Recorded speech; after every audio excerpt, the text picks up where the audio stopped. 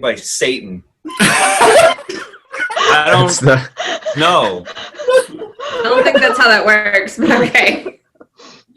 Hey. My head can choose to believe it to be so.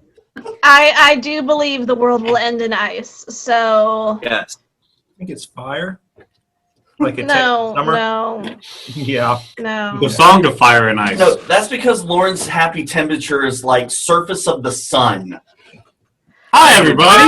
Not quite surface of the sun. I would rather. Cool it down like 10 degrees, like 100 feet away from surface of the sun. Give me that. You're like happy being Icarus. Yes. Yes.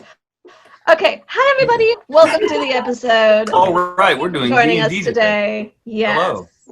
Hello.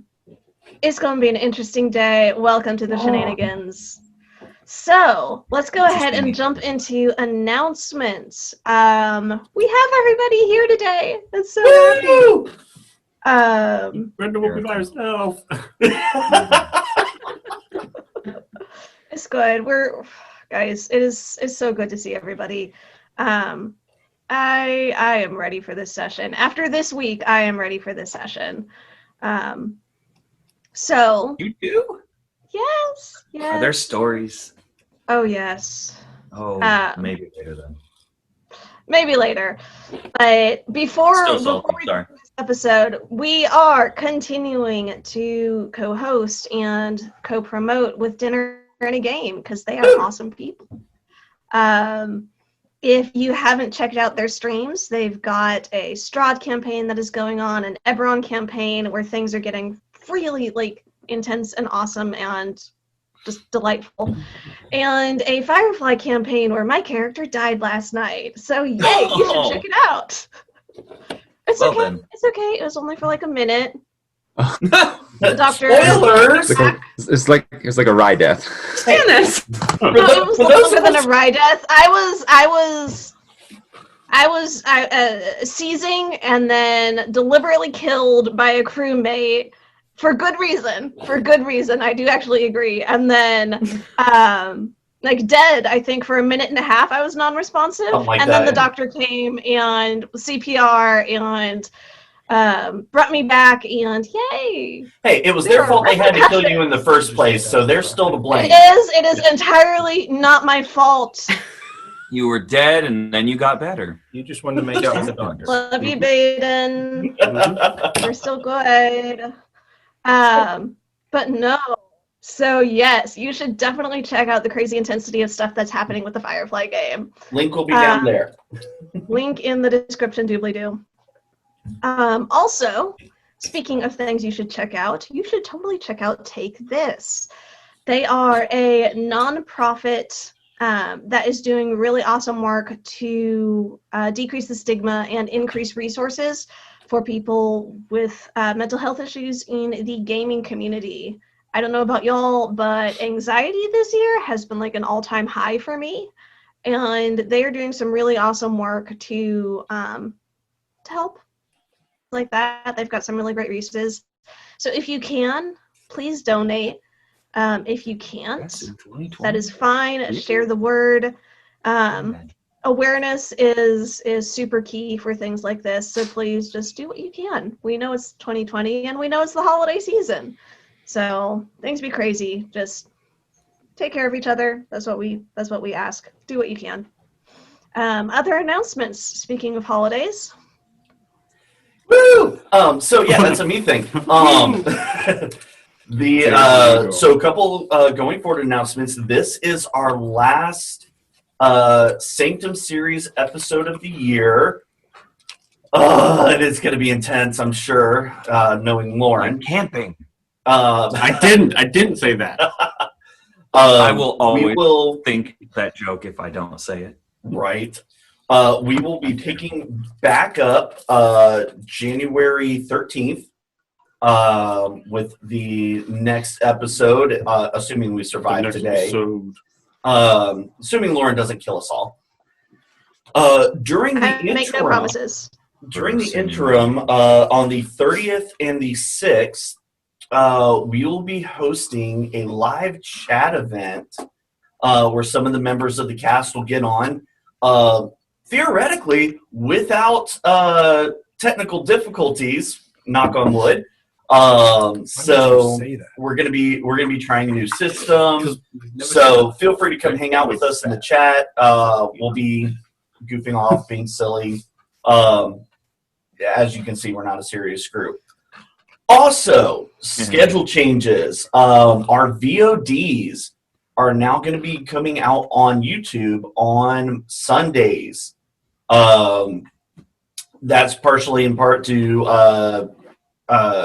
honor our agreements with Twitch and their requirements, and also to give me more than a few minutes a day to work on them.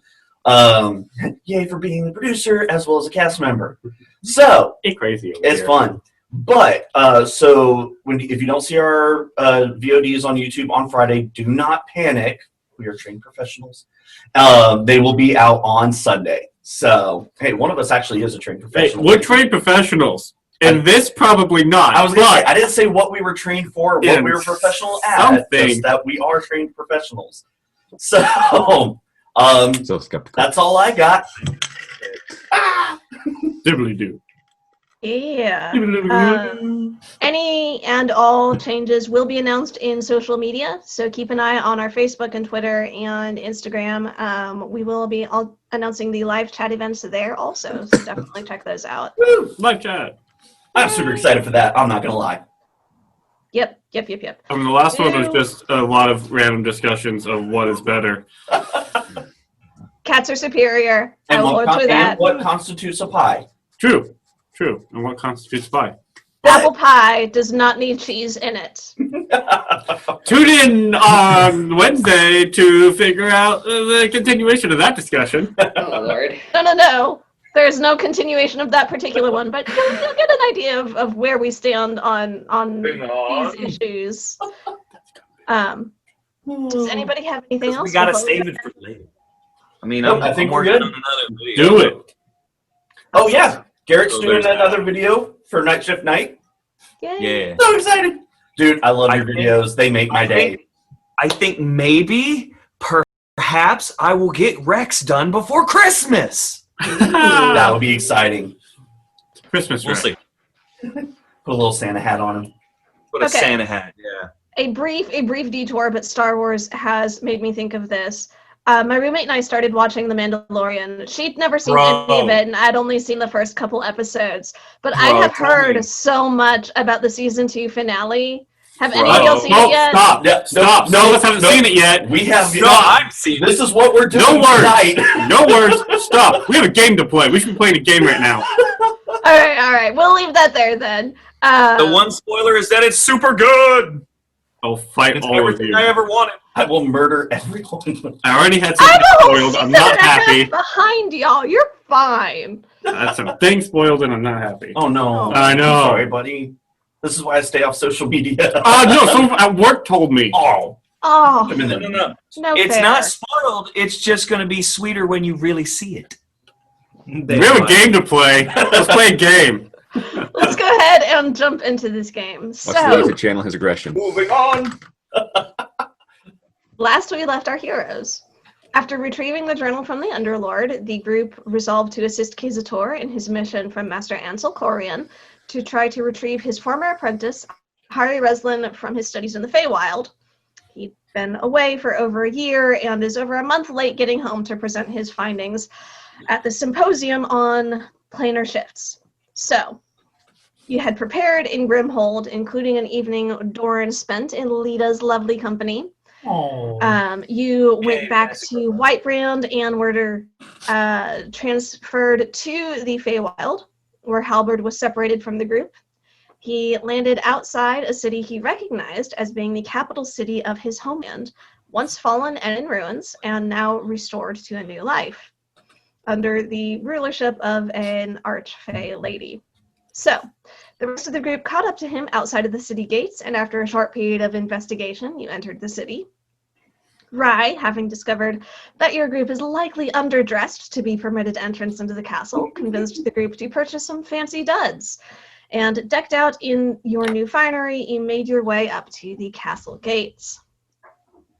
Val, Kazator, and Rye entered the castle, while the others, having found out that in order to enter they needed to surrender their weapons, were unwilling to do so and decided to await the other three outside. Best choice Inside. ever. Best choice ever. Inside, the three split up while awaiting the arrival of the Eventide Empress steward.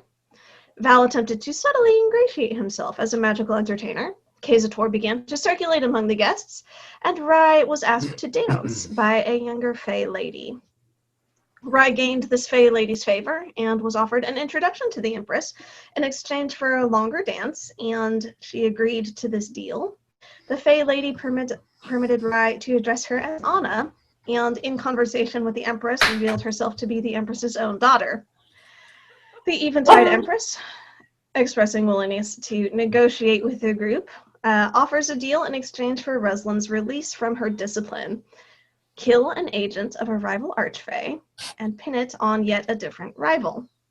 She described the golden-gowned fey lady that had caught the trio's attention in the ballroom earlier as she danced in her exquisitely gilded finery. The group agreed to the request after an odd game of will we, won't we telephone. And as Rye is led to the ballroom to fulfill her deal with Anna, Val attempted to locate, magically, the scarlet-garbed figure he had spotted earlier, who he suspected to be Kalarin, the Carmine Calamity, the ancient red daughter of Tiamat. We're picking up shortly after that. In the ballroom, Rye is dancing with Anna. Val has his eyes, he is watching this red scarlet-clad lady. Kazator, did you stay in the ballroom or did you head out with to the other three that are waiting outside? Stayed in the ballroom. Okay, so what are you doing in the ballroom? Dancing. You said Rye is dancing and Val is entertaining, trying to... No, Val's not entertaining anymore. That was earlier. Now he's just watching this. The red dragon lady. Yeah. Who you suspect to be Kalarin. Whoever, the red lady, yeah. For the time being, I'm probably with Val, just observing. Okay. Are you two going to be staying for the duration of Rye's dance? Actually, I'm going to turn to... It's 4 hours. You would know it's 4 hours. Yeah, I'm going to turn to... Once I'm sure that you're settled, that Rye's settled, and that, nobody's trying to, Dragon Lady's not... Actually, once I've located her with the locate creature spell, and I guess I didn't clarify this, and when I was rewatching the last episode, I realized I didn't clarify this.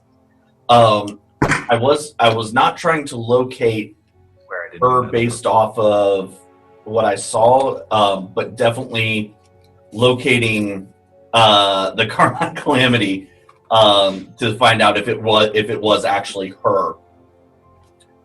Just kind of confirming my suspicions. And then once I make sure she's not making a move on us or Rye, I'll have a conversation with Kazator. We haven't actually encountered Miss Red Thang, have we? We just know the name, right? We know her name. You don't even know her name. You have seen her in person across the room. You saw a painting of her ancient red dragon form, this mural that you saw in the Tomb of Zelasar. Yeah, that's what I'm on about. That's where you discovered her name, yes, and a brief description of her. And we know that Zara and Asha are the one who fought her. Eben Rash is the one. That's right. Forgot about that part. She wasn't mentioned in the scientific journals, was she? She was briefly mentioned Briefly by mentioned, name. okay. Yeah, I was gonna say that's actually how I got her name in my That's note. how we got started on it. Okay, yeah. Cool. Yeah. Dracinia, the black dragon sorceress, black half dragon. Yes. You think? You're not quite sure. Her research had been in attempting to or making a note that she needed to speak with Kalarin about this sort of air production and fine-tuning the process at some point. Okay. So locate creature on her. Once I make sure she's not making a move on us, I'll turn to Quesator, and I think it would probably behoove us to get some more information on our quarry if we're going to do this successfully. Knowing Halberd the way we do, I'm sure he'll have a list of questions for us as soon as we exit the gate. Do you want to, shall we leave Rye to her dance and see if we can gather that information? It would seem that if she spends her time predominantly in this court, that the people here might have the most information on her. That could be. I was thinking more along the lines of questions like where she will be our target will be hunting, where the how are we to shift the blame, things of that nature, the things the Queen hadn't told us at the time. If you think there's more that we need to glean from her entourage or the people around her, that might not be a bad idea. You were speaking to the Queen directly again. Either the Empress. Queen directly or possibly even her steward might have that information. I see, but information about our agreement. Yes. I think additionally information on her personage, where she goes outside of this court, where we might be able to find her in isolation, things of that nature, which might be found here. But the steward might have some of that information as well, so perhaps we start there. That's a good idea. Quesator, you do know Yes. the Empress. You were there for this discussion, of course, Mhm. where the Empress did suggest that in a few hours' time, 12 hours or so, the this agent is going to be going on a hunt in the surrounding woods That's with what I'll a say. smaller part of her retinue. Gotcha. We're gonna get to roll some dice as a potential location for completing the deal. Okay, sweet. Cool. Okay, yes. So as I was saying, possibly the hunt, we should find out about that from the steward. All right. Is the steward anywhere around? Yes, the steward. You can see his scarlet vestments, his golden chain of office. He's currently over by sort of a hallway leading to a kitchen area where he's directing some of the servants with a fresh tray of hors d'oeuvres, little finger sandwiches. Nice. Yo, he's wearing red. That's sus. Nice. I appreciate that reference. All right, I'll kind of nod towards him, and Quesator and I will make our way towards the steward. Okay. Making our way through the Come up to crowd. him. And making your way through the crowd, Okay. indeed, because you're having to sort of dodge around people. You get there and you catch the tail end of a conversation where he's sort of correcting an elven servant who's bearing the trace. Not like this. Turn it. Present it like this, you fool. Go do your work. And he turns, sort of huffs and looks at you. Good help is so hard to find. What race does he look like he is? Faye. Does it look Fae? Okay. Is he speaking in Common, Sylvan, Elvish? Sylvan. Sylvan? Okay. I'll switch to Sylvan until know differently. Excuse me. So we are looking to discuss an arrangement that we have made with Her Eminence and would like to ask for details. Would that be something we need to discuss with you or with the Empress herself? The Empress is otherwise occupied at the moment. And he waves his hand, and you can see that somehow she has... she's back with Reslan dancing in completing his discipline. Oh. If depending upon the deal that you have struck with her ladyship, I may be able to assist, or I understand that your companion, he sort of looks over at Rai, is also able to discuss some matters with the young mistress. That is true. We're looking mostly for information, possibly of the tactical variety, and would like to just have a little bit more details going in.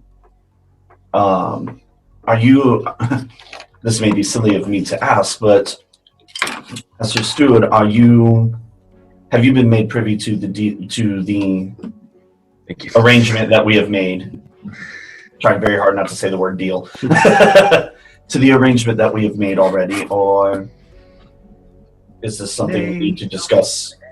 He sort of starts glaring at you. If I knew any such arrangement had been made, I would certainly not discuss it in such a public arena.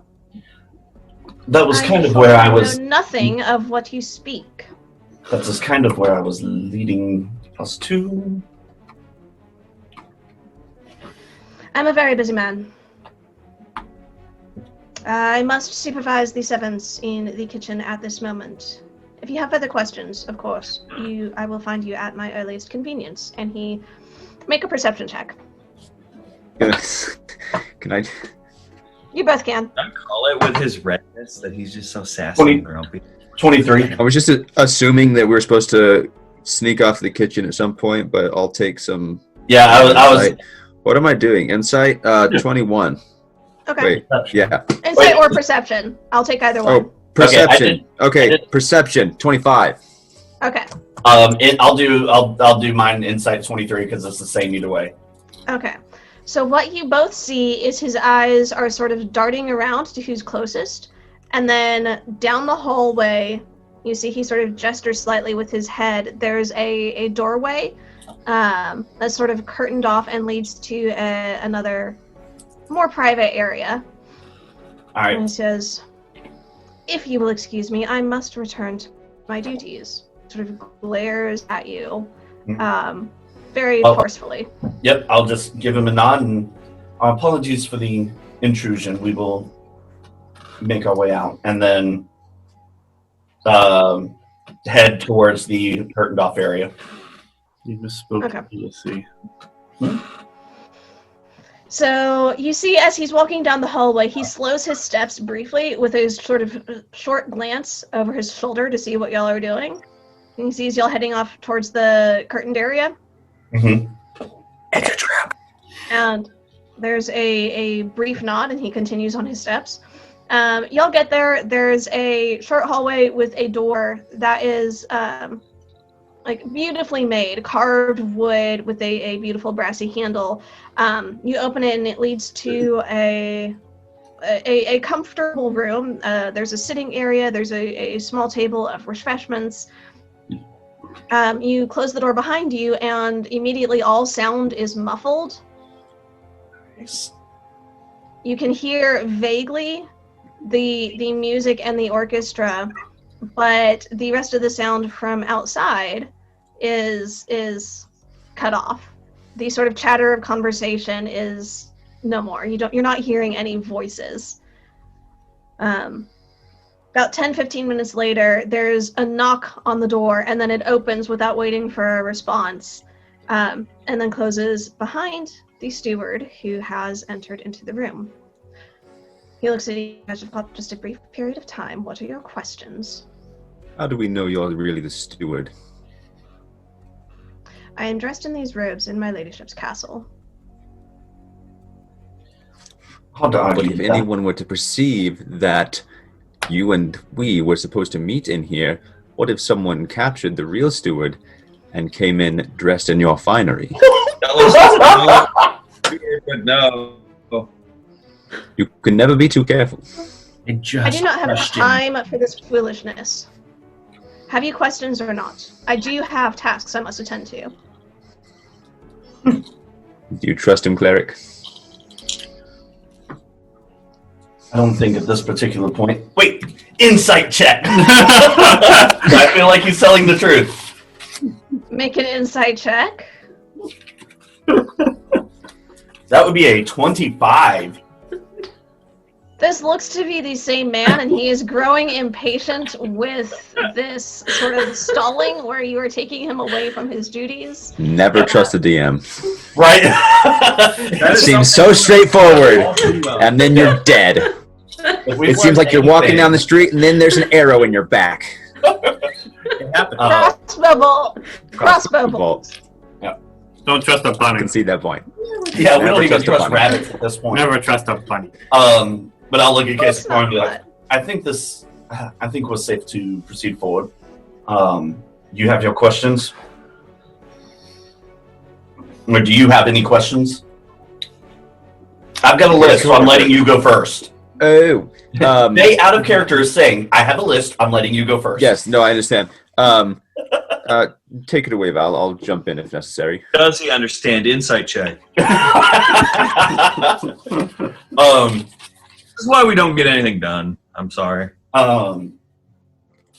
The hunt that our quarry is to be on in the next cycle. Where does that begin? Do we have a location that we may track her from?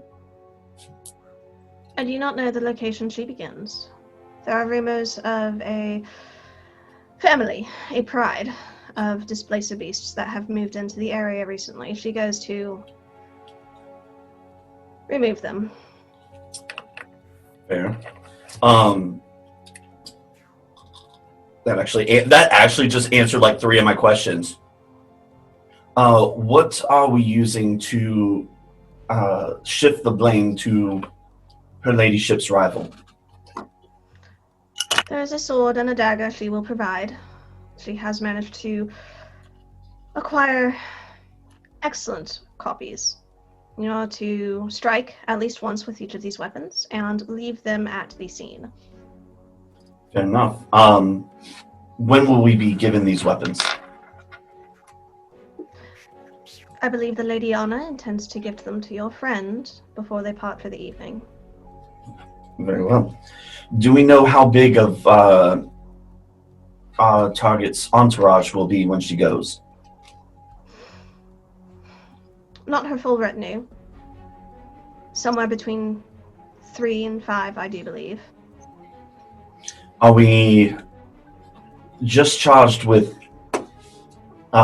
eliminating the single target or the entire retinue? I believe you would be best served not to leave witnesses to gainsay any particular... Oh... What's the word I'm looking for? Just had it! Any particular visions they may see, any... You do not want to leave any who may speak truth of what they witness. Out of character, we're not good at leaving survivors anyway, but just wanted to make sure. Bro, out of character, we need disguises. Right. The rival that is being framed for this, are you free to reveal who they may be? I believe her ladyship intends to cause a rift between the Queen of Air and Darkness and the Puppet Master. Miss Glory, as she calls herself, serves Her Majesty the Queen. By pinning her death on the Puppet Master, a rift must there be formed. Oh, that's fantastic. These are all names Val would recognize, right? Oh yes, these are big players on the scene. Yeah, okay, that's what I thought. I was trying to think back to the packet of information you gave me. Ignorance is bliss. Right. Do we know about what Candlemark our target will be leaving? What time she'll be beginning the hunt is basically what I'm trying to get to. You've got about 12 candle marks from this point. So, like, time doesn't pass really the same way in the Feywild. So, if there's a dinner bell that would be ringing probably about an hour ago from y'all's location, about a candle mark past the breakfast bell. Okay. Just kind of giving an idea. The 12 hours really is the bigger thing that lets me know how much time we have to prepare. Mm-hmm. Very well. After the deed is done, are we to return here or to pick up our Arcanist, or will he be delivered to us? Bring proof of your success. 3 strands of Glory's hair should satisfy the Empress. Lateral. Mm-hmm.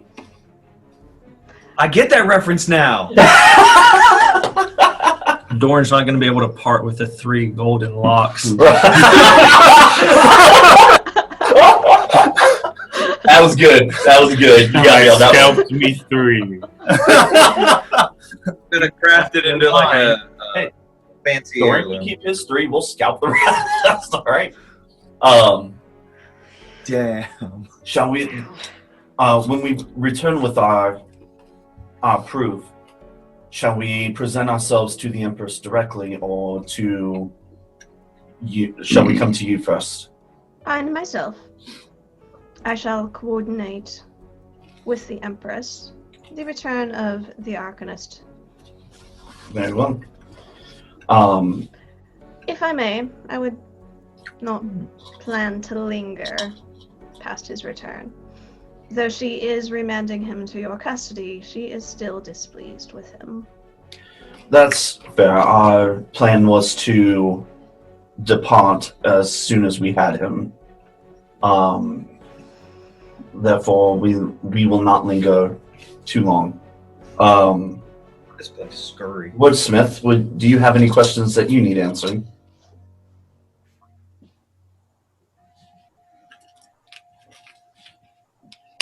What is Miss Glory's set of skills?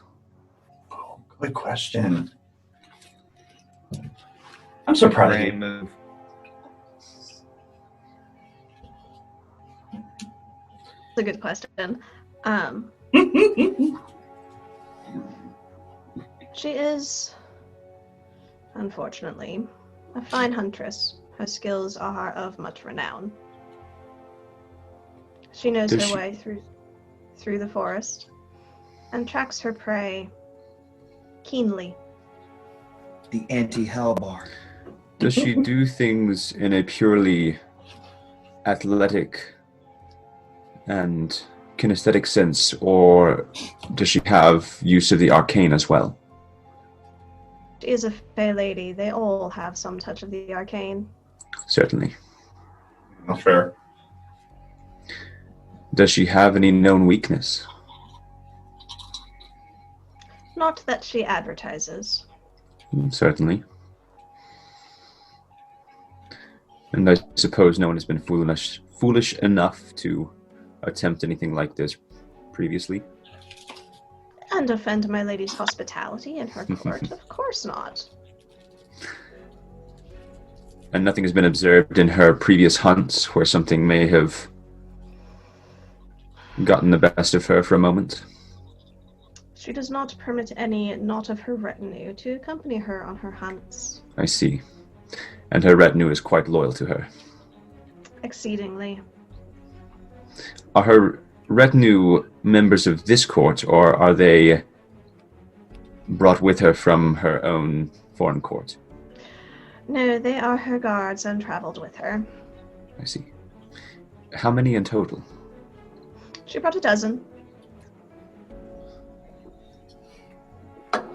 Even well, should that's she all take half her retinue with her, a half dozen are plenty sufficient to return her body to her patroness.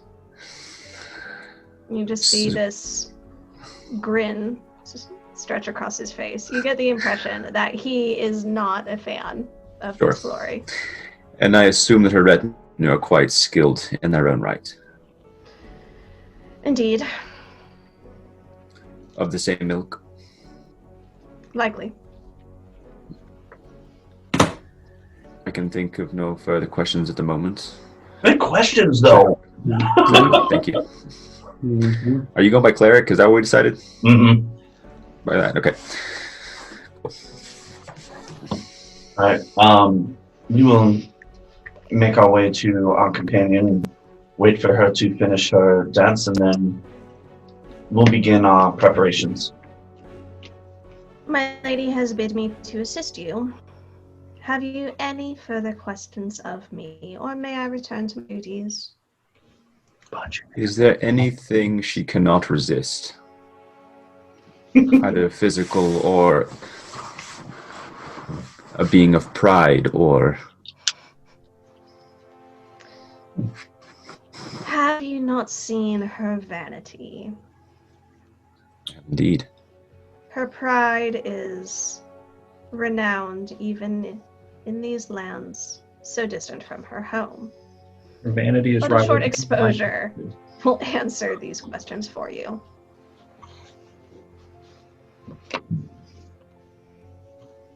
We appreciate Have you your time, anything else to Stuart. ask? Very well. You may Okay. return to the ballroom through the same door. He gives a brief nod of acknowledgement and just turns and walks back out the door. After he leaves, I'll turn the case door and... Oh, that was a pleasant conversation. Shall we go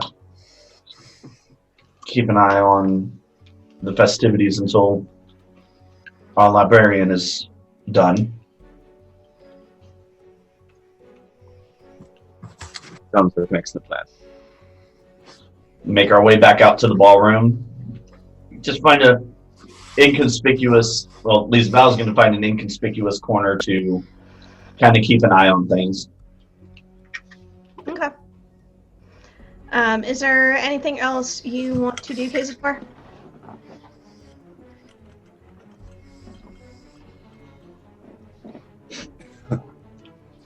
I'm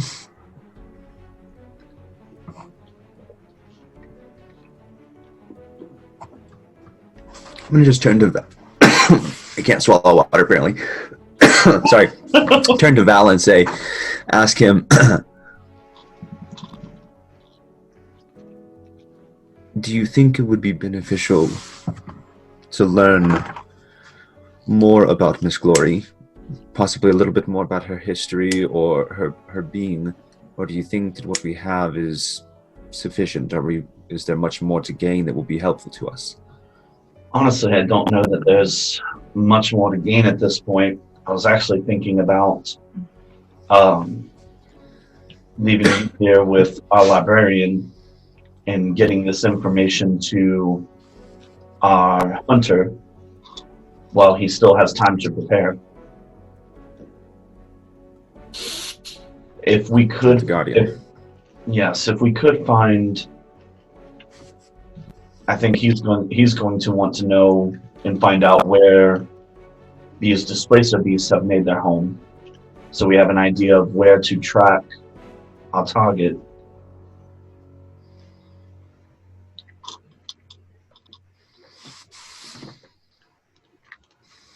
So if you don't mind keeping our librarian company while she finishes her dance, I'll make my way out to the rest of our entourage and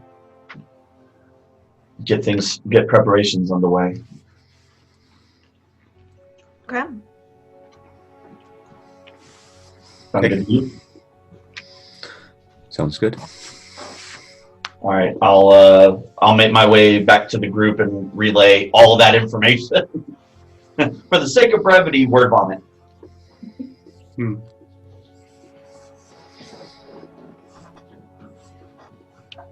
What exactly is she the one who is? Because I don't know. I'm just wanting to make sure, based on the questions and the dialogue we might get into here.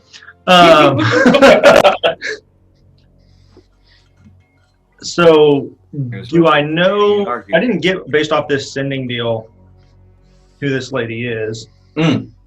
So you're coming in with all this information. I'm about to have a whole bunch. Okay. Yeah. No. So I know nothing. So basically, Fantastic. right, so rewinding a little bit because, he's right. Based on our sending telephone game that we had last session, I'll sit down with our 3 boys and just. All right. So the long and short of it is, the Empress has. We've also found like a relatively private place to discuss. Yeah, y'all had found an inn, right? Mm-hmm. Some rooms. Yeah, it's what we were trying to do anyway. Yeah. So, Check it for magical wiretaps. Yeah, actually, I will do that on the room when we get settled in. I'll cast Detect Magic. Okay. So y'all are at an inn called the Flaming Sword, and they're Name? yeah. There are not any particular scrying agents in the room. As you're texting, finding Detect Magic. Now you get one that's about 10 feet behind you that seems to have been following you. Is it okay if I turn and look? Divinatory. It's divinatory in nature. Detect Magic lets you know it's there, right? Does it let you see it? Yeah. Wait, hang on. Let me double check that. It does. It glows. You get it you glows. get a sense that there is a source of divinatory magic behind you. Oh, I do. This Do orb I? hovering slightly off the ground, about 10 feet or so from you. Can only he see it? Only he sees it. Okay. Make sure I have a spell slot for that. Yes, I do. I will dispel magic. Okay. Make a. Uh-oh. This is at 4th level, by the way. Good deal. You still have to roll for it. Yeah, no. I was just letting you know. The devilish grin she had. So D20 plus your wisdom modifier, I believe. Which is not nearly as cool as it used to be. 22. I rolled an 18. I was fine. I have to pout when I don't see that 20 anymore. Yeah. GC GC 15. Anyway, so dispel the magic.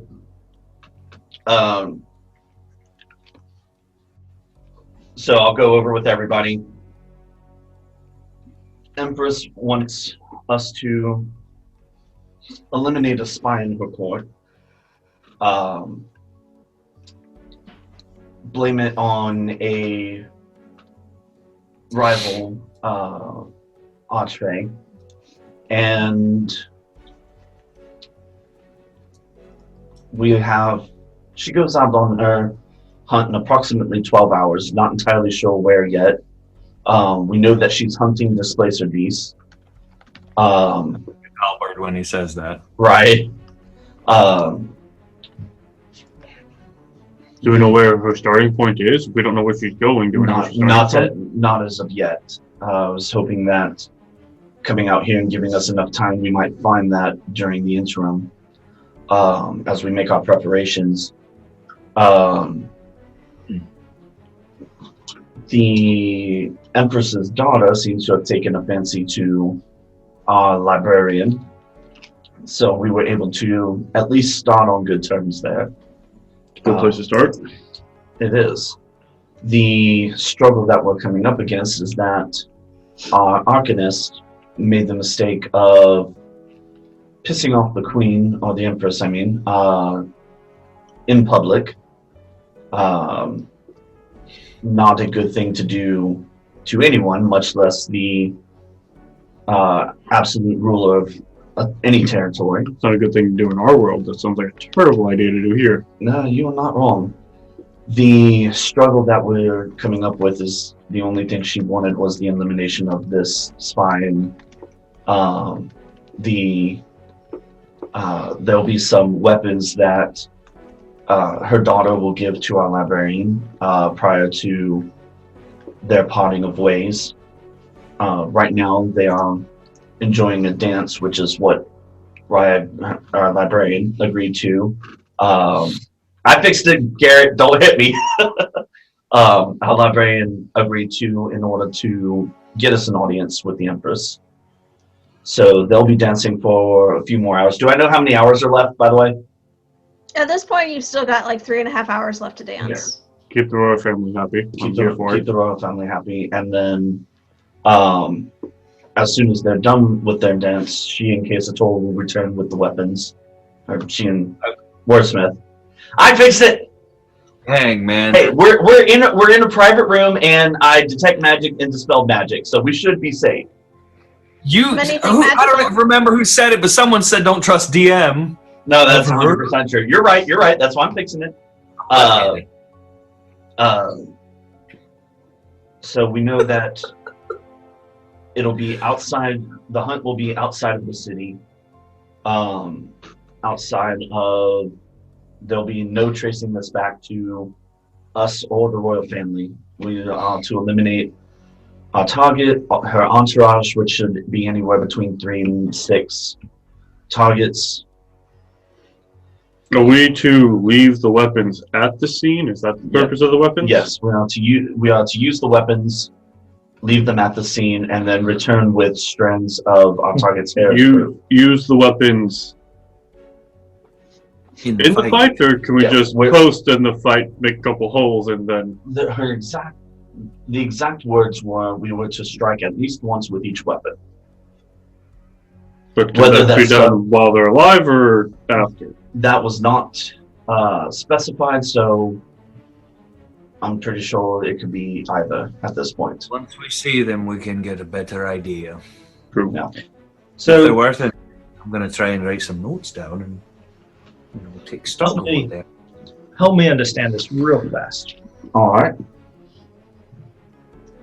You took a contract. Here we go. Here we go. You took a contract to kill a lady who isn't holding the guy captive, who we don't know, who's a spy in the court for a whole bunch of people who've got a bunch of proud people running around all over the place. The audacity that she should come in here, oh my gosh.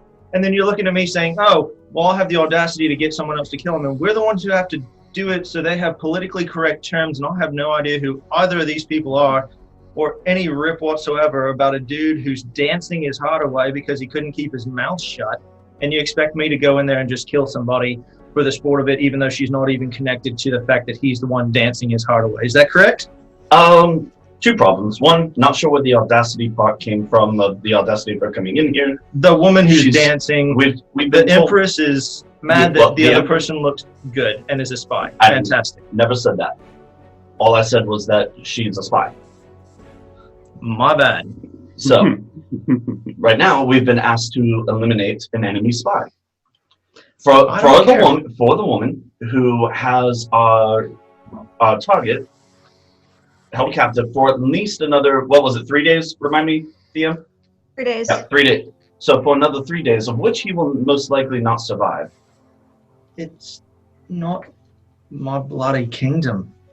I don't care if they overthrow this kingdom. This kingdom has been overthrown before. You're upset about a spy. Kill the spy yourself. As much Yeah, you did say that Val did remember or understand her political preference, right? Yeah. Okay. I hate politics in the real world. I know. The Politics is even harder. the politics of this is she is a being who prides herself on her neutrality. She has, in order to keep that, what's the word I'm looking for? Crap. To keep that reputation front, she can do nothing to break her neutrality. Therefore, she hires out. In this particular instance, she hires out to us. In exchange, we get our target free and clear 3 days early and alive. Now, I don't disagree with your arguments. I don't disagree with your position on the matter, but to be quite frank, we are getting getting out of this with a rather light request. She could have requested much, much more. Light request, mate. This city is a city of death and manipulation and coercion. You know, And you're just honestly, participating in it. That's the history of this as long as I know. You when would it know that ended. better than I. It's what it's going through now, and you want me to be a part of that by perpetuating it. I don't care about the damn Empress. I don't care about the Queen. I don't care about this woman spy. I don't even care about Dancing Doodle. Well, unfortunately, once again, I do not disagree with you, and I actually can understand your position to a certain extent. Obviously, and don't quite know the extent of the emotions. I have not lived as you have lived. However, to be quite frank, all things die. What does it matter that we are the agents of that death? Murder's kind of a pretty big deal about how something dies, and there's a little bit of a moral component that goes with that, mate.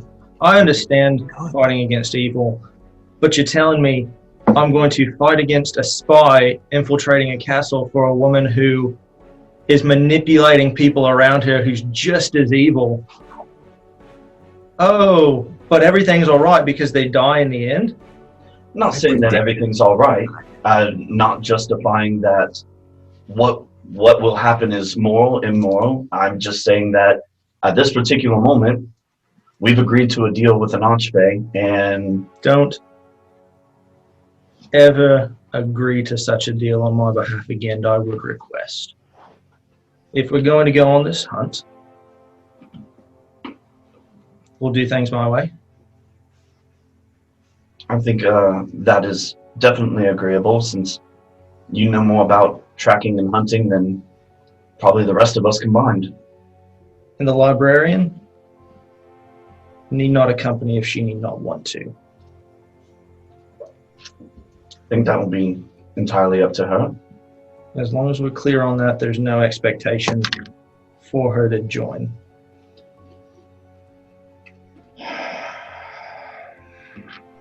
Albert, if I may, I understand your hesitation with this line, and I too don't care for this place, the person, really any of it. I do care about Casador, and this was his task. Anything that can help him, I can get on board with. And then also, in a selfish standpoint, for me, the sooner we get this done, the sooner I can be out of this place. And that's a purely selfish standpoint, yes, but Arbiter, it is only for your sake and the sake of our wordsmith that I would even take this and not walk away offended. I don't want to go out killing people either. I don't want to be killing anybody. You forget, I'm not barely an adventurer as it is, boys. But this is what we're kind of saddled with at this point. We don't really have any other options now, do we? Blacksmith, I believe you are an adventurer. Welcome to the life. I appreciate it, but you know, you understand my meaning at this point. I understand your meaning, but let's... Killing people is a big ask. And I see his point in that. I'm saying I see your point about killing a person and all, you know. I am with you on that one. But we're sort of stuck in it now, aren't we? Yes, I think we can all agree that this is not ideal, and if it were not that this was the task of our friend, none of us would have agreed to this, much less even come here. So we are here. We are in a sticky situation. I'm willing to follow your lead if you're willing to take the lead. You will not put me in this situation again. Deliberate. Do what? Lord, I'm holding on to the green fabric in front of me. Let's say, if this ever comes up again, we don't discuss this over a sending message. Yes, we will discuss definitely this have in a much person. longer discussion prior to agreement. You know, here's what we'll do. We'll have a Zoom call. We'll have a full discussion about it. What is this Zoom magic you speak of? It's like instead of sending a message, you zoom yourself downstairs across the street and actually say, "This is what's up." Zoom back. My world. I don't know. I don't know. I love think it. I was I love it. dimension. So, Good. from now on, if this comes up again, we do Zoom meetings instead of sending. Like this. Relevant. Cannon. All right. Cleric, do you And we just created Zoom, everybody. It's Dungeon Master, what universe does Zoom come from? Whose planet is that on? Or is how- someone who introduced it. That is how Zoom meetings were created. all right. Oh, I can't wait Cleric, for Zoom to be you pissed have off a way at of locating creatures. I have both a way of locating creatures and also I have a friend, I say friend loosely, I have an acquaintance who owes me a favor and should be here quite soon, I hope. He didn't tell me when he would find me, did he? Oh, I feel like he did, but I don't remember off the top of my head. I don't either. I think he did, just that he would find him. Okay. Yeah, I remember asking him if he could be here. I thought before the next cycle, but maybe I didn't. I think before the next cycle was confirmed, yeah. whatever this friend was. I remember them saying like, "Bro, I'm gonna find you. Don't even trip about it." Yeah, This guy's on it. Yeah, he's got connections. he's a local. Happens to work for the Archbay courts and has the ability to find the things that we may need. So I asked him to come give us a hand in exchange for wiping out his debt to me. A hand to what degree? A, can we trust this individual? Because obviously this task is... We can trust him to keep his word and to keep quiet. Okay, is he aiding us in finding? Is he aiding us in the execution of said task? I figured I would let the resident hunter meet him first before I agree to any task. First thing we need him to do is know. Can we have some information about what we're dealing with? What is that, Yes. friend? He is a... Take it away, Lauren. He's a quickling. And that is... That tells Okay. me so very much. So quicklings are fey creatures, vaguely humanoid in appearance. They tend to have sort of like dusky blue skin, and they are best known for their speed. Does this particular individual have spikes on his back, or like no? I Dogs. appreciate it. That's the low-hanging fruit. Don't appreciate. I know, but still. Quicklings Slower. move at great speed. Most often in Feywild, and Val and Rye would both. Rye's not here. Val knows this. They are most frequently employed as part of a messenger service. There are sort of clans of quicklings that have their own sort of districts where they have their turf, their terrain, essentially, but there's a complex series of politics where they are allied with some people and can work in various territories based on relation and some contracts by marriage and some by debt and alliance, and suffice it to say that if Val's friend says he can get here, he can. Yeah, but I'm less interested about him getting here right now as much as we know that we're looking for the Splicer Beast. So I'm going to guess, unless unless she's using the hunt as a ploy to convey information about her spying, she'll probably go with one of the nearest dens that she could find just to get into the action a little bit quicker. So I do believe that they mentioned that it was a pride that moved in recently, so that should help us. I just had a terrible idea that I don't think anyone's going to agree to. We've technically got bait. If she's hunting those beasts. I'm going to Look, I said I was going to like it. I'm just putting options on the table. We don't have to eat the whole feast. I'm going to reach in my bag and pull out some of the fur. There you go. See, that's what we I use. We need to sprinkle it use my around. beast. Oh my god. Shut up. Nightbane is not coming out in this fight, y'all. Absolutely fair. Unless we get surrounded by a pack of displacer beasts after killing this person, then Nightbane might come out. But not until then. Oh, he'll be our translator or Nightbane something. dies first. Over Halberd's dead body. They all go feral and they don't care that Nightbane is there. Yeah, basically. That hurt. All right. So we'll find out where this beastly pack moved into. How many spell slots do I have left? You're gonna need a long rest, Mike. Yeah, I think sleep would be good. That's true, but I'm thinking of doing a thing. Nope, I can't do it. There's a dead gecko in this box. That's so sad. It's a mini. It's a lizard mini. The size isn't terribly long. I mean, we silicon cast it and then have multiples. Yeah, I'm going to need to get quite a bit of rest before we go take this on. Okay, well, if we have need 12 rest. candle marks before she's supposed to depart, then maybe we should rest now, so we are ready for whenever they take off, we are ready to pursue, do whatever we have to do. I don't know. I'll get some rest. I'll hit the streets and gather up some supplies.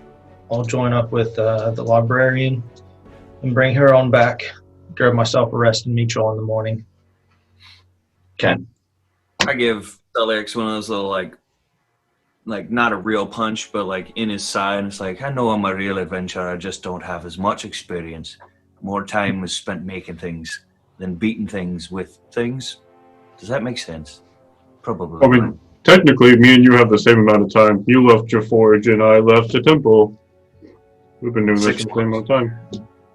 About how long have we known each other? Feels like 2 years, really. I think it's around 6 months or so. I don't know. Time gets funny. Only a year and a half. Jumping between planes and everything else, it's a little odd.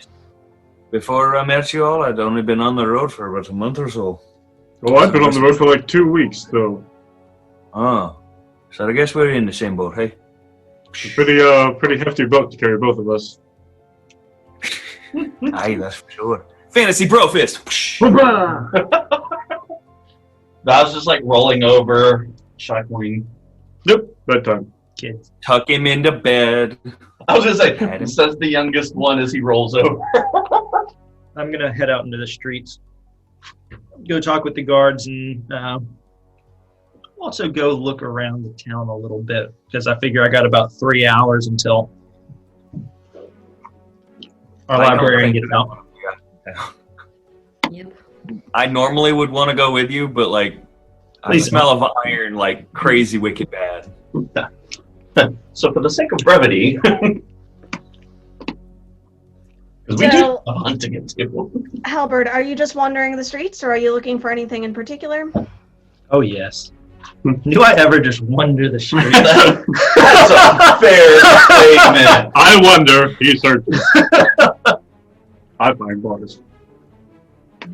So I'm going to go talk with the guards that we interacted with a little bit and just find out about these any new monsters or creatures, you know, swap stories about fighting animals, because this was part of my kingdom at one point, or at least the city seemed to be. And so, you know, telling stories about the monsters that would come across, not going into details, saying like, oh yeah, I killed your fake creatures, as much as like, oh, here are like giant animals from my world, and giant bears or packs of goblins or things like that? Do you have any strange creatures that have moved in? Because we had this problem. Like we had one giant pack of panthers. It was really odd, and they moved into the forest and were causing a massive havoc. I don't know if you might have experienced anything similar to that recently, but it was a pain in the neck. I have a question that I need to ask, but I'm going to wait. Okay. They're commiserating. They have recently had an infestation of eel hounds in some of the local streams. Some of the naiads have been appealing to the Eventide Empress and sending the guards out, and they can't quite seem to find the source of it, and they're just a pain and infesting the waters and making things difficult for some of the local fishermen. And no, they get you. Like there's definitely a rapport that is established between y'all just on the guard level basis. What are you trying to learn? What are you trying to accomplish? Asking kind of about these strange creatures I've heard tales about in far off lands, about 6-legged panthers with tentacles, and heard that they were a mess, and they use like a specific type of hunting dog to get them. Didn't know like what type of dog that was, didn't know if they even had some of those around, because I heard rumor they were from like this land called the Fey Wilds or something like that, the Fey Wilderness, etc. So maybe, is there any type of stories, because it's always been rather intriguing. I just remember correlations of like this giant black panthery beast, and having faced off against panthers, I don't know if they were as painful and annoying as the ones we faced off with. We had to bring in packs of dogs and all that just to smoke them out a little bit. But I don't know if you know such creatures. It was always just a distant memory, something that always fascinated me. Right. Make a persuasion check. Crap. Be charismatic. Wait a minute. Yep, that's a 9. I'm not playing in my wheelhouse right now, y'all. So it's okay. So the guards are like, at this point, they do get a little sort of uppity, I guess, a little prideful. Yeah, no, you're talking about displacer beasts, and they are, of course, you wouldn't have seen them before if you're new to the Feywild. They are, a beautiful, pristine creature of these lands, although they can be dangerous closer to their settlements. Obviously, of course they're hunted with blink dogs. Of course that's what people use. I mean, the enmity between these two species makes it significantly easy to train blink dogs to hunt out the scent of displacer beasts. They've got a pack in the kennels that they're actually that are ready to go, that they've heard sometime in the next couple of cycles there's going to be a hunt for these displacer beasts. And I mean, the guards are taking bets on which dog is actually going to make the kill. There are a couple of them that are there's one dog in particular that's sort of the guard's favorite.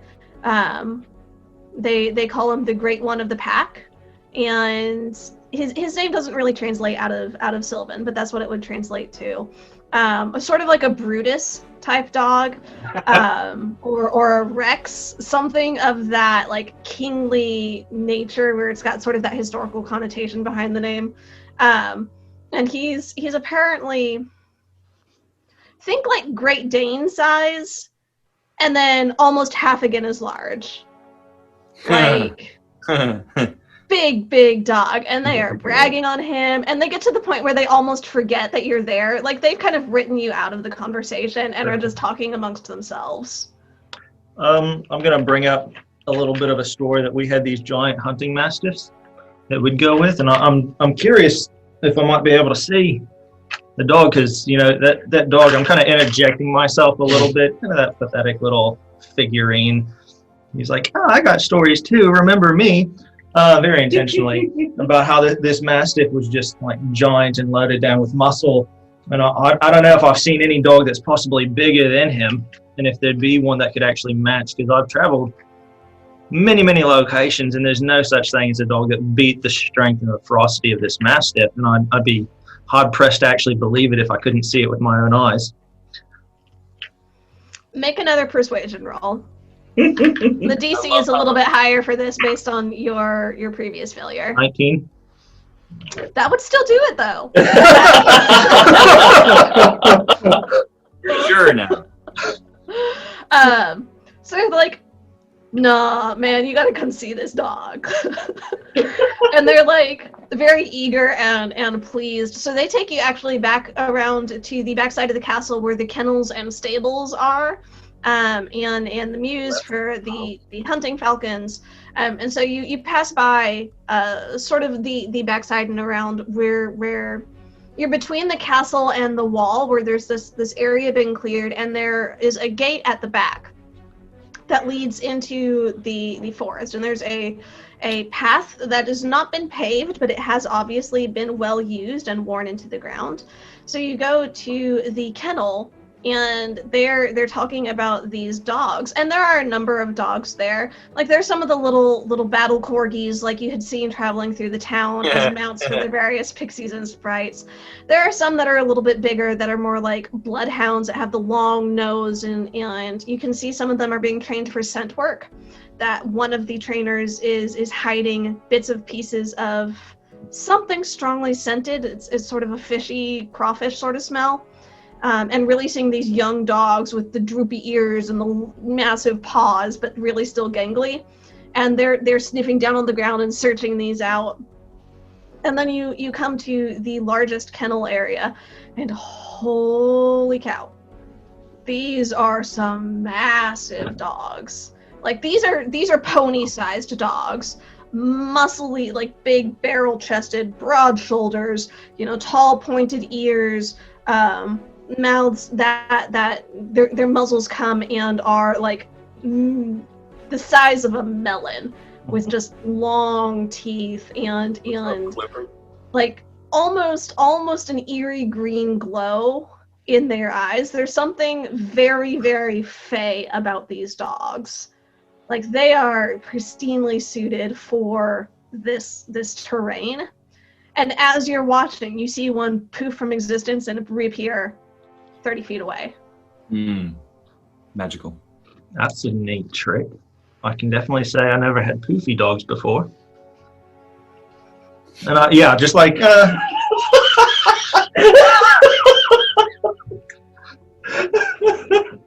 think you broke Garrett. I love you, buddy. I got you. I got you. I love you so much. Playing the idiot on purpose. How? Oh my gosh! Is it a special type of little trick that it does? Are they? How many spell slots does it have? Yeah, exactly. Like, is it imbued with magic? Is it a hex or something like that? Did it make a bad deal with a witch at one time? Hey now. Hurtful.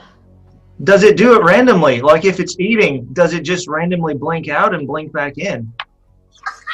Intentional. The young puppies, they explain, it can be unintentional when they're little. It's an innate talent that they have to gain control of. But by the time they're fully grown, that is something that this particular breed is under their ability for the most part. It is sort of tiring on the dog. There is an expenditure of energy, so it's not something that they can do consistently from one spot to another, to another, to another, to another. Like it takes some time to recover a little bit. Although the ones that are bred specifically for the hunt and trained for that have been trained to do it on command, and to be able to resist some of that fatigue for a period of time. I want to look around and see, is there anything like specifically for the blink dogs, like they're in a common area, or do they all have individual kennels that they're in? There's a wider area where some of the dogs are loose and sort of like a dog park area. There are some areas where they can be worked specifically to train for focus or agility or to complete various tasks. And there are other kennels that you can see where they do have their own, like there's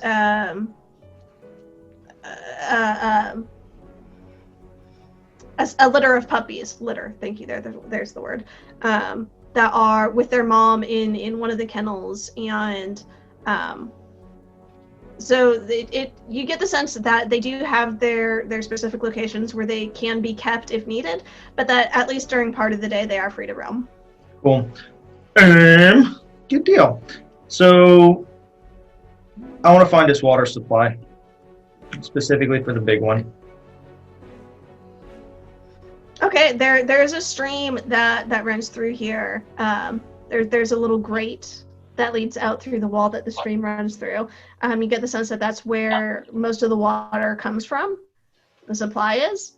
And then there's a large basin in this free area that all the dogs drink from. Am I in that area or not? No, that's fenced off. You're out sort of, like a horse corral, or like you're on the outside of a dog park where you can see the dogs running around inside, but you're not in that area.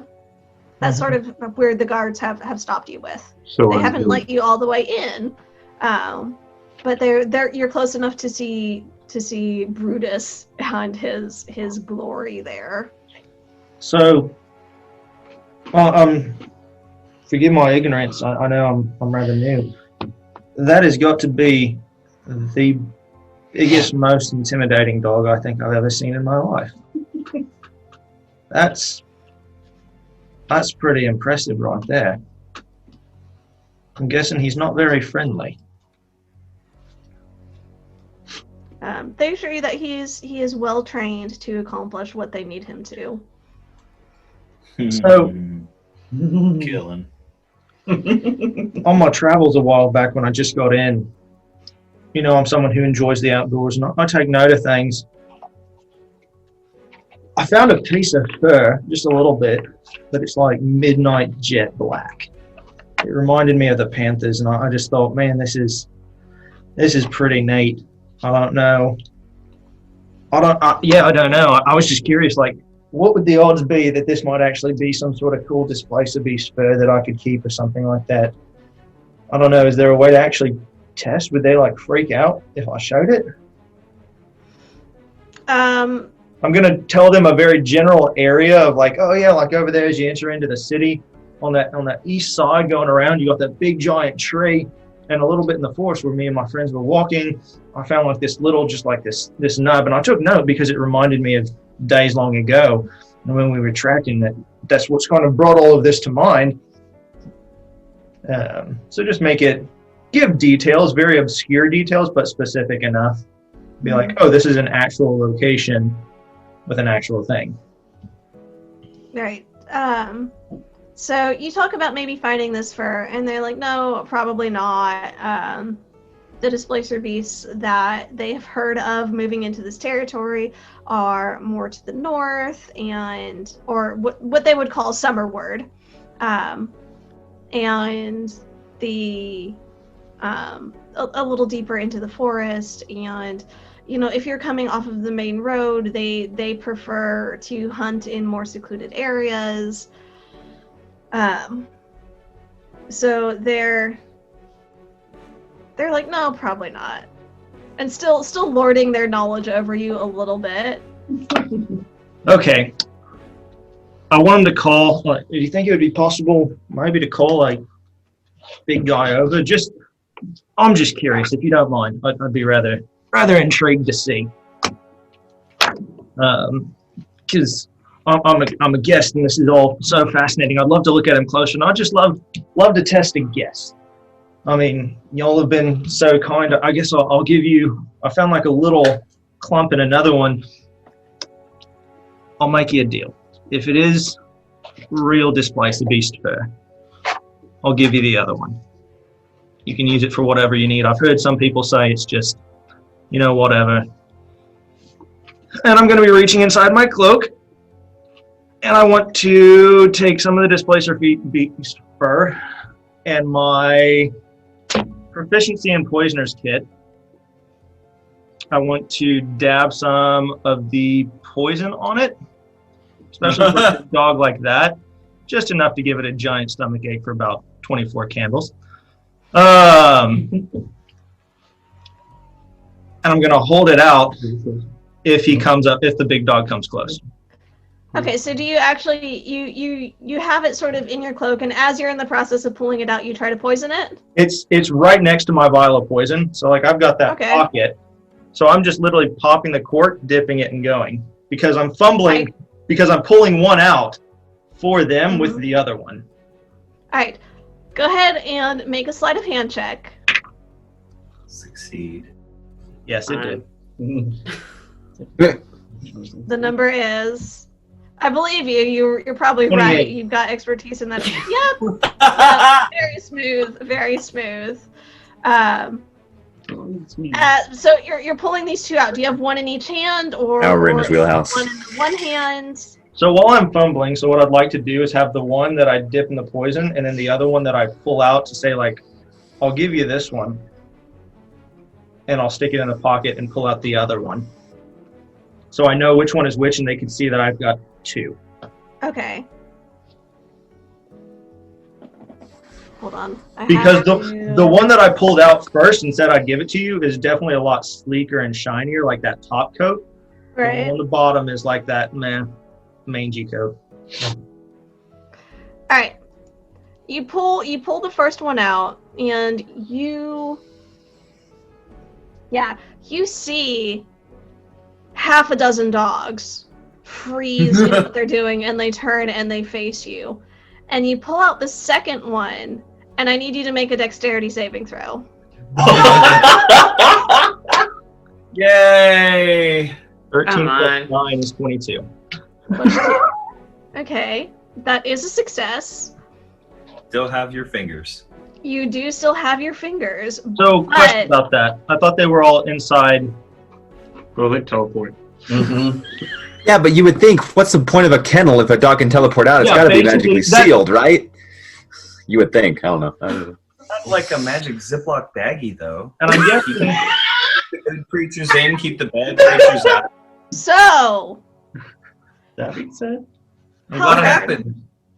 you manage with your keen elven reflexes.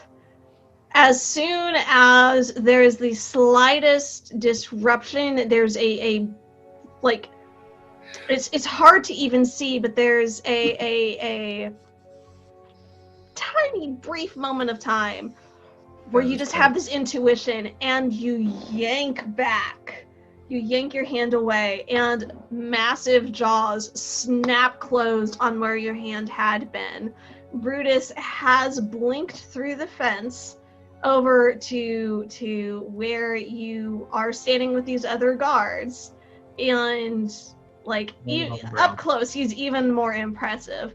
Like he's only a couple of inches away from looking you eye to eye. Like, this is a massive dog. that piece of fur with the poison, I'm definitely throwing it on the ground and backing up. Yep, he is sniffing it. He licks it. He is very intent on that fur. You're hearing this vibrating deep rumble of a growl from his chest, and you see one of the kennel keepers come rushing over, and in Elvish they're actually calling him, no, don't do that. Get back in your yard. And then they get close enough. And they snap, and there is a brief echoing sound that is it is loud, but it is also exceptionally high pitched and up into the range where even you can't hear it. And it gets the dog's attention as he is still got his snoot full of this displacer beast fur. And he slowly turns and looks and permits himself to be scolded and sent. He blinks back into the main area. Well, that description. So he permits himself to be scolded because you call that boy sir. So, did he bite it or not? That's gonna. Oh yeah, no, he got it all in his snoot. Good deal. I'm gonna back up and just walk up to the guard, one of the important one. Look at him. Well, okay, then I'm gonna pull it out and just hand it to him. You keep that, mate. You have a good one. I'm good. I think I don't like saying this often, but I think you win. I think you win on biggest and best dog. Yeah, as you hand it over, you can see the other half dozen dogs, not quite so large as Brutus, but still massive dogs that are inside the fence. They're sitting and they're staring and they just watch.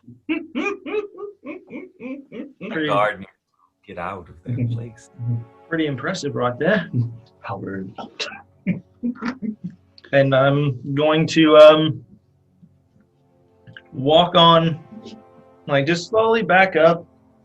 Just walk up to one of the bloodhounds. Like I'm guessing a couple of dogs are out and they're really like get down next to another dog, like if I'm okay to. Like much nicer dog. And I'm gonna brush the fur on that dog and rake my fingers through it and steal a bunch of fur and just put it in my coat and walk on out the gate.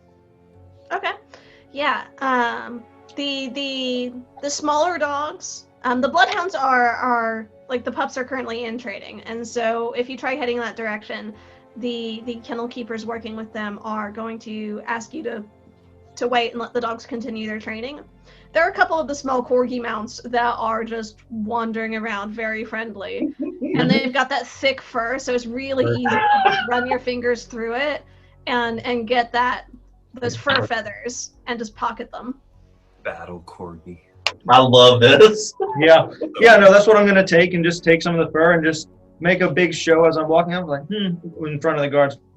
Biggest dog I think I've ever seen. Except for that one. That one's also pretty big too. Biggest daggum dogs I've ever seen. Miracle Grow. It's gotta be Miracle Grow. I don't know. I'm just gonna be muttering to myself as I walk out and walk down the street, because I'm guessing that took about an hour. I've got a little bit of time left until Rye gets done. And I'll go let you take story with somebody else if you want, because I got more I can do. Very long, but Rye, 2 hours have passed during your dance with Anna, and she is making pleasant conversation. The music has been just very, very delightful and upbeat, and it's almost magical. Just this scene itself, you feel like you're being carried on the wings of the music. But it's been 2 hours, so I'm gonna go ahead and have you make a Constitution saving throw, please. Oh dear. If I see her getting really tired, do I have any idea whether or not it would be appropriate to throw like a lesser restoration or something out to just like help her keep going? Or if like that would be frowned upon? What's the range of lesser restoration? Is there a range or is it touch? Oh, that's a good question. Because if it's touch, then it would. Sure. Yeah, I definitely wouldn't try that. Not. Yeah. You could trip. Lesser. I could trip. There it is. Yeah, oh yeah. Yeah, it's touch. Right, never mind. Tight. Okay, cool. Okay. You're on your own. It's a 9. 9? You can always inspire her. This is not in my wheelhouse either. Worst part ever. I'm not going to start singing in the middle of their music. You are still enjoying yourself, Rye, but the fatigue is starting to wear on you, so you do take 1 level of exhaustion. Oh, that's good. That's great. The next couple of hours pass, and Anna is a delightful conversationalist. Is there anything you wanted to bring up with her while you were dancing? I was just gonna chat with her a little bit about, it's a lovely city, and was it occupied whenever you brought it over here? Or I see that there was damage to the walls. What happened? Oh no, my mother found it quite deserted. There were some few stragglers of whatever had happened here were making it their home, but no civilization and no court, of course.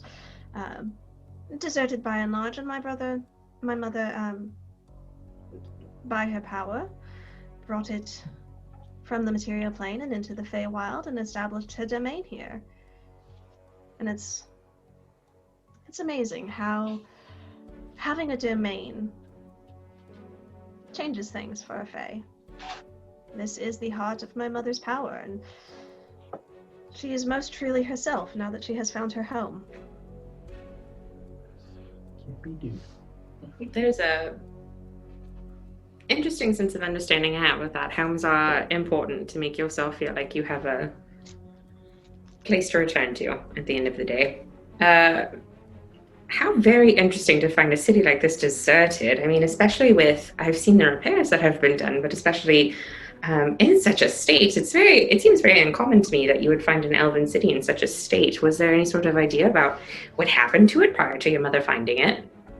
Oh, there was all sorts of damage. We don't know, of course, exactly what had happened. Various scorch marks of some great explosions or fiery death had rained down here, of course. We of course did hire some of their own peoples to perform the funeral rites for those poor bodies that we had located before we made the transition. Mother was very keen to respect all those who had come before. Wow. It is unfortunate that such a situation happened with the city, but I am glad to see that it has found a new life with your mother. A new life indeed. Rebuilt, almost. I don't suppose you've heard tale. A glorious creature. No one I've ever met has actually seen one. A phoenix, reborn from the ashes of their own destruction. I've heard tale of them, but I don't believe I've seen one myself either. Oh, they're supposed to be glorious. Mother often compares the city to those creatures. The colors of fire and, of course, what she chooses in her own colors. The evening lights. It's very dear to my mother's heart. It pleases her, I think, to build such a thriving civilization here. And of course, the spread of her reputation does wonders. Lauren, congratulations. I really do not like this Empress. I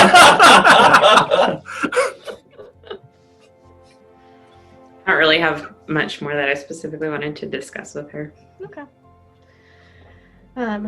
So she continues the conversation. You'll continue dancing over the next 2 hours as Rye's finishing her dance. Is there anything else anybody wanted to do, or shall we go ahead and jump to the end of that? Yep. Yep, we're good. So I would have taken those 2 hours and make my way as fast. He said that the displacers were to the north of the city, living in the outskirts. And I would have taken a little bit of time, as much time as I could, to get a familiarization of the immediate exterior terrain and paths and things that look like, okay, if you're going to head out for a hunt of displacer beasts in the north, you'd probably take this path, this trail, and then come on back, just to familiarize myself for the morning. Okay. Cool. So you make a survival check. That was not good. Oh no. That's a 14. 14. You do find what you think is a path that leads around to the back of the castle, where you think any horses or mounts or hunting with the pack would likely come from. You do think you find the path that'll lead from that direction. And you go a little ways along that to confirm it, and yes, you can see, okay, so this is where they'll likely come, and this is the sort of location where they'll probably start the hunt. And it's fairly heavily forested terrain, so you're very familiar with this type of setting. But you don't get a whole lot of time to actually head deeper into the forest to see what sort of terrain might be found there, and you're not finding any signs of the displacer beasts or where they may be denning at this point. Perfect. Yay. Cool. Then I'm going to go back to head back to the city. Okay. I would just like to be keeping an eye over the 4 hours on the Carmine Calamity and see just what is she doing, not like intently watching, but kind of periodically looking and seeing mostly what is she paying attention to, what does she seem to care about here. Okay. Lauren? Yes. Kazutor is probably aware of the fact that we were told last time she was also here doing planar research. Yes. Okay. So for Kazutor, you would have noticed that for the first 2 hours or so, a little longer than 2 hours, she was circulating among the guests. She didn't make an insight check, actually. We'll go ahead and have this be an insight check. Insight 18. Okay. As she's circulating among the guests, she doesn't seem to focus on speaking with anyone in particular. She is making pleasant company, sort of just either laying the groundwork or maintaining a previous gentility, I guess, civilness with the other guests of the Empress's hospitality. And by about the 2.5 hour mark, she leaves the room to head to another. She heads out another door into the castle. Okay. If there's other people standing around, I would just, over the course of the next hour and a half, just strike up pleasant conversation, and at some point ask probably where various doors lead to, and specifically that one, if anybody. Okay. Make a persuasion roll. Okay. He's good at those. Oh, it's a good thing, too. 15. 15 was exactly what you needed to get this information. I rolled a 4. He's good at those. Dang it. That's epic. So, Kazutor, those are guest quarters of those who are specifically housed in the castle. Not just those who are welcome within the city and welcome to wander within the Empress's domain, but sort of her specific guests, those that she has accepted or those who have accepted her hospitality to stay here. Okay. Make a history check. Okay. Oh, another 4. I'm not nearly as good at that. 8. 8. You know, hospitality has a particular meaning and connotation among the Fae, and some element civilizations that you have seen carry elements of this. You're not quite sure what it means beyond what you think of as hospitality, as sort of providing bedding and food and safety for a particular person, but there's something niggling in the back of your brain there about Fae and hospitality, that there's something significant there. Okay. It might tell you more about the relationship between what it means to accept a Fae's hospitality, if you could figure out what exactly that is. Okay. The last thing is, as they mentioned that those are the quarters, I'll just kind of gesturing over to the Arcanist. I just went blank on his name. But being like, Reslin. Was that where the poor Arcanist was housed before his tragic, misfortunate incident? Oh yes, absolutely. Apparently he had not only his own suite of rooms, but a whole research laboratory. Such a shame. That's all. Okay. Oh, 2 hours pass. You are approaching the end of your 4-hour dance. Right. The fatigue is wearing on you now. I'm going to go ahead and have you make another Constitution saving throw. Roll You good. can do it, I believe. Please roll good. That's Hey, better. Jordan. That's you should say 17. something. 17. Okay. I'm not This going one to is sing a over their success. music while they're dancing. They're going to get mad at me. Just add a guitar riff that's really rad. And make sure Okay, it's is okay. their music. Just yell, solo! Like, Right.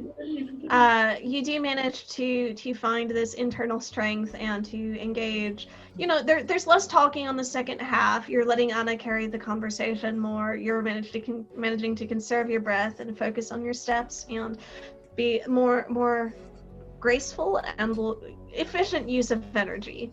So you do not take another level of exhaustion, but you do maintain the first one. The dance finishes.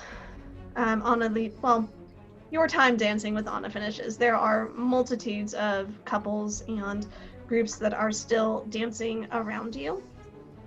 Anna leads you off to the side at what you're pretty sure is exactly the 4-hour mark from when you started, like to the second.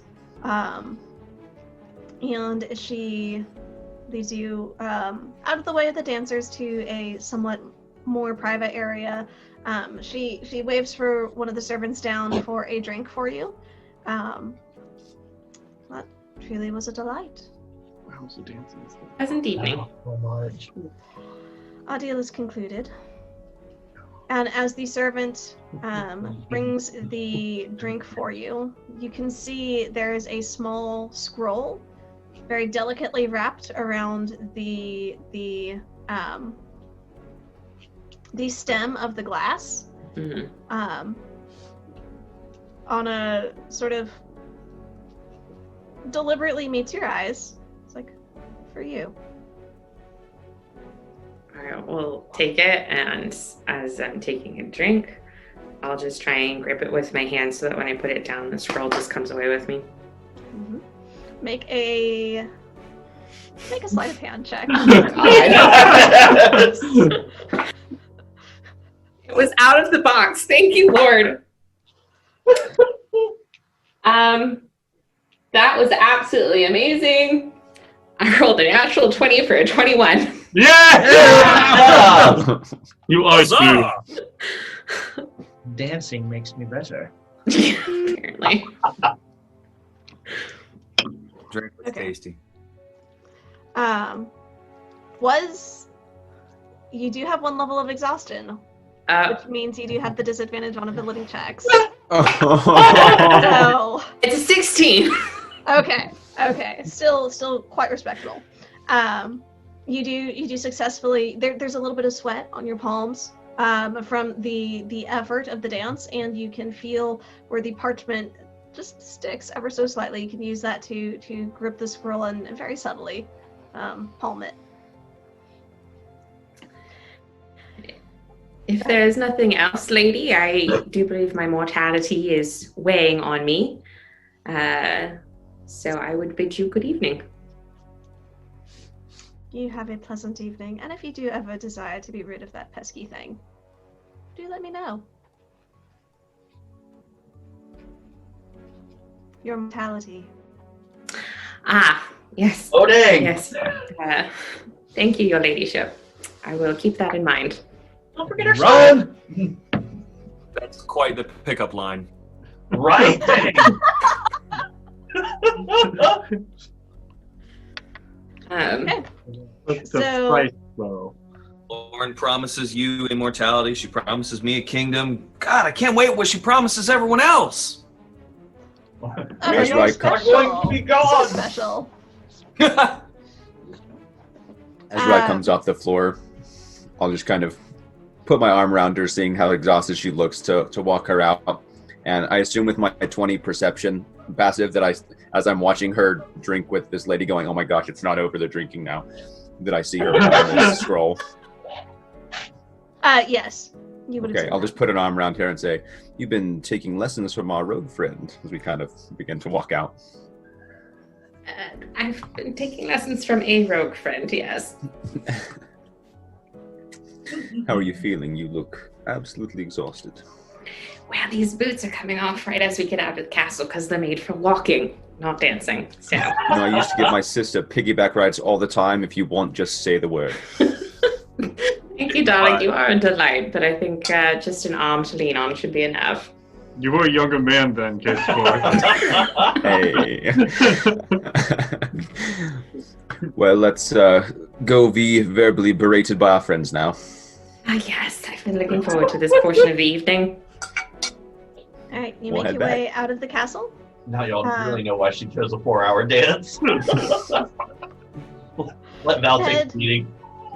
Out the castle gates, Halberd is waiting just outside. Halberd, you see them emerge. You meet up with them. As soon as we get out of those gates, I was not lying. She stops, puts a hand on Kator's shoulders, and kicks the boots off. Very nice. It is a relief to have even that little weight off of your feet. You feel like you're about 10 pounds lighter, but it's still a little hard to walk. Yeah. I've been to conventions. I'm going to approach them, smile, offer Rye, and I'm not saying her name, but distinguishing because I'm not saying words. Just offer her my water skin and just quietly walk back to the inn. Give her a ride on that thing, man. I mean, what could go wrong? Put Um, her on Nightbane. Don't forget to duck and just walk. You pull out Nightbane. Thank you, darling. Did the wordsmith happen to mention to you that I had asked for a couple of favors after I left y'all the first time? no idea what she's talking about. I don't know, wordsmith. Did you mention? This wasn't feeling himself last week. No, this Oh, is. I have no idea. I believe Rye's talking about what had happened when she left to go to the Underlord, and y'all left to go rescue Liren from the tower. She And gave then you a y'all letter, heard- dude. I'm pretty sure I gave that to him. Rye. Okay. Okay. Well, The items you gave to me, I would give back to you, if that's what you're saying.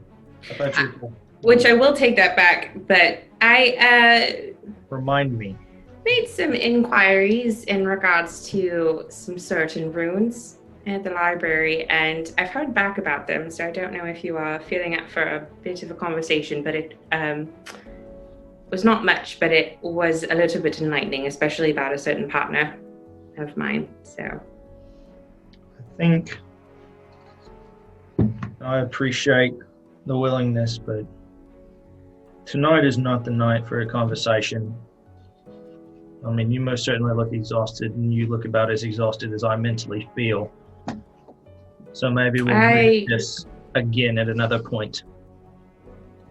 As you would have it, darling. I just have enough secrets to hold, so. Don't we all? I'm also very, just very present and distant at the same time. Like, physically present and just like, yeah, we'll just walk. I'm good. We don't need to talk. It's enough. Talk about this when we get back to the material plane. Maybe. How are you When we do feeling about get this? back, I don't care if he's sleeping. I'm knocking on Doran's door to get my tail ring. No, I'm not asleep. I was going to be cleaning and preparing equipment. So, yeah. That ain't no thing. Yeah. So, here's the thing. Thank you, darling. Yeah. Doran, had you mentioned there was something else you wanted to do? Not something I wanted to do. I just had a question, but Yes. I guess if we're on about stuff like the evening and whatever, like I'm preparing, cleaning, and polishing my equipment and anybody else's equipment who needs it. And I'm paying a specific attention to that chest plate again, making sure the green fabric is in place and devising a plan to deal with that if I need to, which I will text you about later. Okay. My question is a Garrett question. Because I'm having thoughts about the multiverse situation we live in. Yes. Like, Sully's from one world, I'm from another world, Hal's from another world. Like, we're all from different places. But that's multiple prime material planes, effectively. It's all one prime material plane. Different variations, perhaps, on a theme. But there's one prime material plane, and one Feywild, one Shadowfell, the other elemental So planes, and the outer planes. Like, there's all one of those. It's just the prime material plane, as far as you know, that has these variations. It's kind of like how if you've got like a galaxy, you've got multiple solar systems within that galaxy, but it's all the same galaxy. Right. Essentially. What I was on about is like, is that what we're dealing with? Are our worlds just like different planets in the prime material plane, or is it just like alternate dimensions that we're from?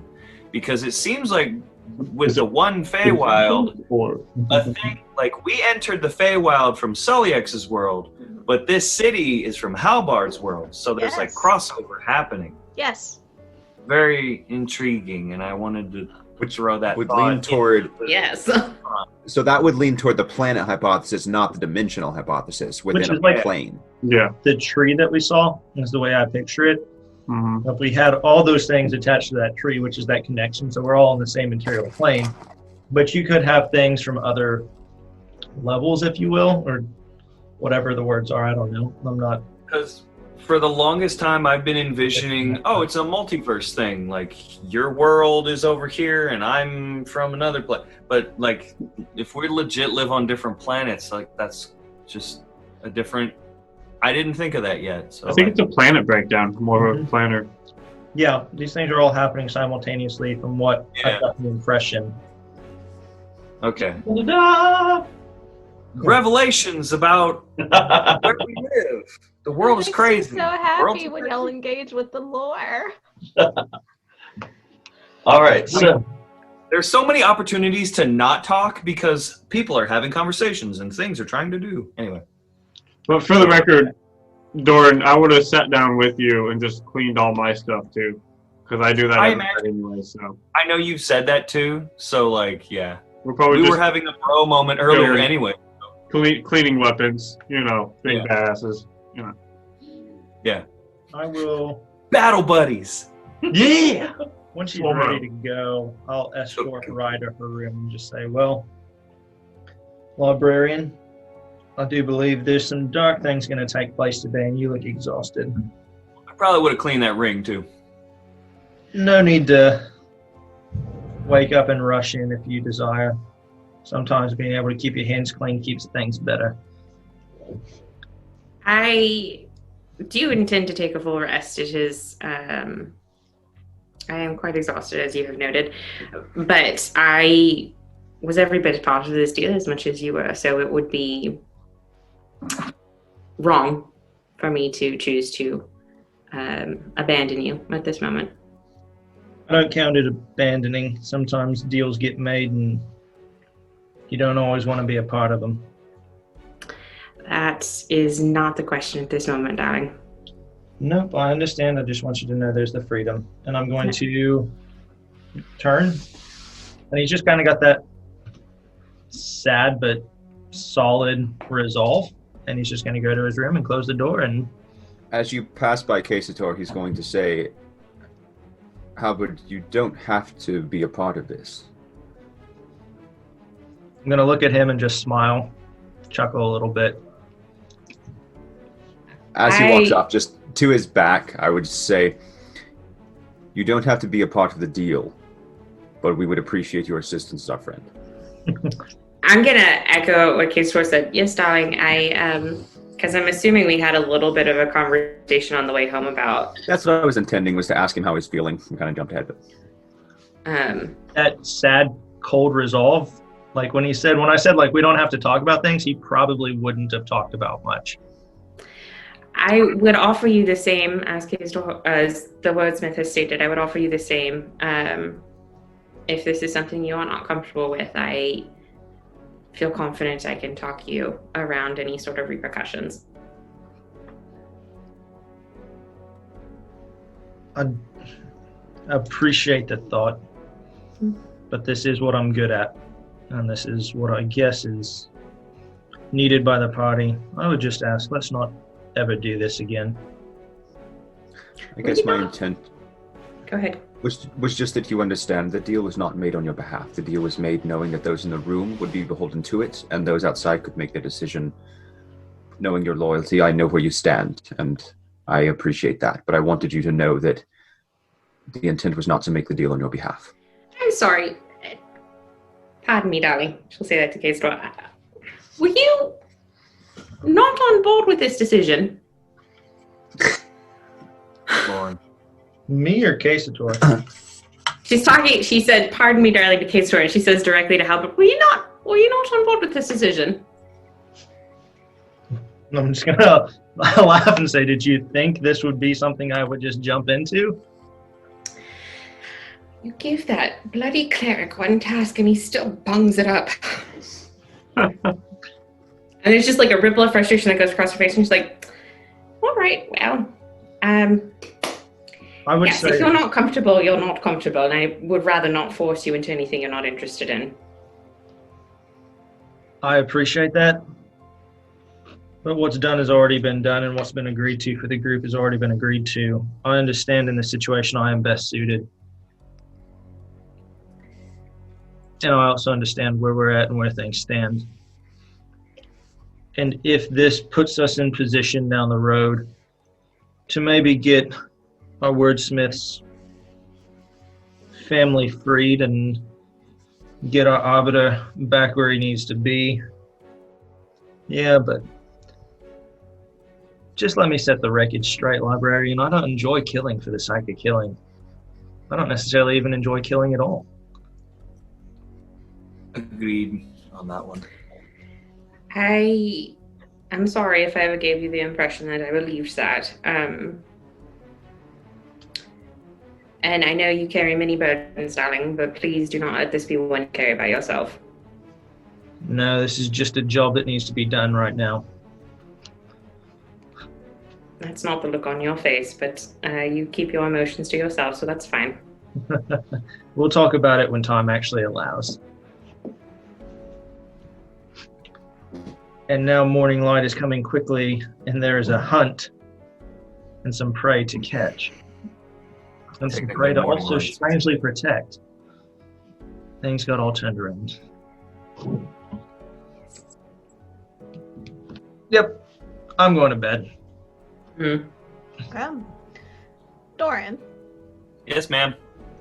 as you're cleaning your weapons, you've got a whetstone that you use to sharpen your blades, right?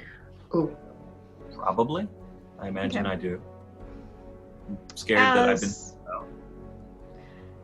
As part of your ritual and getting everything prepared and sharpened and ready for tomorrow, you just have this sensation as you're working with the whetstone. It's almost like a voice on the back of your head. You can make that better. You can almost see a rune take form, or you could embody this magic into the whetstone, where you could engrave it, maybe make it a little more efficient. Make the whetstone better? Mm-hmm.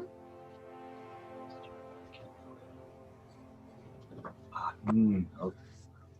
Lauren, I do just want to say real quick, I'm going to give that paper I got from Anna to Halberd and then go to bed. Okay. Halberd, you look at the paper, and there is some sort of arcane script on it. Make an Arcana check for me. Great. That's not too bad. I got advantage if you need eyes. Do what? I get advantage on checks like that if you need extra eyes. You Well, I hear rolled- Doran in the background still working on his things. I rolled a 15. Never mind. You probably don't need me. So that's what I'm gonna run with. You don't quite understand what it's doing, but elements of the feel of the paper and the look of the ink remind you of a conjuration. Like there's activating this ink, this scroll would bring something to the location. I'm standing right next to a magic reader boy. Okay. Yeah, I'm going to hand the scroll off to the wordsmith and ask him to make clarification of it. Okay. Okay. Sorry, I thought it was a letter, not a. I'll look at it, and as he tells me something about conjuration, we were supposed to be getting some weaponry. Oh. All we seem to get was this scroll, but I'll make an Arcana check as well, and then I guess identify it if I can't, just looking at it. Arcana. Come on, tablet. Technology, you can do it. I believe in you. I know, right? There we go. Okay, Arcana is going to be a 19. Okay. You having had a little bit more experience with the arcane and with studying under Master Corian in particular, there's something about this that it almost seems like it contains a small extraplanar space, or it summons from a small extraplanar space. You get the sense that when magic is applied to this scroll, it looks like there are 2 items that will be conjured to that location. See, I was going along the lines of like, great, this is exactly what I don't want. Girl gives her like phone number and all that to Rye, and then gives her like, here's a way to instantly contact me. You can conjure me out of thin air. Here, Halberd, there you go. Great, we're in the middle of a hunt. She's like, hello, what the? Clarity is always good. No! Ryan genuinely was like, oh, this is information we need. And Halbert's the strategist, so he'll take it. Now, that being said, I had no idea that you were on I knew you were 4-hour dancing with someone, but yeah, that's me metagaming saying, I don't want this to happen. So. Gave you my number, but the very next day you gave it away. So I guess we just keep passing it down. Here you go, Doran. You need this one too. Doran got a girlfriend already. I assume that these are the weapons that we were promised. Should we go ahead and take a look at them now so we can distribute them? Yeah. That might be a better idea. We'll go into a room, one of our rooms, and I'll go ahead and activate that then. Make sure we're safe again. That we're not hope that I'm right. I guess I could identify it first, but what's the fun in that? Just do it. Here's a Torah player after my own heart. So you imbue some magic into the parchment, and you see the ink rise up off of the paper and swirl and shift and land back down in a very complex arcane glyph. As soon as it settles down and touches the paper again, there's a flash of silvery light, and the parchment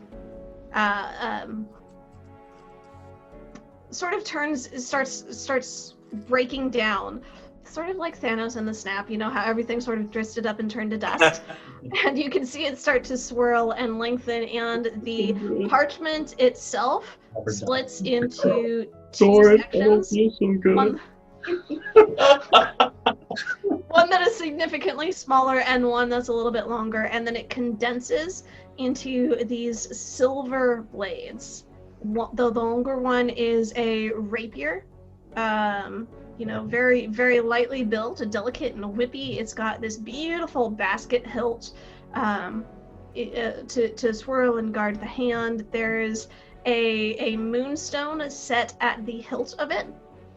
The dagger is a matching, it's part of a matched set to the dagger. There are these same delicate workings on it. The dagger itself is long and thin, like a stiletto dagger. It is very, very beautiful and very, very deadly. I take that one. I want them. I want them so much. Perhaps, Kaisador, could you do something to see what they do? Also, here's I was going to say, and also let the dwarf take notes so we can maybe make our own.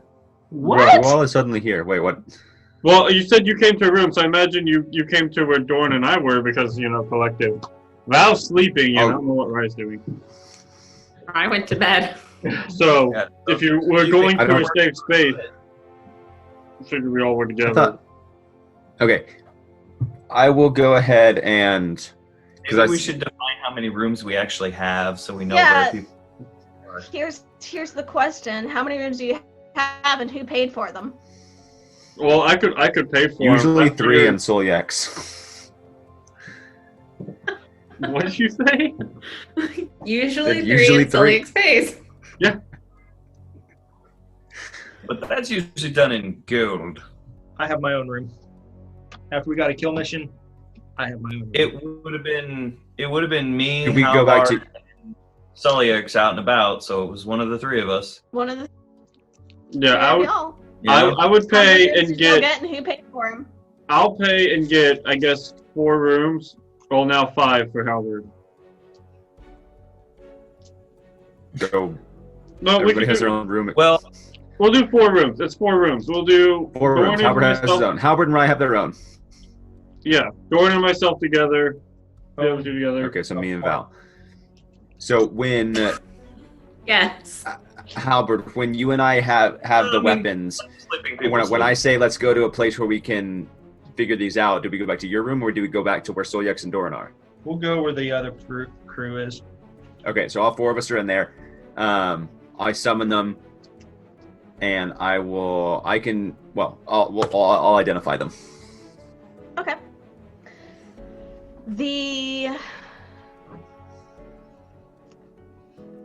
I also want to be taking notes about them, especially after he has identified them, so that way, if we want to try and make our own, there's Okay. possibility. As y'all are settling down and Kazator is going to identify these weapons, we're going to go ahead and take a quick bio break because it is that time, and we will be back here very shortly. All right. Thank you very much. Okay. Thanks My for being impression- patient, guys. Not that that took very long at all. It was like lightning. Super fast, right? So, jumping right back into this. Kazator is identifying the rapier and the dagger, right? Yes. So they are a matched set. They have a strong sense of ownership to them. These are weapons of the Puppet Master, and they are. There's a strong magical essence to them that is kind of cold and almost oily. As you start to understand what they do, you realize that these weapons, when they kill a creature, they make it more susceptible to certain types of magics. When they kill a creature or when they hit a creature? When they kill a creature. When it deals the killing blow or when they are involved in its death? That's not very clear. You get a sense that if they were in the hands of their owner, or the one that they thought was their owner, it'd be much easier to understand. So if you wanted to try attuning to them, you feel like you could get a greater sense of clarification. I will Okay. say, make an Arcana check. Can I be involved?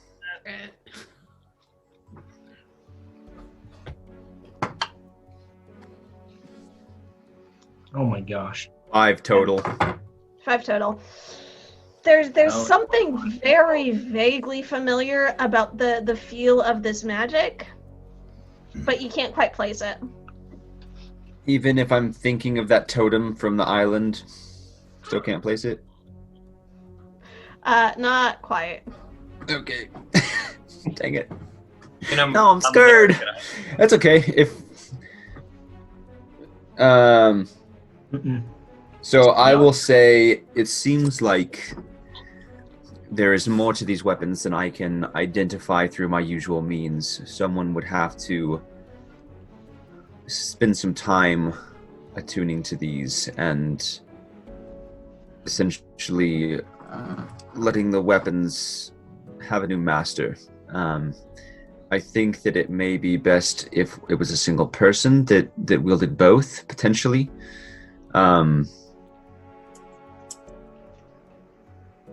Kazator, you do get the sense that it is a cumulative effect, that if someone were to wield both, it would have a stronger sense of the magic. Okay.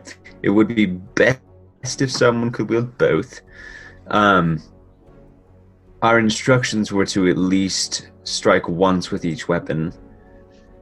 I don't know if, from what I can ascertain, the killing blow has to be dealt with these, but it doesn't seem like it from that request, at least as far as they understood it. But if these are still the weapons of the puppet master, they don't know that they even understood these better than I do right now. So, well, I don't know if we should risk having someone attune. Kazator, Yes. one other thing to note. Mm-hmm. You are learned. You have had experience with identifying things of various natures over your whole lifetime. The only time that things like this have been clouded to you are when they have been cloaked deliberately, when there's some sort of magic interfering with their... with revealing their nature to you. Okay, that's fair. I was wondering, and I was like, DM's discretion. I don't know, she's telling me what she can. That makes sense. So, okay. My opinion of it and where I stand, the history of the city, both present and past, is not one of good. There's a lot of manipulation. We're in the Feywilds with a whole bunch of mess going on. And we aren't required to attune to these things to actually complete the mission. My recommendation, y'all do with it as you will, is I'm not in the process or in the desire to have any of us attuned to anything, getting anything that puts us any other type of hex or any mess that we might need from somebody else. I very much do not trust this. I am completely on the same page as you, Halbert. My concern was that if the death blow needs to be dealt with these and we don't do that, where does that put us? But I suppose the more pertinent question, or perhaps answer, is that we were tasked with dealing one blow with each weapon, and so our agreement will be met. Whether or not they understood the weapons well enough to know that it was supposed to be the death blow is not primarily our concern, unless the blame does not fall on the puppet master as it should. Well, these people seem very literal in what they say. If the letter and the absolutely what they said was to deal a blow, then that is correct. What we will do. Nowhere in the agreement was any discussion of attunement or any of that nature. It was deal a blow, which we will do. I think for the agreement we're fine. I'm wondering about the effectiveness is my concern. Doran? Not really my concern. Can y'all hear me? Yeah. Okay. Heard that anyway. I was ignored earlier then. I'm just making sure y'all could hear me. Because we can hear you now. I just want to look over the weapons. Yeah, that's good. I just wanted to look the weapons over. Yeah. Okay. I wanted to assist in the check earlier, and I didn't get to. Okay. So if I can look them over and see anything else. I think part of what it is when there are multiple people talking. I know I only get one really through my headphones. I was going to say, I noticed when Garrett was talking just now and Jay stepped in, Doran's voice cut out. Mm-hmm. Or Garrett's voice cut out. Same person. Same thing. Well, I'm living my truth. I think part of it is just the Zoom audio issue. So we're not trying to talk over anyone. Yeah, we are. I didn't think so. I didn't think people were ignoring me deliberately. Moving on. For Doran, go ahead and make a perception check. Let's see here. Red, blue. We'll use red.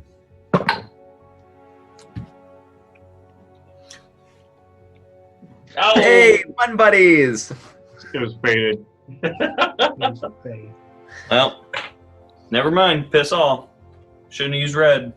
So you're looking at them, Doran, and They're beautiful work. The craftsmanship is exquisite. They are well balanced, well made. You're actually pretty sure they're actual silver. Beyond that, you don't know. Okay. I think I have like a silver ingot I could get out and check against it. I just dropped my pencil. Yeah, I do have silver. Cool. I have a whole new jar of silver. You can compare. Now, the silver ingot is raw silver. It hasn't been polished. It hasn't been worked. Yep. It is what it is. But there are elements that are similar. Well. All right. Anything else before y'all want to take your long rest? Good job, Red Dice. Yep, that's it. I would like to take the 2 weapons and just like put them in a closet or something. Like I don't want these like next to somebody while they're sleeping or whatever. You know, just get. I can put them in the bag. Wrap them up. Put them away. I can put them in the bag. Yeah. All right, we'll put them in the bag. Hopefully that doesn't come back to bite us. No, all of our stuff is going to be haunted. Right? To what? After this is all over, we're meant to give these things back, right? You're meant to leave them on the body. Yeah, leave them at the scene. Oh, well, that's dumb. what I mean. They're fun. Can we keep them? Yeah, that's what I'm saying, though. We're not allowed to keep them. Yeah, we leave them at the scene. Well, that's clown shoes. Doo-doo garbage. That particular That's what I take. Information was not part of the original deal that was communicated to you by the steward. That was not something that y'all have explicitly sworn to. Take that as you will. That's a trap. It was just part of the setup. So This is how we get ourselves in trouble. Remember that deal? Like, if we're doing this my way. Weapons are staying with the bodies. We aren't taking them this way. Wipe the handles, get all the fingerprints off If the of puppet I got master rid of my killed, fingerprints hundreds of years ago, bro. Kazator, or not Kazator, Halbard just dips his hand into like a bunch of acid a bunch of times. if the puppet master killed her, why would he leave his super nice fancy weapons on her body?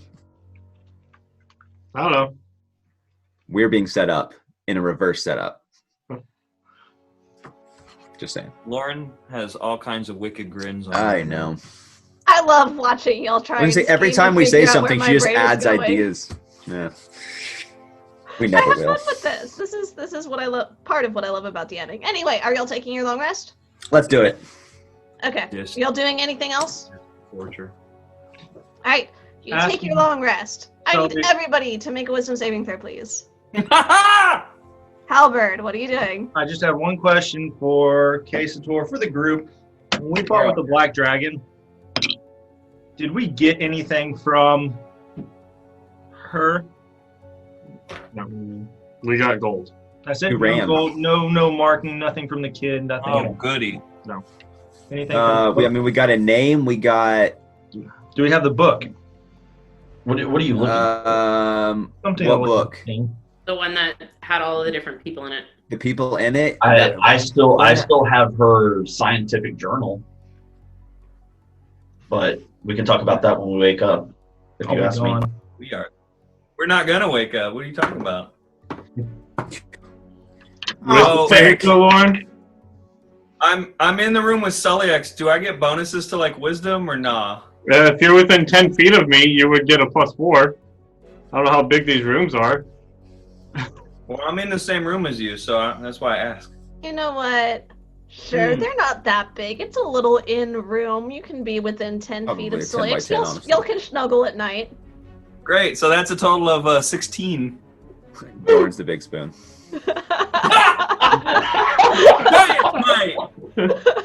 Hey, we rotate, okay?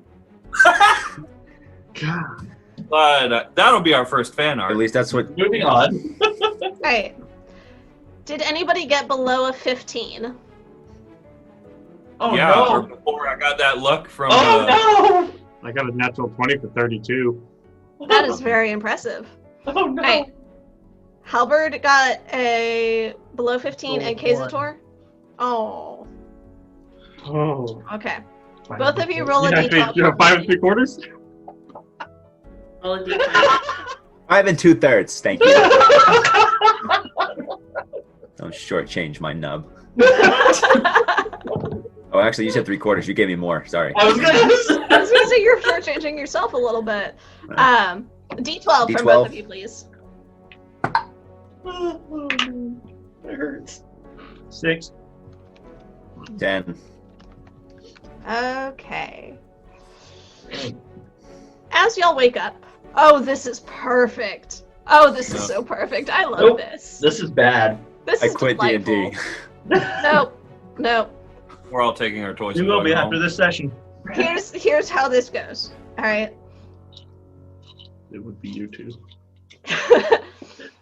Y'all wake up, and your emotions are running strongly through you. Running at a heightened sense. And there's an element for each of you that you're sort of fixating on and focusing on. So, Halberd, you are exceptionally defensive. You have always got your guard up. So nothing changed. Nothing changed. Nothing changed, Albert. I'm living my reality. That's why I said this is perfect. It's not always a bad thing. Here's how it's working, though. Enemies have disadvantage on insight checks against you. You also have advantage on deception checks to withhold information about yourself and the things you care about. Oh my god. Lauren's not killing us. So it's gonna be terrible for me. I was just about to say Whatever a the same 10 thing. is, it's gonna wreck. It's gonna hurt. I'm 100 now. Isator. Did Nightbane aged? No, we're good. Nightbane alive. Yes, we're also good. Alright. Moving on. Kazator. Jojo died. JoJo's a tattoo right now, so if I have no tattoo, I'm gonna freak out. You still have your tattoo. You wake up and everything is normal, except you're yesterday was a rough day. Like, you're feeling exceptionally melancholy. Like, being in the Feywild is hard. Things are confusing. I mean, with the being light outside all the time, you're worn down. Everything is the worst, and nothing can persuade you to believe otherwise. You have advantage on saving throws against being charmed. You have what? That's Advantage on saving throws against being charmed. Wow. Nice. Sweet. Guess y'all should have failed your wisdom saving throws. Maybe. I'd have died. So keeping that in mind, as y'all are moving forward, Halberd exceptionally guarded, walls up, like very defensive. Kazator, you're just kind of melancholy, not your normal boisterous, outgoing, engaging sort of self. Like things are you're having a rough time dealing with this. What's up, Eeyore? I'm gonna hand him one of my chocolate liqueur bonbons. Like, it's okay, buddy. It's a trap. Don't trust it. She probably poisoned it. I think this one had salt in it. Usually they add salt to chocolate to kind of liven up the flavors, darling. Liven up the think they flavors put by salt killing the instead of tongue sugar. and the rest of the body. Alright, today's gonna go swimmingly, I can already tell. No, this morning, because I just take my plan for the day, and I would have communicated this, left a note, as I know the general vicinity of the, what do you call it? Displacer Beast Nest. So I'm leaving as soon as I can get up, heading out to the forest, and I'm setting up a kill zone. Okay. Do you describe that enough for us dum-dums to follow you? Yeah, so I'm actually leaving Celtics a note. I'm heading north, and they said it's far to the north, way out a ways. My desire, should I be allowed, was to head off the main trail with some of the Displacer Beast fur that I have because of Nightbane, because I vamped him out at night, collected some of the fur. Start a bit of a trail prior to how far north, and like keeping my eyes open for what would be out. And off the path, making sure that I'm far enough away from the city that noise is not going to be an issue. They couldn't hear me if there were a ruckus to arise. I'm going to bamf out Nightbane and make a trail through the forest, finding a spot that's got a nice kill zone, and then an area that heads off away from the kill zone. And if you were to branch the opposite direction, you'd be back into the line of fire and have this, if you will, a hollowed out area a little ways away for people to lay an ambush if necessary. So create a fatal funnel with a displacer beast that they're trying to find. And then I will mask the wild and hide in my kill zone. Okay. So I want to clarify, you're finding an area where, because you can go, and it's fairly forested terrain for the most part, but if you're heading summerward, there's a little bit of a break in the terrain where you can get into some rockier land where things are jutting up. You can find a sort of a cul-de-sac that you can lead the trail into, which does actually look like at one point within the rock itself there was a cave system that has since sort of collapsed in that may very well have once housed a nest or something of some creature. So you can definitely do something like that. Is that what you're looking for? Mm-hmm. Okay. Something along those lines. Create like a kill horseshoe or kill box. Okay. And then have the trail going. The ideal environment would be such that I've got a line of shot, and once that hit takes place, they would move not into more line of fire, which they would see, but would move away from it, which would feed into that area. Okay. Yeah. Make a survival check. Where were you earlier? I'll take my wisdom save though. Modified 20. Okay. So you're setting it up. You're laying the bait with Nightbane providing the scent on the tracks, and then once you're satisfied with everything is set up, it's getting very close to the time when you had been told they would begin the hunt. Are you leaving Nightbane out, or are you pulling him back into the charm? Nightbane is going to go back into the charm, and I would have had a note informing Val to contact me, and I will give him the location of where they should stage. Okay. I like that we're setting a forest trap for Artemis. I hadn't thought about that, but now that's very awesome. nervous. I love the idea. I'm just very nervous. Uh-huh. Disguises. Here's the deal. I'd rather fight in my terrain, even if it's their 100%. terrain. Yeah. Well, there is no other train. All right. Y'all wake up. Solyex, Val, you have this note left by Halberd. You contact him. He provides directions to his spot. For narrative brevity, shall we go ahead and say y'all attempt to make your way there? We do the Sure. And I'm also hiding. Let's make that clear if that wasn't clear prior to. Yeah. Are you gonna in our ascending? Are you gonna tell me where you're hiding? So I will give you my basic location. Yeah. Okay. I am the tree with arms and a bow. Hopefully they don't see me. Okay. Y'all head towards Halberd's location. As y'all are approaching, you hear the sound behind you of a horn. Bright and brassy. You know, the sort of an announcement. Are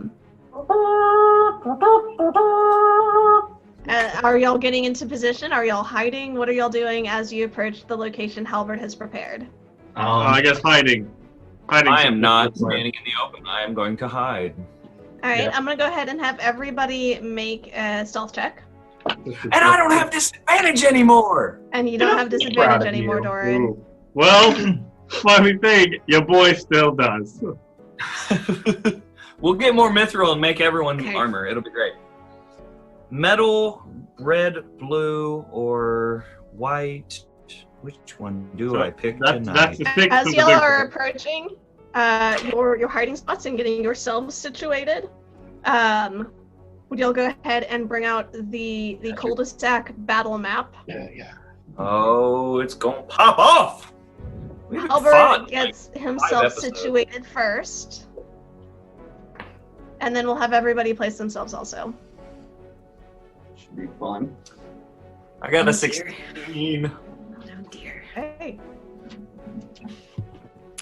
Okay, Satori, you got the weapons. You can divvy them up how you want. Or I could have taken the knife. I was gonna say, actually, if I have no problem having the knife. that's true, I have a few things that I can do that add damage to them. So I would have preferred to take both of them if you didn't take it before I woke up. I don't rightly care. He doesn't trust the knives. I trust little to anything today. I Right. doubt my own existence. I am a lie. I'm a fictional character played by someone else. This is crazy. I am a force. None of this You're a fart? a force. F-A-R-C. Oh, sorry. Zoom was being crazy. You're good. You're good. You know what? Woo! There's a battle man. Oh my gosh. It's like the camera's upside down. Or maybe I'm upside down. Whoa.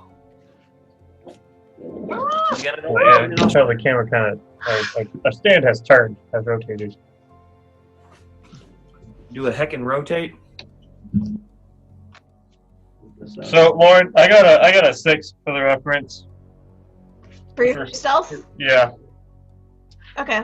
I will say, as everybody is taking their positions, you especially anybody with a passive perception above 6 does realize exactly how much noise Solix is making.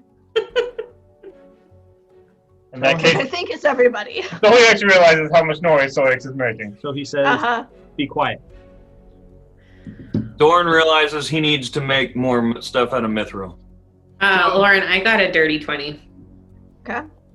Let me give me Can just a y'all, sec. like, throw leaves and branches on Solix and tell him to shut up and give him advantage on stuff?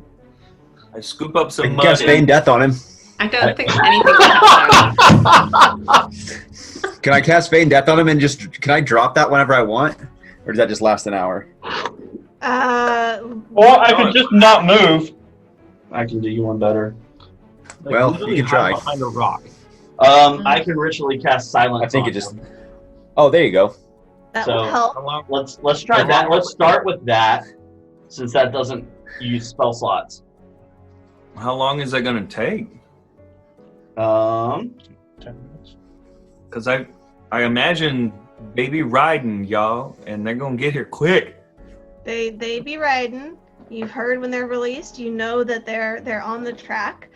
Halberd did his best to set a trail that would lead them directly to this location. Yep. It takes 10 minutes, so I'll just be near him and be trying to ritually cast and hope it takes them longer than 10 minutes to get there. How long did it Okay. take If not, us you can- to get there? We're already there. I understand. How long did it take us to get there? Oh, did it? I'm sorry. Y'all were walking and trying to keep an eye out for Halberd's location, and also coming directly from the city. It took you 20 minutes, 25 minutes. Okay, fantastic. So I mean, I'm on gonna- like horses or whatever. If it's worth it, I mean, you realize they're about to be there and you got 2 minutes left. You could always just stop and cast it. yeah, One minute. exactly. I'm gonna ritual cast it and hope that it lasts for 10 minutes. So I'm gonna cast it. Okay. Is that going to mess up your stealth check? Because doing magics? He's gonna have to re-roll it. Yeah, I was gonna say she'll probably make me re-roll it. So Yeah. whenever you want me to do that, let me know. Halberd, on the map, where are you? Off it. Here's you. Like, Also, depending on what. that is really kind of a wonky angle. Is there any way we can Yeah. flip that? The thing is, Yeah, because it rotate tilts. that. We'll cut this part out of the episode. We'll put it on the editing. No, we won't. Like it's this is the D&D that is real life, guys. For now. Oh, that Definitely is so better. significantly better. So, Yeah. That was legit upside down looking. Let's see. Which is weird because I don't know what I had that was orienting me to it being upside down. I don't know. I just know, like, for us, this is actually to our right. So for me, this is really awkward. Anyway, John. All right, Halberd, place yourself. I'm going to be more back in this corner off hiding. The entire idea of what I'm trying to get, if I can with this map, if I can describe it, is have the trail coming in this way so that if I take the shot, moving back this way puts them in line of a kill shot again. So then move away into the better coverage where my people are actually waiting. Okay. What are you hiding behind? Or in, or on, or around? Well, I'm using Mask of the Wild as an elf, and I am blending into the foliage, into the trees, so trying to mirror myself, if you will, into like a tree or behind it. Okay. Behind a tree would be very helpful for being able, because this is the trees that y'all have to hide in and around. The forest through here is a little bit sparser with the rocky ground and outcroppings in this particular location. So if you're wanting to hide in trees, make sure you're using the map. Does that make sense? Mm-hmm. Yeah. Where's so Halberd is there. Where is everybody else? I've got Rye in my hand. Where? I don't even know how to. So there's a little outcropping that looks like a triangle down towards the bottom. Over here? Yes, bottom behind that. You're behind about 5.5, 6 foot tall outcropping. That's perfect. All right, who's next? Is that a tree north of Rye? Yes. Yes. I've got a green cape and green fabric on my armor, and I'm wearing metal, so hopefully I blend in with the rock and the tree. Okay. I hide behind the tree. Heading behind the tree. Are they coming from the east of this? From this area? Northeast, yes. The northeast corner. Northeast. So we should probably move. That's to where this. the trail that Halberd We're on the trail played right now. is coming from. Here. Because I want to be, I would like a... Put us in that outcropping. Put us in, yeah, right there. Yeah, that's where I live. Yeah, let's put me and you there as we're trying to get silence. Sort of about in that little cutout behind the trees that are right there. Yeah. That's about as good as we're getting. I can push you Right. back a little farther. There you go. That good? Yeah. All right. And then Kissator. Okay, I'm gonna be on the platform northeast of y'all, just like pretty real close to y'all, behind the northeast. That's west. Yeah, Other there, way. is this way. Yeah, right there. And my stealth was 21. Thank you. All right. You are north. Oh, and I'm casting flame That arrows helps on my quiver Okay. Good to know. because it's the best spell ever. Lauren, I've got the dagger and the sword. Okay. Thank you for that. He's the one that gets haunted. So Val is casting on Solyax. As you're getting to the end of this ritual cast, y'all are hearing the sound of dogs, of hooves following close behind them. They are not trying to be super stealthy at this point. The dogs are baying as though they have caught a scent. They have. You are hearing them approach. Lauren, I'm sorry, a little retroactively, I meant to ask this earlier, but we were setting everything up. Did I have time in the morning to attune to the blades?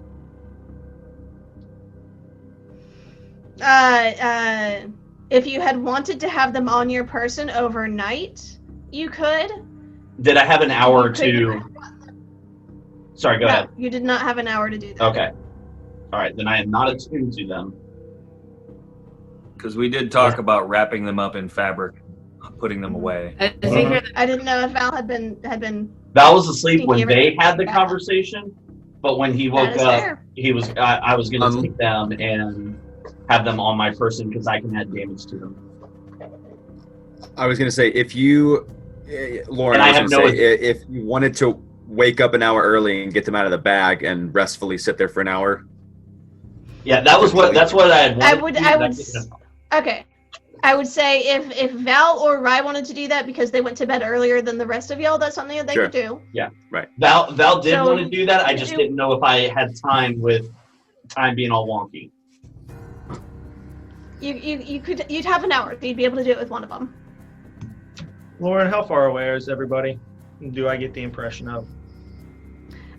You get the impression they'll be here in less than a minute from the sound. I want to go ahead and cast Expeditious Retreat on myself. Okay.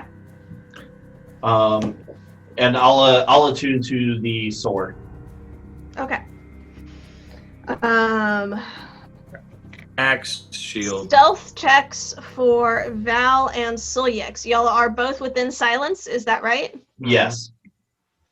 Okay. So add advantage, both of y'all. So Sulyex, that is a roll for me? straight roll for it cancels out your disadvantage. Cool, 19.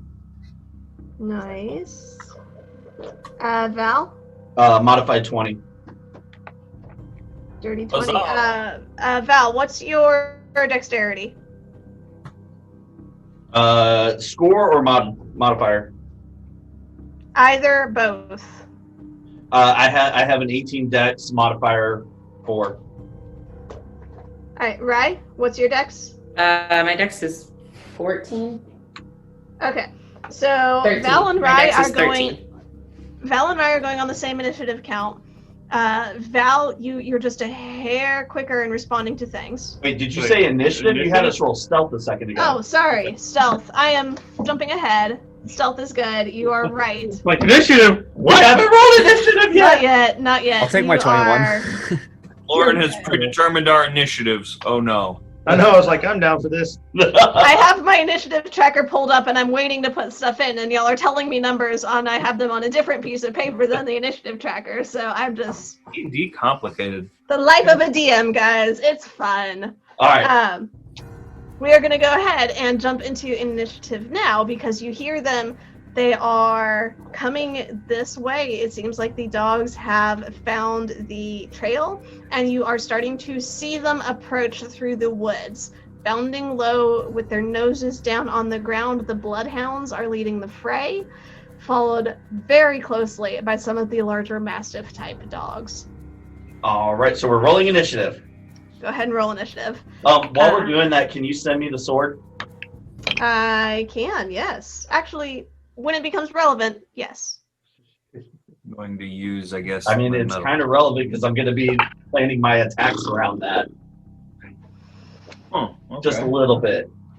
Give me a minute. We've got to get initiative first. Cool. All right. Anybody got 20 or above? Of course. 22. Same. Nice. I'm not rolling good.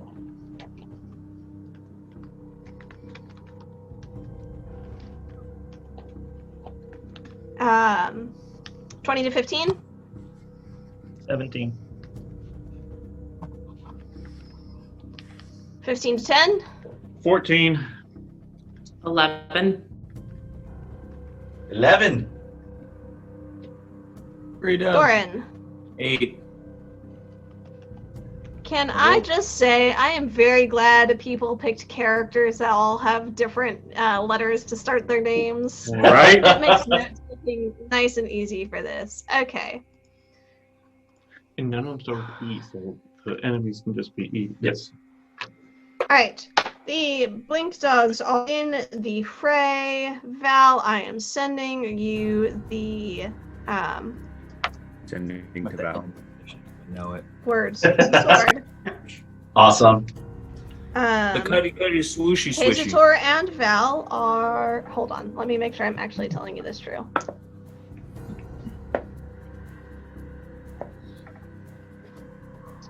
Okay. Stat blocks. Where are we? Okay.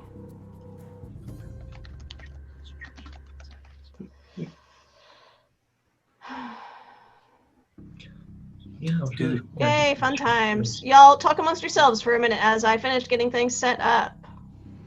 So I'm doing stuff. I had designed Doran's axe a long time ago. Nice. I'm trying to redesign, so I'm trying to design the head of the thing. What do y'all think? The top, like, which ones look good? I like that flat top. I'm a big fan of the flat top. One at the Hold on, very I'm top. switching screen. Switching screens. Even the one below that with the deeper, with like the deeper I curve. definitely like the deeper blade on it. Yeah, flat top with the deep blade. I like the. Because earlier when people were doing things that I wasn't involved in, I kind of got distracted and I was drawing some more, and like I'd come up with this a little bit. I feel like So, it needs a bigger hammer side though. Yeah. I get what you're on about, because like I was thinking that too, but in my mind, like I was actually doing some research and looking up real battle axes and war hammers and things, and like the hammer bit isn't usually that like crazy huge, but also fantasy dwarf. So yeah, Yeah. But I basically want the hammer part to be like like I want the choppy bit to be kind of like a bearded axe thing, and then the hammer bit. I don't want it to be like wide, but I do want it to be like decently long. Yeah, that's what. That's More like a pick. So like it's thin. It's like thin this way. Yeah. My overarching plan is I'm going to actually make this thing out of steel and wood. Pray for me that I don't accidentally cut my own butt off. Thank you. Because Bless your face. I don't know what I'm doing. Of course, that's a project for later because I don't know when I'm going to get to it. I got to learn how to metal first. Are you gonna make it out of like steel or just like aluminum so it's lighter and more? It's gonna be functional.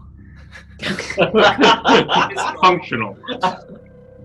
Even if I have to go as cheap as being like, all right, Home Depot, y'all got axes I can chop up? I gotta do it that way. Like I'm gonna, because like I'm trying to learn some like metal stuff. This is awesome.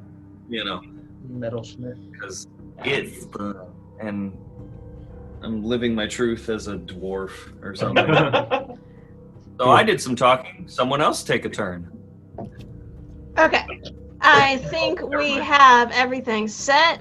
Jay, I just sent you in horrible grammar what you should need for the sword. That's okay. I want this sword.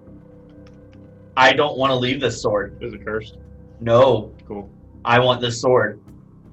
Darn you, Is it Lauren. Jay talking or is it the curse talking? No. You're welcome. Jay wants yes. I don't like you. It's definitely the curse talking. Yeah. Just so you know, totally cursed. And that's not even with its pair, Jay. And she said I know. It gets even better. I don't like Lauren right now. Okay, so So what are we doing? I'm waiting for the other shoe to So what are we drop. doing? We're waiting for Lauren to tell us where to put the critters and how many and what. Okay. You see 4 blink dogs. Four dogs that are tracking. The 2 bloodhounds are about 15 feet ahead of the 2 larger mastiff type creatures. About right here-ish. About right there-ish. You can hear More dogs. where they're being followed. You do not see the Fae following them yet. All right, so how many dogs are there Alright, total? you see them, but they're not. Four dogs at the front of the pack. The others are off table right now. Are y'all doing anything as they're coming in? Not at the moment. Okay. Cold. They move another, making sure I'm telling you this right, they move to another 40 feet in. We needed to have like landmines in the middle of that area or something. Right? Okay. At this point, you see Glory riding in on a horse, trailing the dogs. She has 3 knights, it looks like, with her. 1 right next to her, 2 farther back behind her. They're kings, and she has 3 kings. Well, they're riding horses. We know how Val's gonna handle it. I feel bad, but that Actually, that's a sound strategy, right? Like, as an equestrian type person, this hurts my heart. But as a strategist, it's not wrong, is it? Listen, kill the horse. Absolutely not. Kill the rider. one of The the rider horses. falls down. For the record, she's riding Derpy. That's not even an option. Yay! He's The riding return of And then we got Turpy! 3 more. Yeah. What does she look like, Lauren? What's it? What? She is in all golden leathers today. Her riding habit is looks to be woven of that same sort of cloth of gold. And she has armored people with her, Yes. like full armored.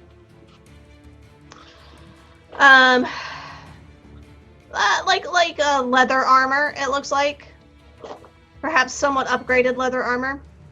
Just killed Durfee. So Oh, Derpy's gonna die. Okay, there's her entourage, and for her, we'll say, here, this is nice and golden. Yeah, that's actually pretty good. So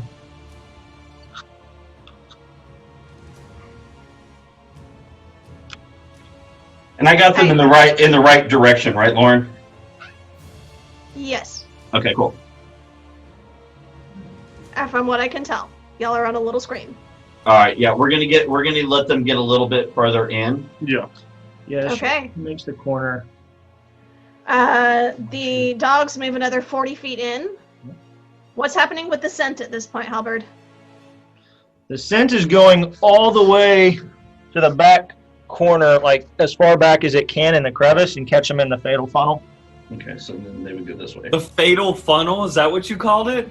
That's the technical term, actually. Like, Oh, really? I don't know. The Hell's things. Gate, the Thermopylae Hell's Gate, that's a fatal funnel. Mhm. Yeah. Like, I've taken the rest of that bag, and it is legit just like there is Displacer Beast fur in that cave. Okay. Thorn's not an adventurer. Garrett's not either. I don't know things. They probably move more into the center where the wolf. No, the people where the wolves Yeah, were. the people are coming in also. Okay, that's what I was getting at. She hadn't said that yet. You know what would be As- awesome right there? Fireball. Here's, guys, focus. Okay. Here's what's gonna happen. Saying that it right. We'll go ahead and top of this initiative turn. Glory's going first. She half of her movement to dismount, and you see a ripple over her form as she dismounts. She shifts. She changes. Her shoulders hunch, and the leather that you see turns into this leathery textured skin that sprouts fur. Her face becomes more elongated, and the musculature hunches over, massive shoulders sort of leading into wiry arms, and she starts just sniffing the air in her shifted, altered form before releasing this loud, echoing howl, where she is confident that she has got the scent of her prey. She cannot see where yet, but she is pleased with what she thinks is cornering the den of her foe, her prey in this particular case. This makes me so happy. Kazator and Val, you're up. What are you doing? Next. I think I do. I've got the 18. Yeah, that's gonna throw Val for just a second. Like, I'm gonna drop concentration on silence.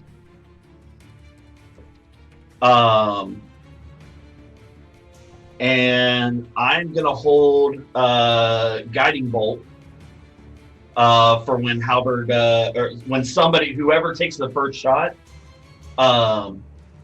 Actually, no, I'm not gonna do that. Never mind. I'm just gonna go ahead and release guiding bolt on her.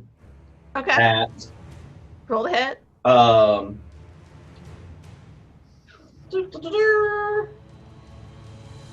Yeah, we'll do first level. Let's just do a first level guiding bolt. I never do that. Yeah, ease into it. Yeah. Yeah. Oh, that's not bad. 22. That hits. Yeah, that's pretty good. That's pretty good. That'll work. That is 46. Okay.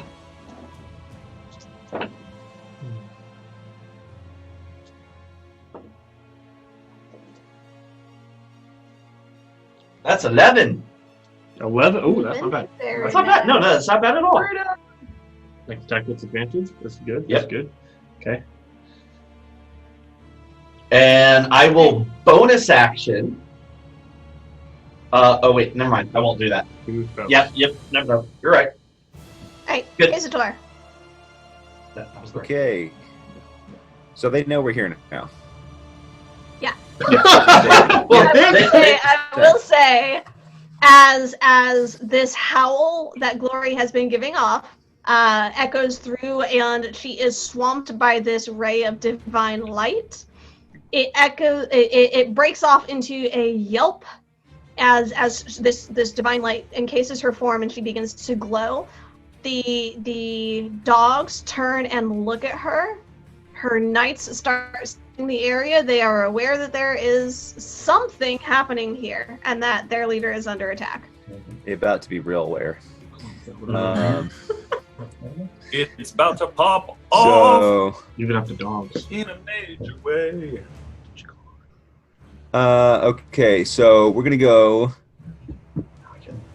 Let's see. Next time. That's what I was saying. Okay, perfect. So she's the one, the red cape by the horse. No. She is by the front horse, the westernmost. Oh, by the front horse. Okay, sweet. Not much.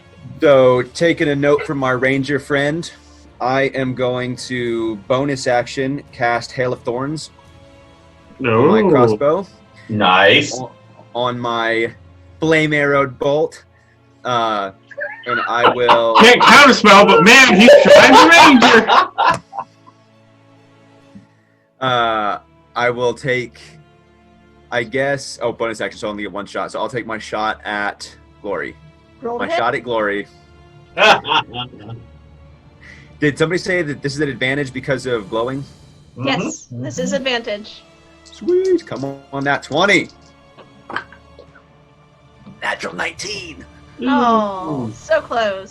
So close. That's like a 26. Yeah, that'll hit. Sweet. Okay, now I have to remember all the damages. So we got crossbow bolt damage. We got thunder damage. There's so many Got damages. fire damage. I wish I was celestial form because there'd be radiant damage too. And then we've got hail of thorns. Whose fault is that? Hail of thorns damage. So she needs to make a dex save, I believe. Oh. Oops. Modified 20. Yeah. Oh. Bum, bum, bum, ba-da-da-da-bum, bum. Oh. So it looks like it hits her, but any creature within 5 feet makes a dex save. So that would have been a dex save for the horse there. That is not going to be a modified 20 then. That is going to be... Kill the derpy. Kill the derpy. The horse gets hit. Derpy gets Okay, I was hit. gonna say, it was only a 15 DC. Yeah, Derpy gets hit. Okay, so that's a D10. In addition to normal effects, attack target. Derpy's like a war horse. It's Yeah. just right. Okay. Hmm. So Derpy needs to be like our mascot or something. He just like appears all the time. Derpy are, Okay. Derpy's are divine goose. So I'm gonna list out the damages just Okay. so in case there's any resistances or all that kind of jazz. Perfect. So we've got I rolled a 1 on that one. So, okay, so we got 4 piercing, Okay. 5 thunder, 5 fire, and 8 I think piercing from the hail of thorns. Yes, piercing. And that is magical, yes. Yes. Okay, good deal. Awesome. Pretty good opener. And yeah, that's legit. So Wait, oh, Thanos, there we go. 1d6. Okay, so that's... Yeah, that's 20 points damage total. Oh, no, 24 with the blade. Okay, cool. All right. That's it. At the end of your turn, Yes. the what looks to be sort of humanoid canine mixed form, this hybrid form of Glory, is going to look over. I'm scared. Yeah, where it's gonna look over at Val, the caster, and is going to leap and land Come to me. a little farther in. Oh, God. Well, I mean, if it farther in is in my space.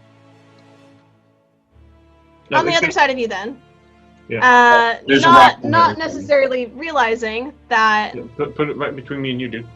Essentially, like yeah. this? Okay. Yeah. Okay, that's what I was looking for.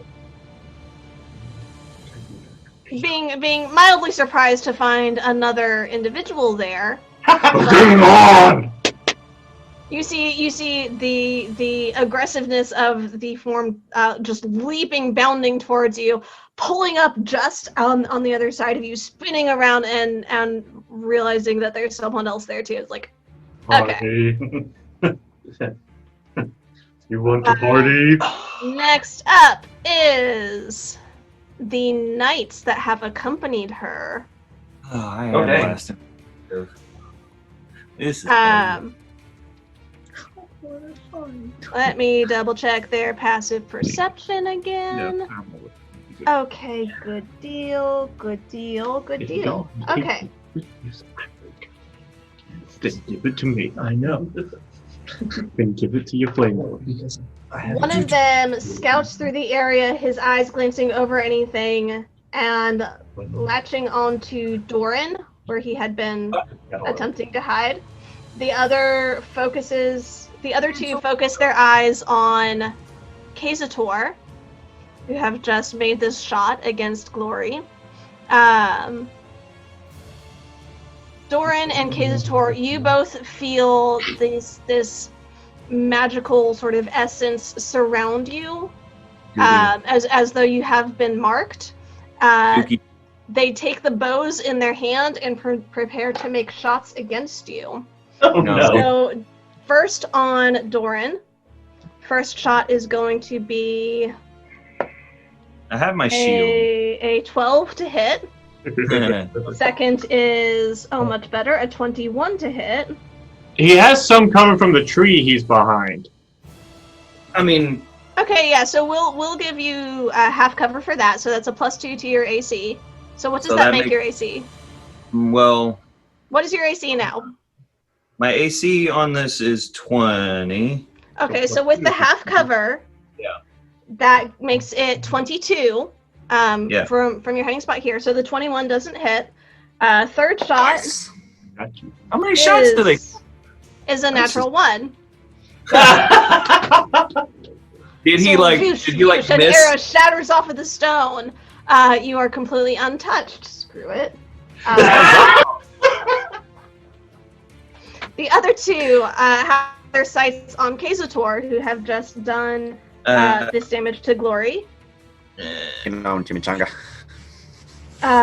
First shot I might have you, homie. is a modified 20 to hit. That would hit. Shield, eh? I do that. I use The my runic reaction. shield? The runic Okay. shield. What does the runic shield do? When another creature attacks, when another creature you can see within 60 feet of you is hit by an attack roll, you can use your reaction to force the attacker to re-roll the d20 and use the new roll. Okay. So, hopefully that is. Okay, that's an Wait. 18 to hit. Well, I tried. 17. Oh. all right. I tried. Alright, that is going to be 14 piercing damage. Oh. Dang. And I need you to... That's a lot. That's a lot. Damage. Right. No, so as the arrow hits you, it explodes into a growth of thorny vines. Hey. These briars overcome you, and you are grappled. He's grappled. Oh, He there's is no save. repelled. Not at this point. There's an escape DC. I see. So you Grappled, okay. it doesn't. These thorns don't do any extra damage. Sure. But they are binding your legs, growing and twisting and twining around you. That was the first shot. Is that correct? Mhm. Yes. All right. Second shot is a 24 to hit. It's 11 points of damage. And the third shot is a natural 1 because I can't roll for these guys. Which is good. So fine. Yeah, you're doing great. You're doing great. 2 shots out of 6 have hit. 25 damage. Both on case supply.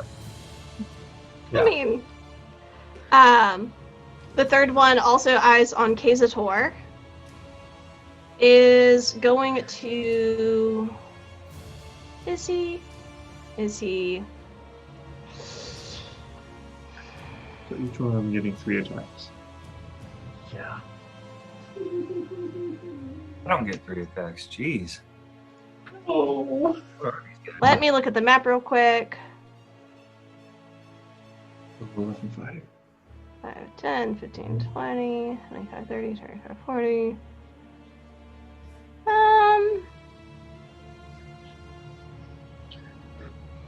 Yeah.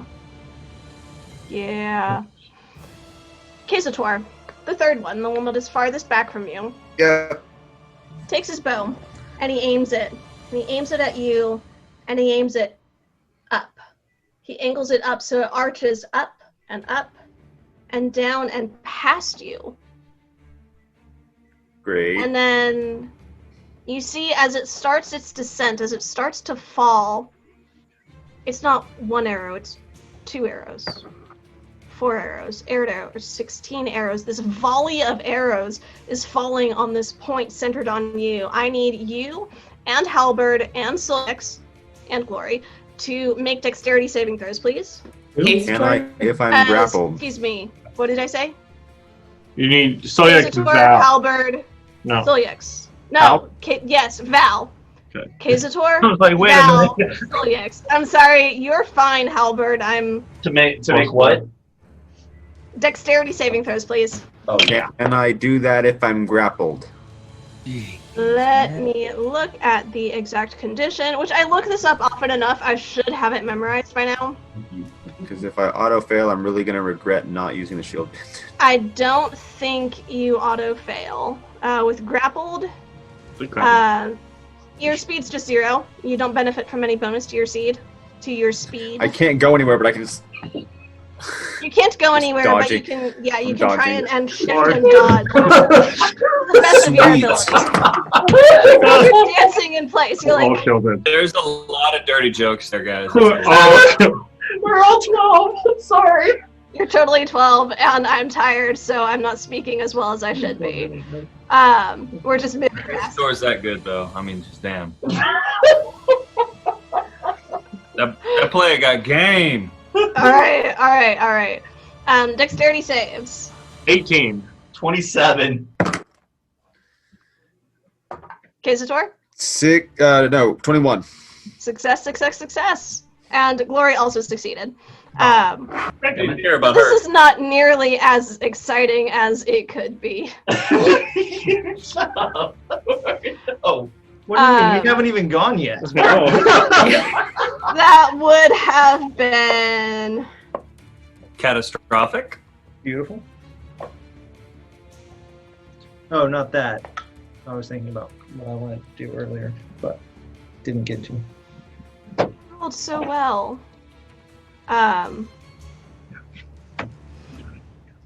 46 points of piercing damage. Because you all succeeded, that is halved, so 23 points. Oh, dang. God, I wish it was a bugger. I want to be one so bad. I kind of think Lauren's trying to kill us. Maybe just a tad. Next in the I am past initiative- bloodied, just FYI. Yeah. Wow. Anybody who looks over. Yep. I've gone from like almost taking no damage in most of our fights to like I'm gonna die first round. Aw. It's good. It's good. Next in the initiative order is Halberd. So tell me from the map where I'm at. Do I need to move or can I see? Can you see here? Because I ignore 3/4 coverage. Yeah, I mean, you would have. Yeah, you can see Yeah, you have line of everything sight. on the map. These trees are perfectly to the side, so you have a direct. And Yeah, honestly, you're good. anybody at this point. Yeah. Start taking fools out. Cool. Yeah. I'll nail her. Straight up. Okay. I'm going to marksman. Yeah, you know. Zephyr strike. Since this went awry fast. Alright. So Zephyr striking, is this sharpshooter? Yep. Okay. Wolf. The werewolf. Werewolf. With a aberration to zero. Oh, dang. Woo. And I'm fire charging my bow as well. Oh snap. Okay. Natural 20? No, I was one off. Oh. As in, like, yeah, no, dude, that same. not is- one off, one number to the side. Yeah, so not Right. 19. So, Okay, okay. Even worse. yeah, so that 2, 8, is- or 14. No, sorry, like, it was on angle. I rolled a natural 18. So Okay. the angle over. Okay. Yeah. On my dice, it was staring at me, but the top number was not 20. It taunted me. So, yes. So wait, 18 plus 30, so that should hit. I should think. Of course. Might as well be. 25 minimum to hit. And Yeah. that's including the +1 arrow that I have, so out of my +1 bow. Oh, my dear. Oh, it must be nice to be a ranger rogue. It is. You're about to roll all the dice. All the damages.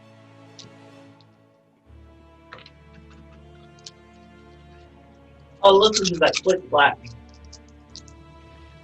Golly. Oh my gosh. And it has to make a con save on top of all this, right? Yes, it does. Jeez.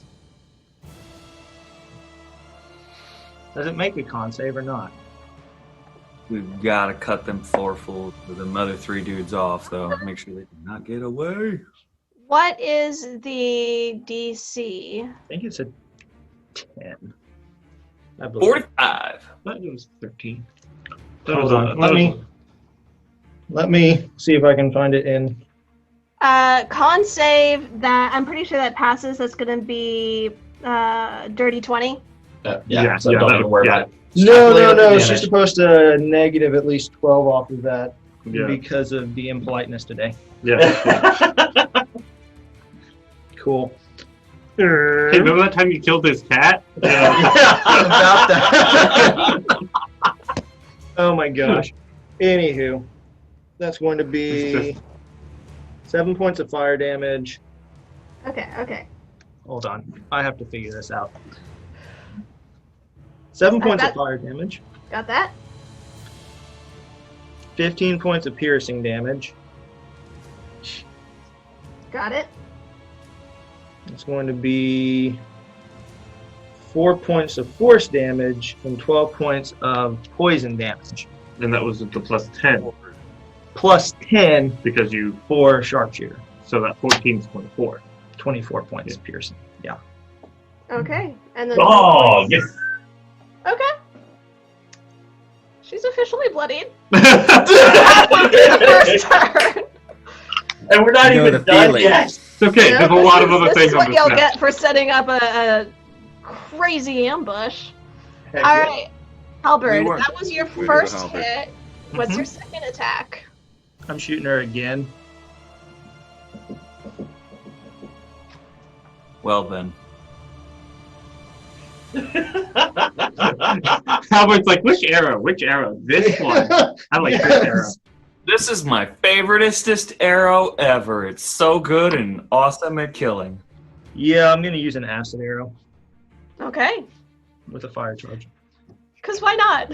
Yeah, Why not? you know, what could go wrong? What could go wrong? I can tell you from experience. 22 when you to get hit. pierced I do in like to something live covered in dangerously, acid. my lord. That's not fun. The last time we saw Halberd this giving, his cat had just died. And that's going to be 6 points of fire and 10, 15 points of piercing. What about the acid? Oh, sorry, not piercing. 6 points of piercing, 9 points of acid. Thank you. I combine those because sneak attack dice. That's what I normally roll those. Okay. You have 6 flame? of piercing, 9 of acid. 9 of acid, 6 of fire. So another 21 6 of points. fire. Did you sharpshooter that one as well or no? No. Oh, okay, got it. Whew. Anything else? You done? I'll stay hiding behind my tree. Okay. Siliex, you're up next. Right on deck. So I will say, at the end of Halbert's turn, Glory is going to use another legendary action to make a frenzied attack against everybody within 5 feet of her. okay. All right. That is... I can't shield you guys. It's all right. Okay. Against Siliex, that is going to be 24 to hit. I'll warding flare that. Put at disadvantage. Okay. That's a natural 20. Alright, I'll take that 24 then. Okay. Never get my natural 20s. That is okay. Y'all like being alive, I know. I've grown fond of it. You just brought back my fantasy girlfriend. I kind of don't want to die. I know.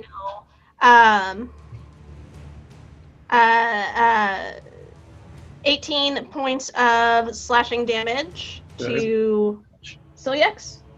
Val, that is going to be a dirty 20 to hit. Yeah, it hits. Blast it.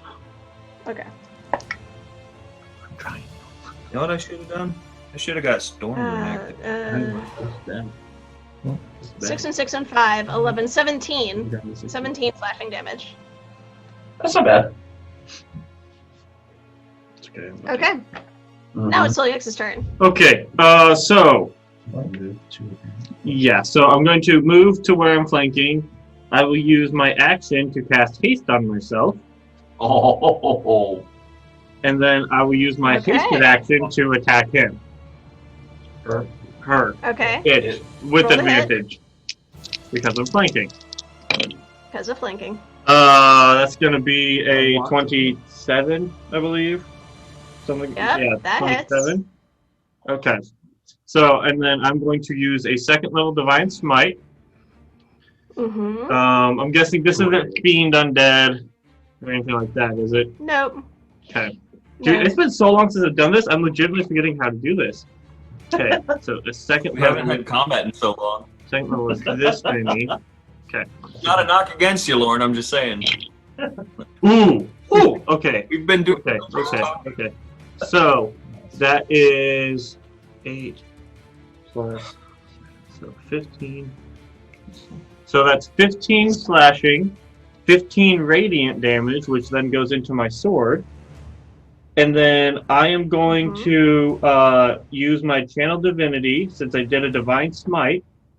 I'm going to use my Channel Divinity to use... What is it? Hold on. Sorry. Scroll. To use Inspiring Smite. Mm-hmm. What is this? And so... Since I hit a melee creature with a Smite, this... where is it? I'm sorry. New Oath Who This. Right. Where did it go? Sorry. Don't know where it went. Okay, there it is. So I will. He's within 30 feet of me. So I will then. I then get to heal because I used a smite. So That's really cool. 18, 16, 21. Kazator heals 15 points and I heal 6. Sweet. Okay. Oh. Bahamut is good. Thank you for the dice roll. New oath, who dis? Right. Um, And that's just attack Hey, number one. well, kids. no, because my action was that. And that was, Oh, yeah, fair. yeah, so That's I'm a his little hasted better action. than bloodied. I think that's going to be it for now. All right. Yeah, because that was the bonus action to do that. So, yeah, that's it for me. Okay. Oh. Yeah, at the end of your turn, Boy. Glory is going to use her last legendary action to bark at the Fey Warhounds. And 2 of them are going to come and circle you, Solyex. Oh, that's fair. 1 is going to move towards Val. Like that? No, two on me, 1 on Val. Oh. 2 on Solyex, 1 on Val. Damn it. There's still 1 below you, Doran. Uh-huh. Yeah. That one is actually, let's see how acrobatic it's feeling. You install passive. Not bad, actually. Just drop them. Stay. Okay, that one is going to scrabble up the incline there and move. It took a penalty, so that was 15 feet of its movement, so it's going to move 25 feet of its movement towards Doran. All right, it's right. It's scrabbling. Puts it right next to Doran. Yeah, Okay. I was cannot under see the him on the tree. map. Yeah, he's literally I'm right under there. the tree. Awesome, wonderful. So it's right there. Good deal. That is going. So that's taking place at the end of Celia's turn. Rai is up next. Okay, so I need to see a 20-foot sphere radius so that it just hits the knights. Oh, you can do that easily. Yeah, It? that's not going to be hard. My, what is it? I am going to cast Synaptic Static, and I need all of them to make intelligence saving throws. Intelligent. Yes! Yep. What is this? I'm super Guys, intrigued. we have a wizard! I actually thought about taking this for my additional magic secrets. You're Right. a wizard, right? Nice. Brenda, what All was right. it called? Intelligence. Synaptic Static. is Synaptic Static. Fabulous. Awesome. Okay. I like Um, this very much. Psychic damage, y'all. Bro. Make sure I'm marking these so I know who's taking what damage. All Do the right. horses take damage too? First one. Is there a minimum intelligence limit? 2. 2? So if their intelligence is below 2, it doesn't affect them. Ooh, I'm pretty sure horses are below 2. So the horse might be totally fine. Derpy especially, because he's got... Yeah, no, Derpy definitely does. Derpy is walking out of this alive. He's got- Horses, their intelligence is 2. Oh, poor Derp. Derpy. All right. So if it's at 2, then the horses they don't have a second. A creature with an intelligence score of 2 or lower cannot be affected. So they should Okay, be no, fine. the horses are fine. Woo! No. Okay, so the northernmost knight on the map is a 14, which is a fail. Fail. Second is the southernmost is an 18. That meets. Okay, and the third is a 10. Okay. So the first and the third fail, and they take 32 points of psychic damage. And with the 18, since he meets it, he would take half. And then I don't know how you guys want to mark this, but for the ones who failed, they have muddled thoughts for 1 minute, and they must roll a d6 and subtract that number from all attack rolls and ability checks. Whoa. And they need to make Constitution saving throws to maintain their concentration. She debuffed them. That's so fifth level, good. wasn't it? Dang. So if she rolls a natural 1 and then she rolls a 6, that's a natural 1 minus 6. So that's a -5. Will they attack themselves? We No, don't know they will yet. just do absolutely How many nothing. people affected? How many failed, Lauren? 2? 2 failed, 1 succeeded. got The it. northern one and the southern one failed. The easternmost succeeded. Just concentrating for. And that was 16. Is that right? Have 32 to 16? Yes. Put one of these And in. they can make intelligence saving throws at the end of their turns. And if it's successful, they are no longer affected. Okay. Casey's concentrating too. Everything for this way. Okay, start concentrating. Flame arrows. All right. Did he roll for that save when he got hit? Oh no. How much damage did I take? I've gotten hit several times. I forgot that flame arrows are concentration. I just looked it up. So I think I need to make 3 saving throws. I believe that's right. I think all of them would have just been 10. I think 21 I think was so. the I most don't got think hit you for. ever got. Okay. That's what is it? Con? Con. Oh, first one, it's gone. Okay. All right. Okay. Good to know. So much for that. Yeah, flame arrows, best spell ever, right, Jordan? First, any concentration spell would have gone with that. I rolled a Yeah. 6 plus 3. Okay. Not me. It Oh, is natural the 20. dog's turn. I still don't get a turn. Not yet. Doran, you are up next. So you're after the Cool. dogs. I knew I was last, rolling a daggum 7. It's okay. The dogs didn't do much better. Don't feel bad. Thanks. First one is going to be the one on Doran. Oh, hey. That Mom. is.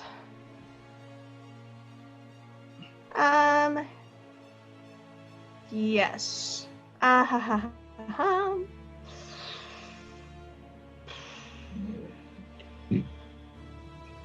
Yeah. Okay. It is going to try to latch onto you with its jaws. That is going to be a 8 to hit. No. Nope. Okay. 2 on Soliex. That is going to be a 10, which misses, and a 21. That Does misses. that hit? Nope, I'm 21 hasted. misses. I'm hasted. Okay. Yep. Drunk I'm as 23 Red Bull. AC right now. Gives him wins. The one on Val Vibrating the speech. is another natural 1. I am retiring that dice for this session. Give it. And Oh, that is all of the dogs, I believe. yep. Okay, good. That was a good. Woo. Okay. Dog down. Good doggo. Doran. Hello. Souls. Bonus action. Wait, pause. Sorry. I just realized Glory is within 5 feet of both Soliex and Val. So those attacks technically should have had advantage. All right. Did not know that. Crap. That's okay. That misses Soliex. That still misses Soliex. And a 22 on Val. Yeah, that hits. Okay. Hey! Shut up. I'm your healer. I feel pretty good about it. Hey, somebody got to root for the DM sometime when she's missed like 8 out of 10 attacks. Thank you. Psych up. That is going to be Spread the love. 6 points of piercing damage. Oh. You're still good, right? Yeah. Oh yeah. Yeah. I mean, I was more worried about you. gotta have with the werewolf and the dogs. You gotta have the thing that makes it work. Better. All right, now it's Doran's turn. Oh, hey, cool. Bonus action, Giant's Might. Yes. We come. You don't have that many. I've got it here. That doesn't Doesn't help help us. us. Does We're that push? technically like accurate now because I have different gear and I made a new Hero Forge version. But anyway. So that knocks over. Yeah, so Doran, what happens as you take your giant's might is your form begins to grow, and the tree that you were hiding behind, the earth beneath its roots, where it's right at the edge of this sort of embankment, the earth starts to give way. It starts to slip and slide, and the tree is just unable to hold on. You see it crash down to the ground below. Luckily, Well then. your allies were under it. Yeah. Lumberjack don't need no axe. So comparatively speaking, how big is the doggo in front of me? Now appropriately sized. Yeah, essentially. Now he looks like a normal size Think dog. like Newt. Compared to you, it'd be Newt size now. Okay. I was hoping it would have been smaller, but I guess Not quite. Yeah, because I wanted to pick it up and throw it at the other dogs, Yes. especially the big dog. Is Brutus out here? No, you do not see Brutus. That's a good thing that we don't see him. Crap in a hat. Well, all right. I'll go ahead and Smash the dog. You keep it. yeah. I'll use hammer end of the storm axe to beat ass. Okay. Oh God. Red, blue, white, metal, or yeet? Which one? You pick, but pick fast because it's Yeet. starting to get late. I can't see what the dice rolled. Oh, come off it. Well, that's a 1. Ah, No. I roll. Well, I was doing it right-handed. That's why. It didn't roll in the box. Nope, did it doesn't matter. Both of those were 1s. I can't do shit about shit. oh no! No. Oh no! Action surge. So Doran, with the tree going down, you're a little distracted trying to find your feet under you in this new terrain. You just are unable to. The beast can find its feet faster and dodges the blows as you're trying to make them. Can I do? Oh, I'll go ahead and use action surge because I want to hit a thing. We use this dice. Do I hit? 15. I don't remember what I add to my thing. 5 plus. Oh yeah, 15 plus 10. That makes it a 25. Yeah, that hits. All right, so dabblage is okay. I gotta remember. I haven't fought in so long. No, he decided to smash.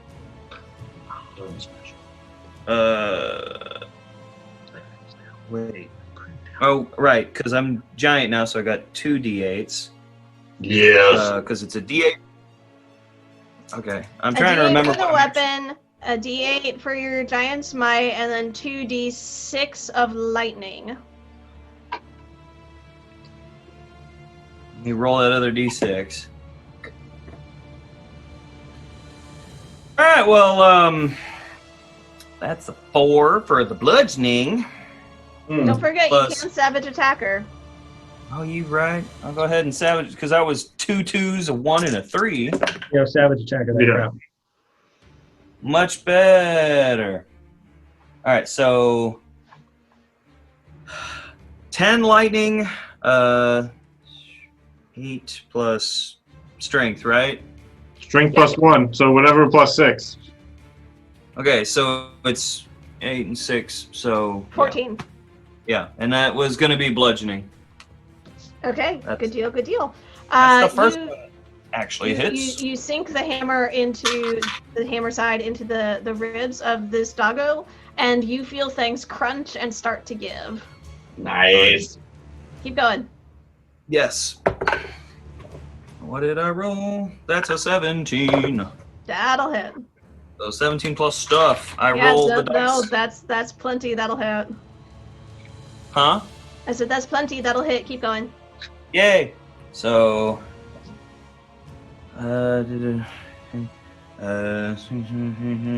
21 bludgeoning and 4 lightning. Nice. A dead doggo goes flying off the edge of the cliff. Oh, good. Cool. Hey guys, we got one! Yay! I'm gonna hop down and move up to the other 2 doggos, flanking with your boy. And I will sit there and wait for my next turn in 30 minutes. Right. Top of the order is Glory. Glory is going to. Empty. Glory is going to bite Val. No. Yes. No. Glory is God. going to bite at Val. No. That is a D&D Beyond. Come on. Give me my 24 to hit. Hold on a second. Wait a second. I want to do a thing. Reaction to use another runic shield. All right. Disadvantage then. That is a 21 to hit. That still hits. I appreciate the attempt, bro. Cutting words. What were you raised by wolves? Oh! Okay. Burn is real. What's the you So minus a D8. Let me mark it off Roll the before I D8. forget. Because I always forget to mark these. I mean, it'll always be right with 2. I do it in the moment. Oh, I'm up to a D10 now. Hi! Oh, damn! nice. You just need you to roll higher than a 2, bro. Just higher than a 2. 10. Bravo. I am not lying. Oh, Nice teamwork, So- Doran. Val, you see jaws coming at you. You see slithering, like glistening saliva, and you just have this awful premonition. And then you hear Kazator's voice, and the eyes of the wolf hybrid creature snap up just enough for you to shift out of the way. You feel them snap over your shoulder. The 2 claw strikes that are following it up are still Okay, incoming. that bite was going to be nasty. Dude, no joke. I mean, That's it'd be a cool if you were all- 19 to hit That just hits. and a natural 20. All right, yeah. Okay. At least he didn't get bit and turned into a werewolf, though. That's and honestly, like as cool as that would have been, I'm with you on that. Alright, so first one is a 13 slashing damage, All right. and the crit is 4. 3. 29 points of slashing damage. Never mind. All right. All right. we gotta kill this thing. Working on it. I believe. I believe that hurt a lot.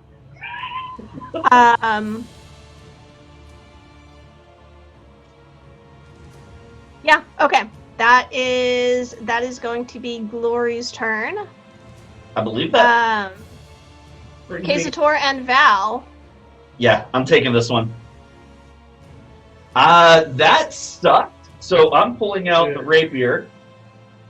Bonus action, Spirit Shroud at Yeah, 5th pause level. for just a moment. Kazator, do you need to head out?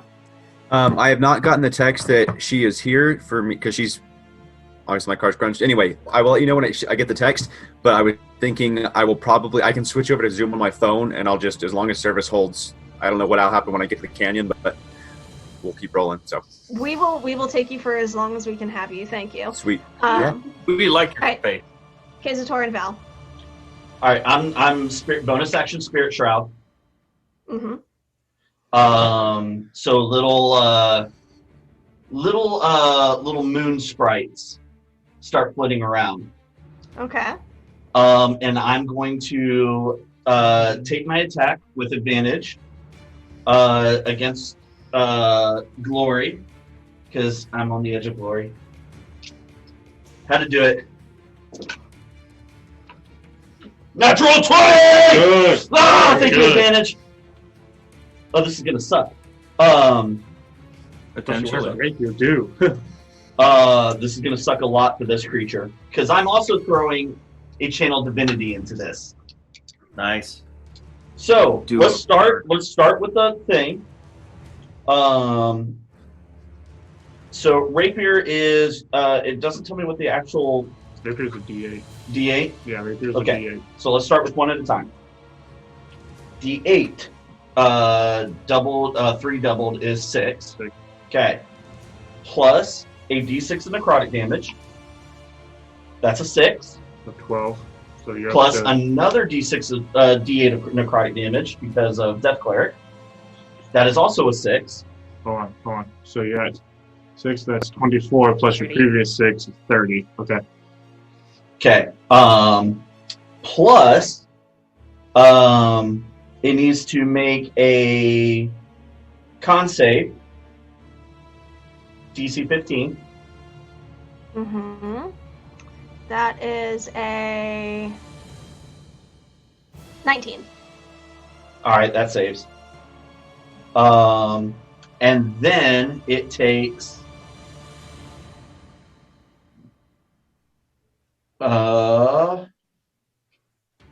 25 extra points of necrotic. So that's 55. Plus, is it a plus 1 weapon? No, it is a +2 weapon. Okay. So 20. So I know there's 7 onto that. Oh, no. That's a 6 onto that. So I you get a should be plus. able I to- get a +8 to hit. Right, that's not what you do. Oh Okay. yeah. Sorry. 61. Yeah. So 61 points total, and this is a silver weapon. Am I right? That's Yes. That's a magical weapon. Yes. Yeah. So silver magic weapon. Val, this one's yours. Just I will pull the take the sword, And you kill it with the sword too. and as she's coming to, she takes her 2 swipes. As she pulls back, I'll reach up, grab her by the fur, Rough of her neck. and just take the sword and shove it up through her throat, through the top of her head, and pull her close. And as the light's leaving her eyes, I'll just say, "The Empress sends her regards," and drop her. That, but She dead? Yeah, because nobody can talk to a dead person. Val. Yeah, in D&D, Death Cleric, man. As you sink the rapier blade up through the soft area under the chin, you see it enter through the mouth, go up through the roof. You can see it is a clean slide piercing through bone. The jaws of the creature, as the sword penetrates, just start to sag. The light leaves the eyes. There is a putrid smell as the necrotic damage kicks in and starts the decomposition process. The tongue falls out and lands on the ground at your feet. And as you release the blade after saying your piece, glory falls to the ground. There's a lot of things. I'm recently Oath of Glory. Her name is Glory. Glory Falls. There's a lot going on right now. We are on the edge of glory. We are. Got it. That's the title of the episode. Yes. I just as Glory she road, lands shot of at your glory. feet, you do see this hybrid form start to fade. It reverts into the lovely Fey lady who is in these golden travel leathers at your feet. Is she? Very nice. Is her? Did all the necrotic damage transfer over? Oh yeah. Yeah. And you see a I small want to make sure the brand. mouth is messed up. You see a small brand start to form on what is left of the remnants of the skin on her chin. A small brand. And a small brand. That's probably bad. Nice. That's the mark. All right. Alright, Kazator, what are you doing? Or, yeah, because that's Val's turn, right? Yeah. No, Val's done. Okay, Kazator, what are you doing? Hold on a second. I guess I will. Get the Yeah. Get her off of it. Yeah.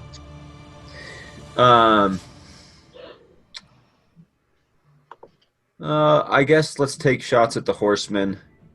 That's a D10. Yeah, let's just take 2 shots. So we'll go ahead and I'll just shoot at this one closest to me, so the furthest north first. Okay. 26 to hit. That hits. What is with the ones? There's that. That's good. Oh, sweet. We've all got critical stink today. 8. Yeah, I know. 8 thunder and 4 piercing. On the northernmost, you said? Yes. Okay. And then second shot is going to be only a 13 to hit. Misses. That's my turn. Okay. At this point, you do see these knights shouting to each other, retrieve the lady, get the body, and... The horses. Hmm? No, that was for us. What is the effects of the synaptic? It is an spell impact burden? on attack rolls and ability checks and Constitution saving throws. Okay. Yeah, It they are all 3 of them going to. Would they? The northernmost one is going to spur the horse forward first. Going to come around and try to ride down Val. Val, he is going to... Which one's doing that? Sorry. The northernmost. All right. Yes, that one. He's staying on his horse, though, right? Oh, is he staying on the horse or did he get off? Bird his horse. Yeah, he's moving his horse forward. Once he gets close enough to you, he is going to dismount. Okay. So once he's within 5 feet in melee range of you, he's going to have the horse on the northern side of that tree, sort of trying to pin that area off, and he's going to be coming in the other way alongside the wolf there. All right. Val is pretty well penned in. Mm-hmm. This is... Okay. Where'd he go? There it is. Okay. First strike against you is a 25 to hit. Yeah, that hits. Minus a d6. Still gonna hit. Why can I not do this? 21. Yep, that still hits. Second is going to be a natural 20. With the... Does it say anything about canceling a crit? With the d6, if that... Okay. No, wouldn't that be nice? Mm-hmm. And then the third strike, minus a d6, is going to be a 7.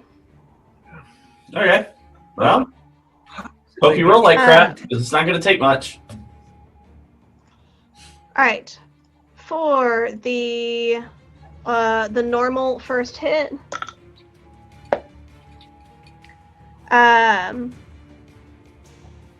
is 14 points of slashing damage. All right, make my concentration check. Go ahead. Yep, that's good. Alright. For the crit hit,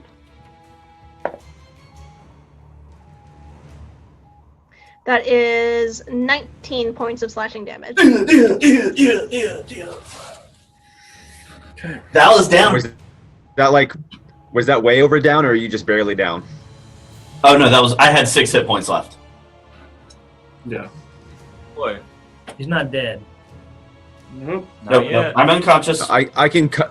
I can cutting words a damage roll, but I can't. Not enough. Yeah. I could Okay. drop it to 9 hit points at best. So. Oh, D&D Beyond just pulled up my death saves. Yep. That's so harsh. Nice. That's awesome. The knight is going to move forward and get up in Solix's face, essentially standing over Glory's corpse, trying to protect her. No, move it up. The other knight. Oh, good. He put himself right where I want him. Okay. Val's unconscious.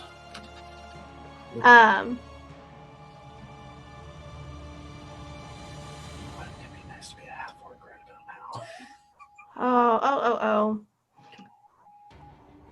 The southernmost knight is going to Spin that this time.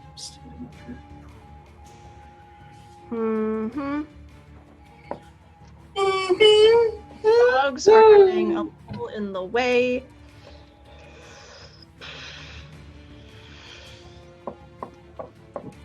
It's gonna make his shots on Celiax. Then again, I'm not gonna get it. That is going to be pulling up with the bow. That is first one, 25 to hit. Minus a d6. 23 to hit. Damn it. Easy strong. That just hits. Yep. Cutting words? He already used it on me. He didn't use it. No, I didn't. Oh. Second one is going to be a 20 to hit, which misses, right? No, this. And the third one is a 27 And then he had his turn. to hit. Oh, that's right. Yeah, Minus the d6, right? Yeah, minus the d6. Nina. 24 to hit. I'm gonna warding flare that last one. Okay. Which is disadvantage, right? Yeah, disadvantage. That is a natural 1. Hey! Nice. Okay. So one of So them that's hit. only one hit, right? Yep. That We're gonna send you a is text.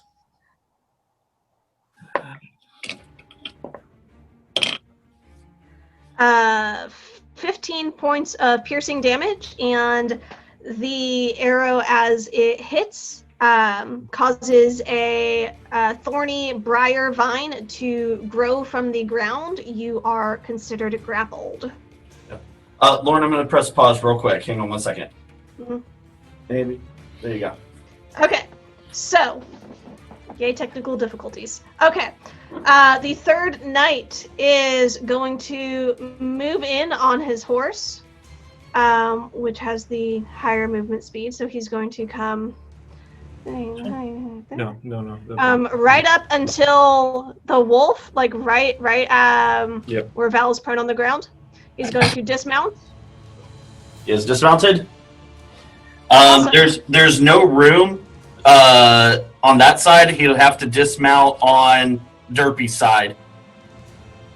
You're very close to He that is mic. dismounting. If he has to stop his horse a 5-foot space back, he will. Yeah. He's coming and he's stabbing Val. Well, that's rude. I'm That's dead. bad. March. Yeah, you're actually dead now. That's not good. Yeah, no, it super isn't. So he is going to stab Val.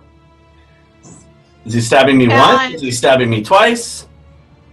Twice. He's going to do his absolute best to make sure of your death. With advantage. First strike is a 25 to hit. Yep. That's 2 fails. Cutting words. On cutting words that. Okay. It's At a 25, I can. I mean, if he rolls higher next time, I won't even have a shot, so I might as well give it a shot. Yep. yeah, So- not fair. Go for it. I'll just yell, "Pick on someone less weak and puny." Thanks. Okay. That's a D10. It's not gonna do it either. It only cuts to 21. Nope. Sorry, Okay. Val. I appreciate the attempt. The second strike is a natural 20. Oh, Val's dead. bye. Well done. And then he's going to... Great. Grappled. Mhm. He's going to use his third strike and keep hacking at your body. Wow. I mean, not like You it does killed any his good. But lady. from He attacking you, is that's fine. ensuring you are absolutely dead. That third one is a 28. What a prick. I mean, it doesn't matter. I'm dead. Mm-hmm. Keeps him That from last strike attacking just all makes done. It doesn't, once you hit 0, you stay at 0. You don't, it's not like Pathfinder earlier editions where you No, go no. to Val negative. has 3 failed death saves. Yeah, he's dead. Mhm. Val's dead. Yeah, he's dead. He is just, he is hacking at... A corpse. Yep, we're good. Question. Gotta see. When you fell, when you described how you took Lori, did you remove the sword, No, or did you leave it through her skull? no, it's still in her skull. Okay, he is. Yeah, he's going to be trying to hack off that arm, the one that your sword arm. He is going to try and take that and present that. If he can, he's going to try and make that recompense to his lady for his failure to save her. So there is significant damage and cutting to your sword arm as you are lying on the ground there. And then with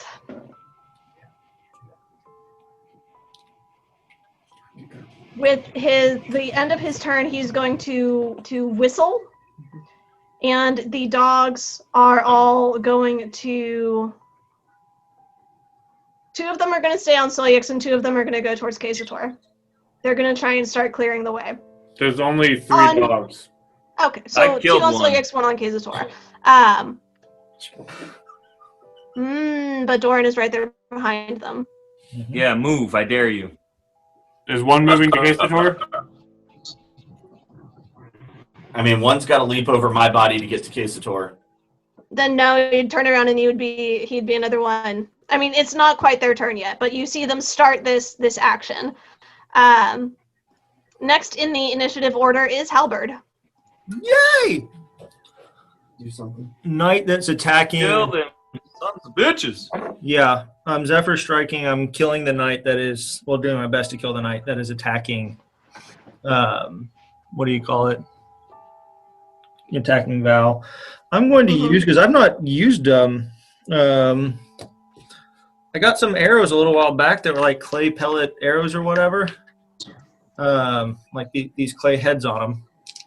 Oh, you are making me go way back in my notes. Not that far back. Oh yeah, I remember No. those.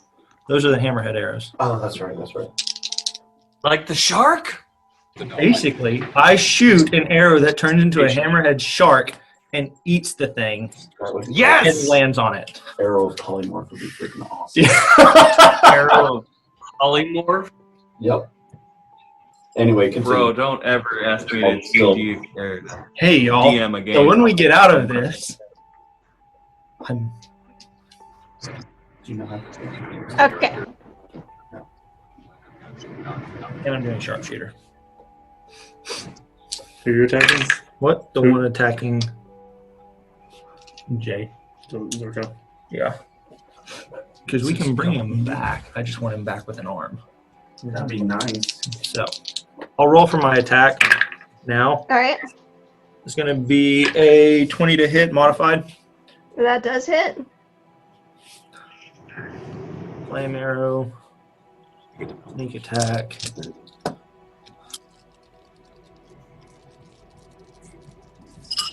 Do I get any special extra dices to roll?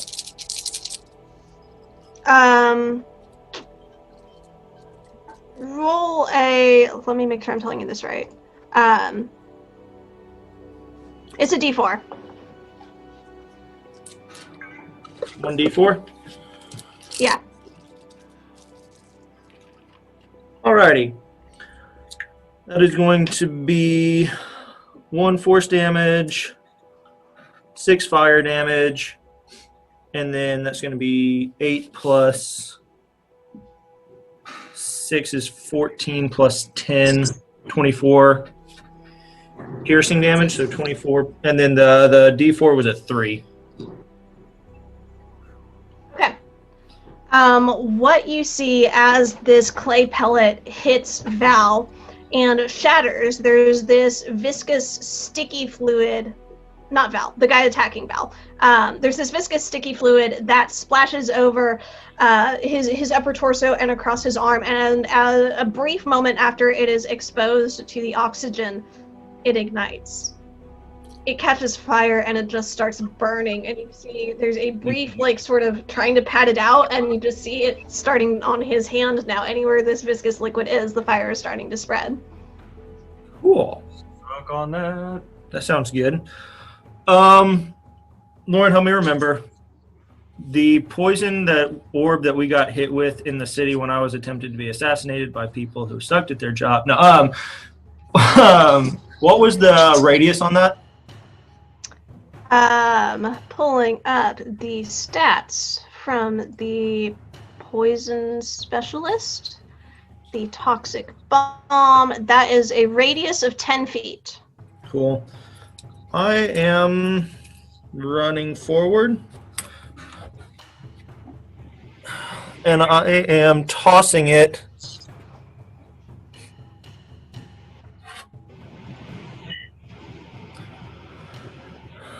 right about there, because that should be getting everyone. It'll put Val inside of it. That inner circle there.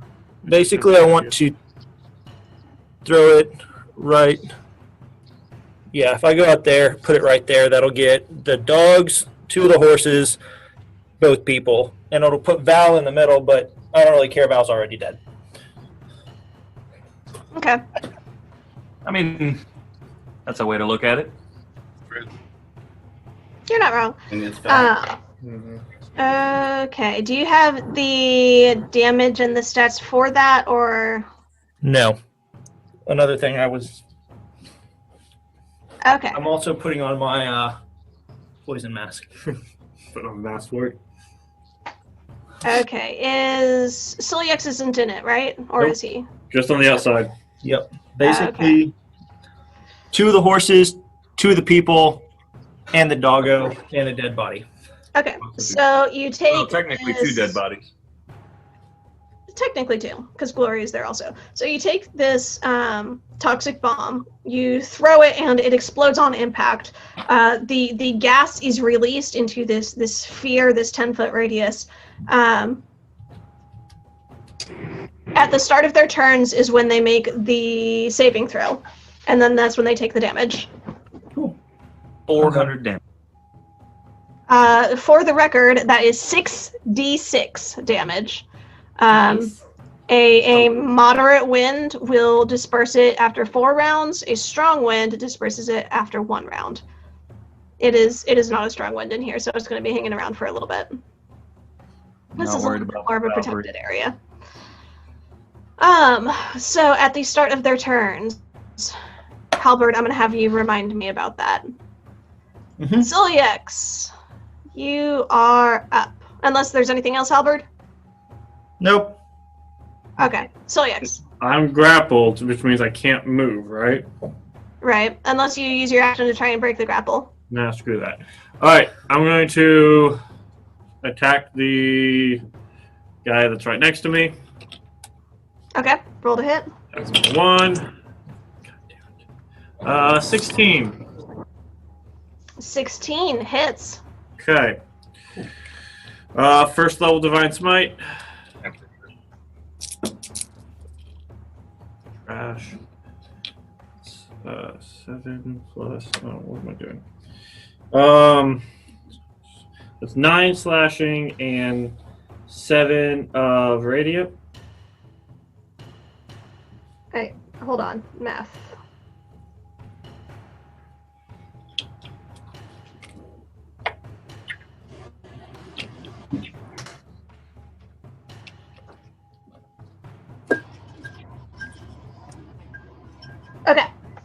Good deal. Okay, and then attack number 2. That's a 14. Misses. And then attack number 3.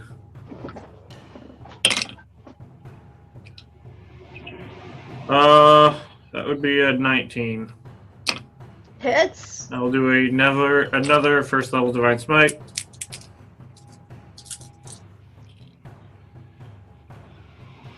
That's 10 radiant and 9 slashing again. Nice. Is starting to look rough. Okay.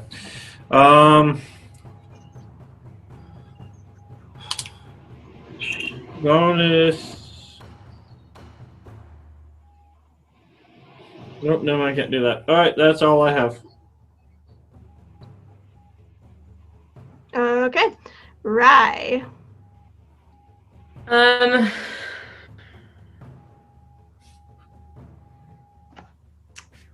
I am going to drop concentration on Expeditious Retreat and cast Phantasmal Killer, which is concentration, so leave the ring on. Cast Phantasmal Killer on the guy who is trying to cut off Val's arm. Okay. They need to make a wisdom saving throw. Okay. Great, y'all protecting my corpse. Well, we've grown to like you a little bit. We like your corpse. You need hands to cast spells. Actually, no, I don't. We don't know that. Some of them Give us a reason, Jay. That is a 17. That fails. Oh, good. Okay. No, cast somatic components while wielding it, but that doesn't mean you still have to do something. Not necessarily. Wrong one. We'll talk about it if it becomes relevant, guys. Okay, so they are frightened. Yay! 310. This only affects enemy characters? Only the one, Yes. yeah. Okay. Only a single target? 19. Okay. It's 23 points of psychic damage. And then on a fail save, they become frightened for the duration. They need to make a wisdom saving throw or take 410 at the start of their turn. Oh. Then I guess that they don't take damage just yet. Okay. But I am going to go ahead, if I can stay on the cliffs and move over towards that little embankment that's behind where the guys are at. There? Behind you guys, up in that little alcove. So you're going to have to either climb or jump to get across. Climb. Expeditious retreat. Shoot. We'll climb. It'll be fine. Okay. Athletics check. You can do it, I believe in you. That is not, no, that's a 3. You're trying to get up. You do manage it, but that is all the rest of your movement. You can't get any further this turn, so you're stuck up there. No. Okay. Now it is the dog's turn. Dare you to move. One of them does poison. Right, the poison. DC 15. Is there only one dog in the poison? Is that right? Yeah, only one. That is a fail. Booyah. So go ahead and roll the damage. 400. So many. Kill it, make it dead. It's not super great, actually. 3, 6. It's only 12 points of damage. Yeah. So you can see where it gives a little bit of a cough as it's in this gaseous cloud, but seems slightly wounded, but not significantly impaired.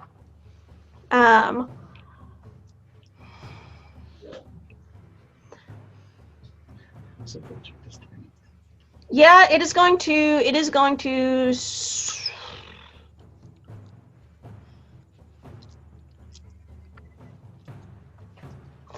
It's going to swing down and keep forming that sort of barrier around Doran.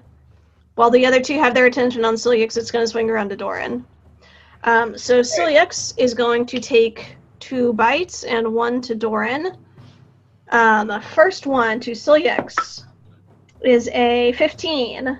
Miss. I can't. Well, never mind. I've already used reaction anyway. Second one is another 15. Miss. That's a miss. And to Doran, that is an 18, which I believe also. Nope, I have my shield. Yep. Okay. Shielded. So the dogs are Nuisance. The dogs are a nuisance. kind Very of, yeah. much. Doran, it is your turn. What are you doing? Fantastic. The guy over Glory's body, how does he look? Is he looking bad? Mildly wounded. Hit him a There's few only times. one that's in really dire straits, and not even that dire. Oh, great. Yeah.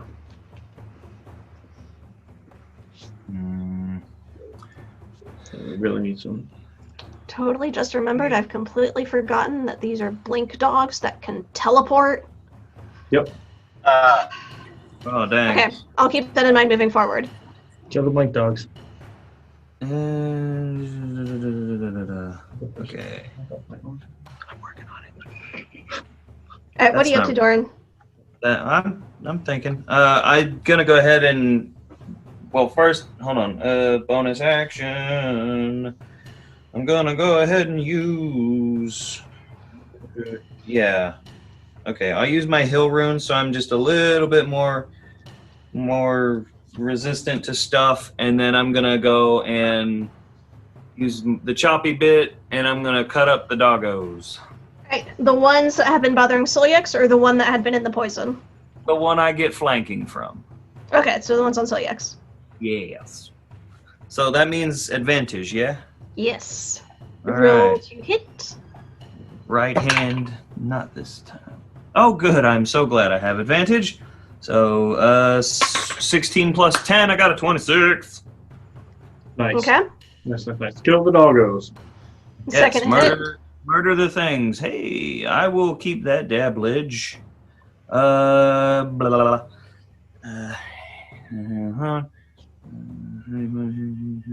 18 slashing, and oh god, why did I pick the dice up? I'm a retarded person. I picked the lightning dice up. Can I re-roll that? Because I'm a It's moron okay. and didn't. You're fine. There's only 2 hit points left on this guy, so if you rolled a 1 and a 1, you're fine. No, just- they were. I think it was a 5 and a 3, but I know it was more than a 1 and a 1. I figured, so you're fine. glanced. You do kill the doggo. All right, I did a good. I'm gonna try to do another good and kill the other doggo that's been pestering my dragon. That was 2 strikes. That was 2 strikes. That was 2 attacks, wasn't it? No, that was the one. Yeah, it was just the one. It was one with advantage. Did I math that wrong? How much damage was that total? Crap! I picked up Because all the dice. 18 plus. Like 8-ish. Okay, so it's not quite dead then yet. Forgive me. I think I added the to hit to the damage. I think is what I did. Did you add a 26 in there? Yes, I did. The 26 my- was to hit. Yes. So no, you did not do the 26 damage. It is not quite dead yet. Sorry, guys. It's a day. Have you So then did you get the 8 damage from lightning? Yeah, Yeah. 8 damage from lightning. 18 plus 8 is 26, actually. Which is funny how it works out like that. Alright, so, not quite dead yet. Still there. Second Second hit. hit. Not as good, but that's a modified 20. Still hits. What's the damage? I'm not adding I the will 20 roll to the it and we damage will this find time. out. I'm gonna use my savage attacker to do the damage again.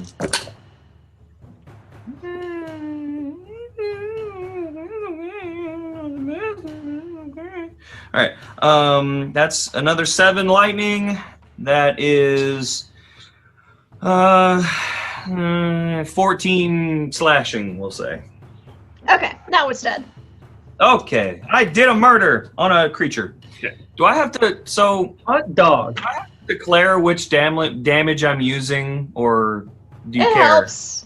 It helps. 'Cause I'm- Not well- necessarily for these guys. You're not noticing any particular Right. But I mean, resistances or vulnerabilities, but it does help to be in the habit for keeping track of things for moving forward. I'm mostly talking about the difference between the slashing or the bludgeoning, since they're, I don't know, whatever. Depends on what we're facing. We'll ask you when it becomes relevant. I try to remember to do that, but sometimes I, like on that second attack, I'm like, I choose this one this time. Whose turn? I cut a doggo into pieces. Anything else, Doran? I don't know that I have anything else. All right, back to the top of the order. Kazator. Oh yeah, because Val's gone. Good Val. Thanks for the reminder, bro. Yes. Yeah. Sorry, I was just like, oh, I guess Val. Like, oh no, guess he's not. So I'm trying to look at the map here on the little screen. There's a guy hacking off my arm. Yeah, you got a guy hacking Yeah. off his arm right in front of you. You also Right. got the guy right next to me. But there's only and there was the only 2 people still up, right? No, there's a third No. person who hasn't been touched. Back by the back horse. It takes an action to try and break grapple, Yes. but I can still shoot from the grapple. Yes. You just can't Okay. move. All right, what the heck? The guy that's hacking off his arm, is there any friendlies within 5 feet? No. Are there any bad guys within 5 feet? There are Horses? 2 horses. And then 2 horses, no doggos? No, the dog ran away. They're next Okay. to me. What the heck? And he's not looking that bad. Like he's hurt, but he's fine Yeah. from what I can see. The one over Val, yeah, he's hurt, but not Okay. dire straits. Okay. We're gonna pop a 4th level Hail of Thorns Okay. and take 2 shots. So shot number 1 is going to be 21 to hit. That hits. Okay. Jordan, That's- is it a bonus action to cast Hail of Thorns? Oh yeah, it's only get 1 shot. You're right. Good call. So this is my only shot. That's why I cast it at such a high level, because it had to be worth it to not take 2 shots. Okay, so damage is going to be 8 piercing. Jump out the d4s here. Our D&D is interesting. 8 piercing, 5 thunder, and then I reread the spell. I was skimming it too quickly earlier. The target and each one in 5 feet need to make a dex save. Okay. So the target rolls a natural 3, so I'm pretty sure that's going to fail. The 2 horses are a 5 and a 6, which also fail. Sweet. So they all take, in addition to the damage I already said, which I think was a total 13.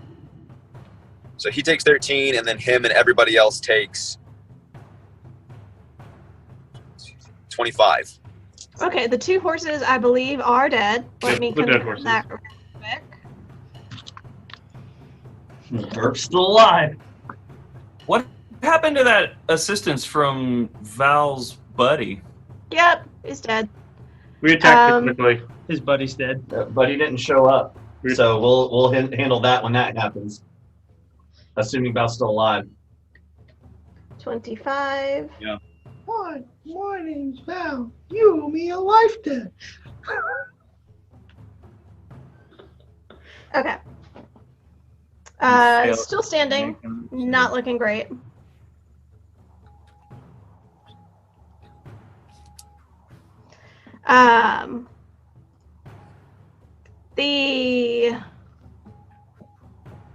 That's it for Kazator, right?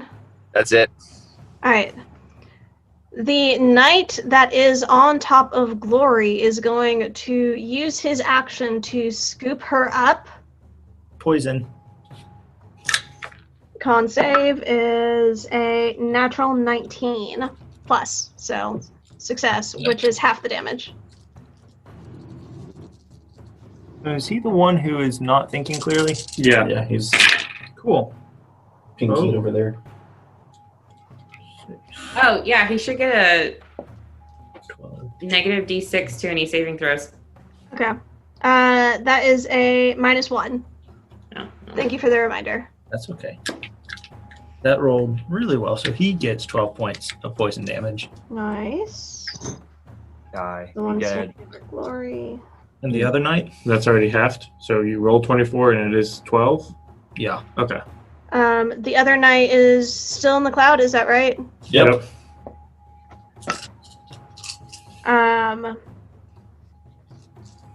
This There's one's a going to be a third little knight. closer. Let me look up the stats. Constitution? On save. Yeah. Yeah, 14. That's a fail, I believe. Yep. Yay. This is the one over Val, right? Yep. 23. Kill him. Be dead. Not quite, but looks like he's hacking up a lung. Not looking good. He also gets damage from Phantasmal Killer. Oh, 23. forgot about that.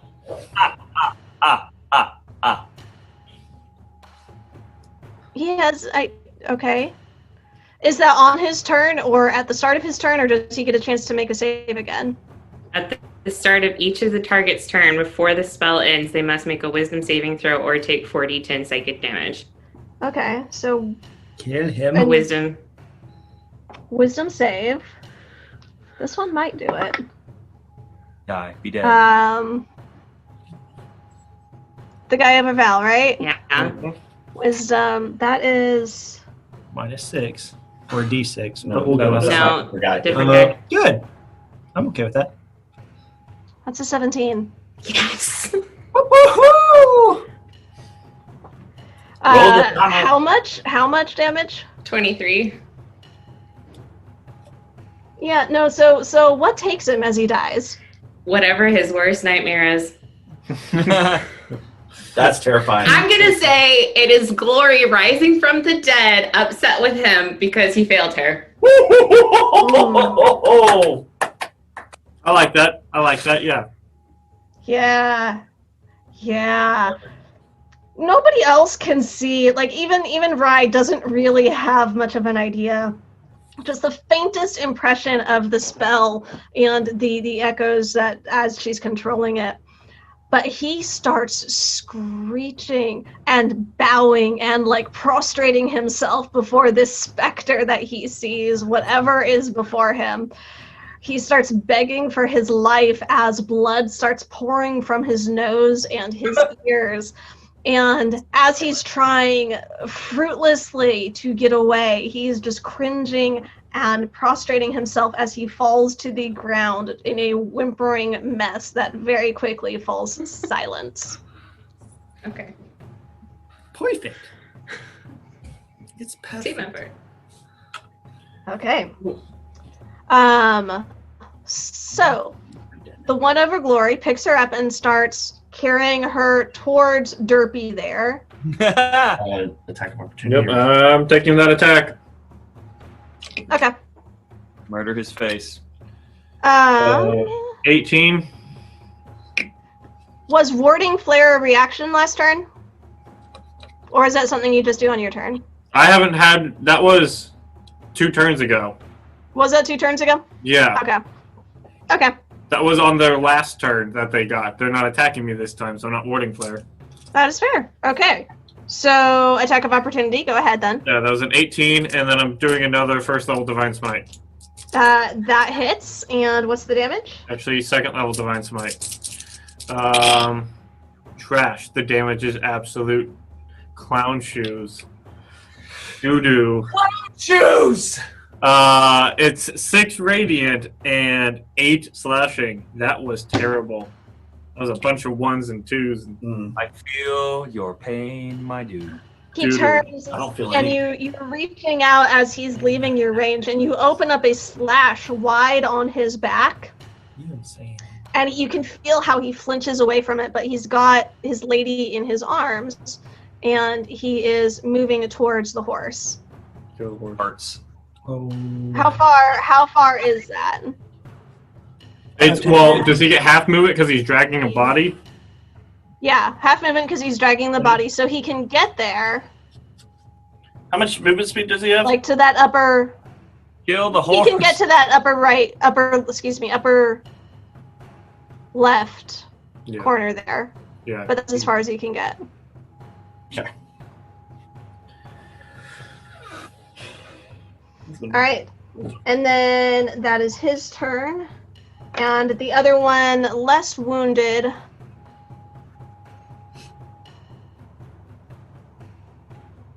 Who's the biggest threat?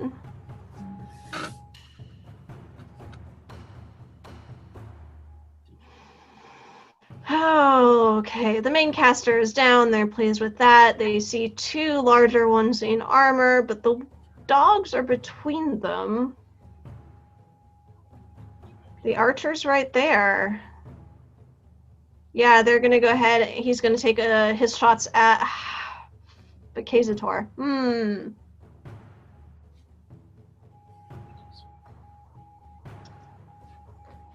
Halberd, high or low? I'll go low. High it is. Okay.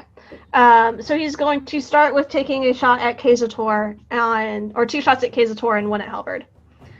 First shot at Kazator is a modified 20. Minus a d6. Yep. Minus a d6. Thank you. 17. I think that's it. You're muted, bro. His AC is 17. So Yeah, Jordan, you're just- muted. I'm gonna go ahead Sorry, and use. I was trying to mute the road noise out. Yes, it hits. I'm activating my shield pendant. Okay. Never mind. I was gonna. So that is a miss. Second hit or second shot. Ooh, much better. That is a 27 to hit. Minus a Runic d6. shield. All right. Minus the d6. Thank you. A 23 to hit. Runic shield. Again, the runic shield. Runic shield. Okay, disadvantage. Oh, that's a 19 plus 9, 28. Minus the d6. Oh, it doesn't matter. I'm only at a 22. Couldn't. So it hits. Every time. And that is actually a 6, so that does take it down to 22. 22. An 18 and a 19 on that Exactly turn. my- I'm finally rolling better. I got 1 runic shield left, and all 3 previous have been useless. Doo-doo. No, because Sorry. remember, Doran, you made him re-roll. It was worse, and then my cutting words took it down to Miss Val. So teamwork. Oh yeah, you're right. It's true. I It did does 1. help. It does help. Yeah, 1 out of 3. Anyway. 33%. The He died, but hey. 19 plus 9 minus 6 does take it to 22, which is the AC with the shield pendant, right? Yep, that's a hit. Yeah. Right. That is the with the bow.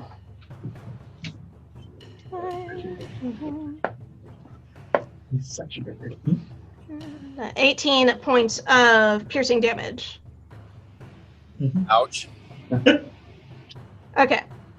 That was both shots on Halberd, right? Because the first one missed, the second one hit. Kazator. You haven't shot Halberd. Kazator. 2 shots on Kazator. Kazator, how are you looking? Bloodied. Little past bloodied. But not in dire straits or anything. No, not quite. Okay, so starting to be visibly injured, but not... Yeah, no, he's going to take his shot at Halberd. Just trying to create that warning of, you don't want to mess with us. Probably not going to work, but he's going to try. And that is a 18 to hit. Minus d6. Minus a d6, thank you. A 16 to hit. That misses. All right. So it flies just past your ear as you just sort of slightly sidestep to the way and just glare at him. Like there's no intimidation factor there at all. Next in the order is Halberd. Halberd, how are you responding to this? I'm smiling, winking, and dropping Nightbane behind him. Behind him? Yes! Beside. So You mad genius, I love your face. That is a... I'm going to take my turn first. I'm going to shoot the horse right in front of me with sharpshooter. All right. Shooting Derpy? Shooting Derpy. All right, Not roll. everyone. I'm sorry, Derpy. Drop the dirt. Yeah. That's a 15? Yes. I'm pretty sure that hits. I need to stop closing down these horse stats. I Pretty should sure just for a leave them horse. up. Yeah, that hits. Its AC is only 10. You cannot possibly miss this unless you critically fail. That's fair. That's fair. It's a large creature. 6 point. And horses six are plus fragile. 10 plus 10 is 20. That is a dead horse. Good. Or dirt. Yeah. And then, Suck up. because he's right in front of me, when I feel the need, I'm going to hit him with a... Yeah. I'll do a poisoned arrow. The last one that I have. Okay. He's carrying something. So would you say he's semi-distracted? For what purpose? Sneak attack. No, he's well aware that there's a threat, and you're not hidden from him. Not at all. And I'm going to use sharpshooter. Okay. Oh yeah, that's going to be an 18 to hit. Yep. In the butt. Shot in the butt. 10 numbers to 25 points of damage. Ooh. You see the arrow sink deep into his chest, and there's this gurgle that arises from his throat. He staggers, still barely holding on to his lady as he sways, trying to keep his balance, but he is in desperately dire straits. Nightbane's within 10 feet of both. He will multi-attack and hit with his tentacle. Okay. So first one on the knight carrying glory, right? Uh-huh. Okay, go for it. Roll a hit. Plus 6 to hit, so that's a 17. That hits. Yay! D6. Murder his butt. And the rest of them too. Yeah. That, That's going to be 10 points of damage. And as Nightbane impacts him at your command, he is struck low. As he falls, Glory falls sort of half under him as he is just the impact from Nightbane's body. You hear bones snap as the form just crumples to the ground. Nice. Second attack. Yeah, Nightbane will attack the other guy. That's an 8. That does miss. can't let that fool get away. He's going to step forward. Okay. See if the horse reacts in terror. The horse is not super happy. Next in the initiative is Silyex, followed by Rai. Hey, Lauren, it takes, what, an action to break this stupid grapple? Yeah. Okay, I will spend action 1 breaking this grapple. Okay. Go ahead and make a strength or an athletics check. 21. That is a success. 21. Okay. Now, Lauren, would that be my action or could that be my hasted action? You can only use your hasted action for specific things, I think. Yeah, it's I could attack, dash, disengage, hide, or use an object. Would that be that or no? No. Okay. Well, then I will then run and see. I should be able to. Yeah, I'm going to run with my 80 movement speed and flank around with Nightbane against the horse.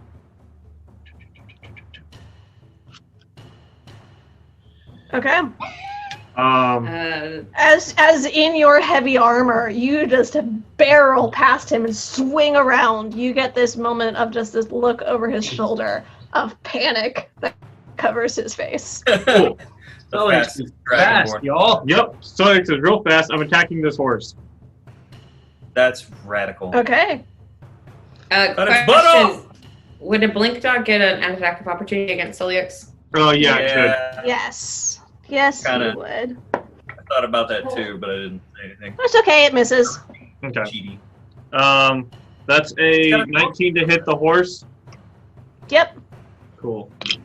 And that's, I mean, I'm not going to kill it or anything this round. That's only 11 points of damage. Cripple it.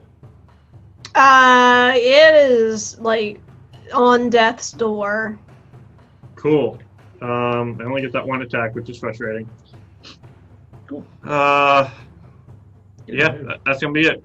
Alright, you have opened up this wide gash along the horse's ribs and up into the soft, tender area of its flank. You can see it is not long for this world unless it gets some immediate treatment.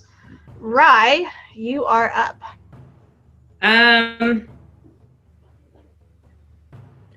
I would like to. Am I within 90 feet of the guy who's? Yes. I think so. You are. You're 65, 70 feet away from him or so. Okay. I'm going to use Mind Thrust, and it's going to be a split enchantment. So I'm going to hit one of the blink dogs, probably the one that's closest to me, and that guy. And they need to make an intelligence saving throw, that guy with a negative D6. All right, we'll do the dog first. Which one? Which is natural 3. There's no way. And the guy minus a D6. That is a 6. Okay. Fail. They both take 9 points of psychic damage, but on their turn, they can either move, take an action or a bonus action, but not all 3. Nice. Dang. That's a debuff right there. That's What spell was that? Mind Thrust. That's like slow, but worse. So they can do one of the 3 things. They can move, take an action, or take a bonus action. Correct.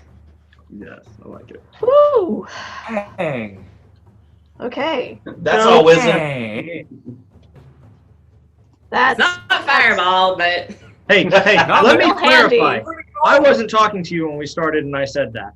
I'm just going to say that. It was not directed towards you. There's somebody else I was talking to. I know who's talking about. Just blame the dead guy. Right? He might still be alive. But right. You're dead. Is the dog's turn. The dogs are both going to attack Doran because they are right there. I'm shocked, truly. I know, very, very surprising. They got to beat a 20, so. Actually, well, hold on. How far is that? 5, 10, 15. that's what I was about to ask. Too far away. Nightbane Yeah, is they the might displacer prefer beast. something There are else. tribal. That's right. Uh-huh. No, that's just. Mm-hmm. Okay, so this is going to be. And I already used Where's the stat block? There it is. Oh, y'all- no, that is within range. Okay. Yeah, no, the blink dogs are both going to blink out of existence around Doran and blink one on either side, harrying Nightbane, flanking at his flank, sort of nipping at his heels, one on each side. I would have attack of opportunity, but I did not get that because I used my reaction. And you couldn't anyway. This isn't them moving away. This is them blinking out of existence and teleporting. They bamf. Yeah, I know. Yeah.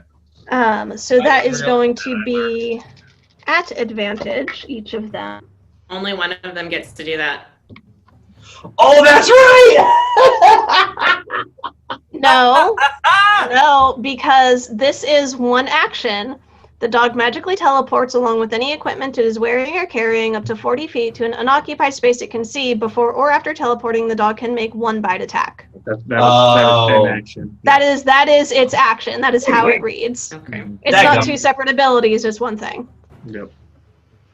I feel like that falls under. They work against us too. That is a 22 to hit. Oh, it hit. From one, and Not too worried about. a 19 to hit from the other. Yeah, you're going to hit Nightbane. He literally was just Okay. to reshape the attack field. Yeah. 6 points of damage from one, and Ooh. 5 points of damage from the other. So 11 points total. Oh no! Poor Nightbane! That hurt! Poor Nightbane. With his hundreds of HPs. You killed Yeah, my that must be Displacer nice. Beast. That is the dog's turn. Those dogs. Doran, you are up next. Get him! I want to get as close as I can to the doggos. Can I even do that? I would prefer the southern you got doggo. Yeah. Perfect.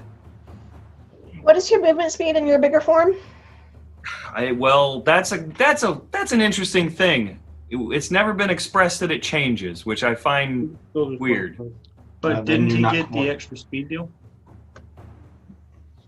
What extra speed deal? I thought that someone got something that allowed them to move faster, so he's no longer a slow boy. No, if he's next. I haven't gotten anything to speed me up. Yeah. Technically, I have the Borsky belt, but we haven't been able to. I don't have it in here. Yeah, so I can't dude, use I it. have that card. You could, as a bonus action, you could dash and make an attack and get there. That's what I was. Yeah. So I could use that Once bonus per short action. rest as a bonus action, you could dash half your movement speed and make a single melee attack. Well, because I wrote notes about that. I haven't Okay, been looking. so you use your movement to move to that spot. As a bonus action, you can move an additional up to 10-ish feet, like 12 and a half feet, but 10 because D&D rules. And then make a melee attack, which will get you in range of the southernmost doggo there. Well, cool. I will do that. It's a single melee attack, right? Mm-hmm. Yes. Okay, and this is a bonus action, right? That is your bonus action, yes. Wunderbar. I roll the dicey do. Roll to hit. Oh, that's a 21. Yep, that hits. I will roll all my 4 dices. That is not terrible, but I'm gonna use Savage Attacker. I can do that on this, right? Once I per hope I turn, can. yes. Okay, because I picked the dice up already Yep, anyway. that's fine. Oh, hey, that's muchus betteris. So the 6 lightning, and then 21. I should have said it before, but I didn't. We'll say slashing. Mm-hmm. So that's my bonus. That with the damage the dog had previously taken, that is a dead doggo. Cool beans. Doran is killing all the dogs. Yeah. Now for my actual action. I Now for will your use- action. I will use 1 charge from the Thunderbolt War Axe, even though I like to call it the Storm Axe now. I will use that to zap the horse in front of me. So Yes! that's 2d6. You don't That's even 2d6. have to roll. The poor thing only had 2 hit points left. If you roll minimum damage, it's still gonna barbecue. Yep. You hear this 'Cause, awful horse scream as the electricity just vibrates through its body, and then it collapses dead. Does the that guy one's that's mine? riding it fall prone? He wasn't on it yet. No, he was. Oh, he was he on never dismounted. Yeah, he was on it. That guy Oh. never dismounted. So when the Oh, horse dies, does does that he mean fall I prone? proned a man? Um, Did Garrett You can accidental prone a man, smart? you can't prone a sword. Cannot prone a sword. You right? Did that fool make a fall on his butt? Looking up his stats to see Did what he his... get clown shoes? That is... Okay. So you can see as the horse falls beneath him, there's a brief moment where it looks like his leg may actually be trapped under the horse, but he is just dexterous enough to swing it to the side. He is still unable to get his feet completely out of the stirrups. He is entangled and does fall to the ground prone, but he is not trapped under the horse. Cool. Okay. So, question, I know the horse took the brunt of that electricity. He didn't get any electricity? No, not in this particular case. Fair enough. I just was hopeful. Good try. I'm going to roll that damage anyway, just to see what it was. It was only 4. Fair Still enough. killed the horse, though. All right, next. Who's up now? Back to the top of the order, that is Kazator. Who is currently MIA. He's going to be shooting with his crossbow. That actually is exactly what he would do. Probably. iPhone left. Nobody! Jordan, come back. Okay, you pulled the sets. Yeah. And we're good. Okay, so Kazator's turn. He is... What, probably going to He's- crossbow bolt? Crossbow bolt to the dog, so he doesn't have disadvantage because the other guy's prone. So attack number 1 is a 15 plus stuff. Yeah, that hits. And then I need, it's a D6 plus a D4 or 2D4 because this thing got upgraded, right, Lauren? 2d4, yes. Also, the poison cloud that has still been filling this area that everybody's been moving through and we have forgotten about has not been dispersed yet. Right. So just keeping that in mind for moving forward. Yeah, I think Nightbane's the only one in it at the moment. Yeah, and it only affects you at the start of your turn, yes? At the start of your turn, yeah. Yeah, so if you start and end your turn outside of it, if you run through it, you should be fine, yes? Right. That's what I was banking on when I just, speed racered my way through it. Okay. So right now, Nightbane's the only one. Nightbane and the dog are the only ones still in it. That's 8 piercing and 4 thunder on the dog. Good deal, good deal. And then bonus action, doing it again. Dog is bloody. That was a 8 plus 3. That's going to be 15 to hit. Hits. Okay, for 9 piercing, and I can't pick up the D4s because they hate me. 9 piercing, and another 4 thunder. Oh. Ooh. At death's door. Okay. Just barely still up. Alright. That's all for Kazator. That's all she wrote. Okay. After Kazator is the knight's turn. Poor boy. He prone and flank. No. Right, they went before me.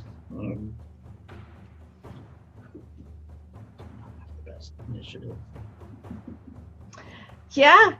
He is going to from where he is prone on the ground, he's going to drop his bow and start raising his hands. No, fam. No survivors. But he doesn't know that. He sees you, he's looking, he's like, He'll learn. please, Yeah, no. please, I'm unarmed. I'm unarmed. Halberd. Oh, dang it. Kill the dog attacking your pet. Yeah. No. All right. Nightbane's going to just paw on the face into the ground. And I'm going to walk up, and I'm going to walk up and say, sorry, friend. There are no survivors today. Okay. So roll for Nightbane, and you will get your sneak attack on the roll. Nightbane's multi-attack. You and Nightbane both have advantage. Yeah, that's a 23 on Nightbane. Yep.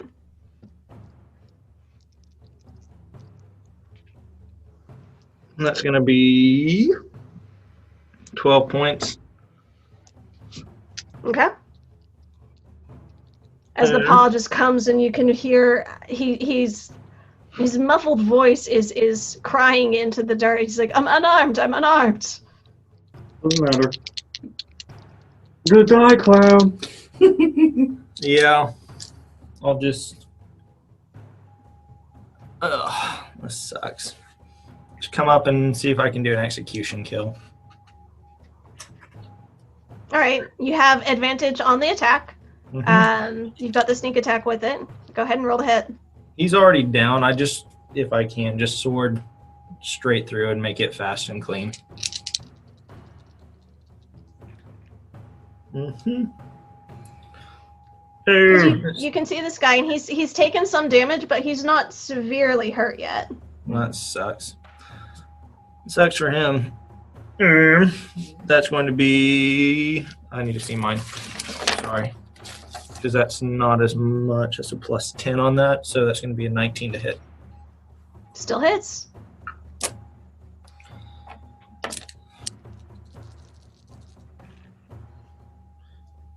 Well, plus 6, 18 on the first.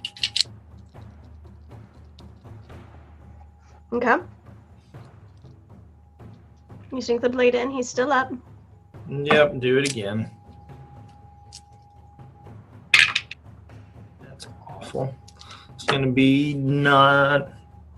Yeah, that's a plus 1, 9 Well, points. good. You know, don't make the man suffer anymore. 9 points, you said? Mm-hmm. Mm-hmm. He's starting to look rough, where he's taking the damage, and from the 2 strikes, you can see he's just the armor that he's wearing is thick. You can see how it's protected him, and you're not quite able to get the significant damage through it. He's not just sitting still forward either. He's twisting and he's turning, and with his resistance, you're not quite able to get the clean blow that you wanted. Single shot. Yep. All right. That is going to be Silyex up next. Alright, I'm going to ignore the guy on the ground and rabbit myself over to... okay, first off, he needs to be here. Thank you. Yeah. And then I'm going to come over here to all the way over here. Away from the poison. Everything's fine. Poison doesn't really affect me, so yay for dwarves. I'm going to come over there and reach down. Heyo. And I'm going to pull out the diamonds, put them over Val, and cast Revivify. Okay. With my second, third level spell slot. So if I come back. There's as you pull out the diamonds, there's a brief moment where you feel heat building in your hands, and there's a bright glow. The diamonds shatter into dust, and in the distance, Silyex, you hear a dragon's roar, proud and defiant in the face of death. The diamonds seem to hover, floating above Val's body, and then sinking in. As they impact, Val shoots upright, regaining his vitality brought back to life. I'm getting really tired of doing this. And then with the sword... Okay, so Lauren, again, for use object, could I use the heal ability from the sword? For my hasted use object? Or no? What does the sword's description say? As an action, the wielder of this blade can focus the gem and transfer any portion of the energy stored.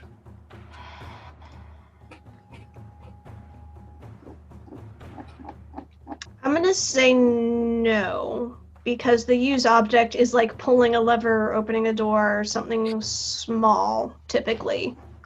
I may change my mind on that once I get a chance to look at it a little further.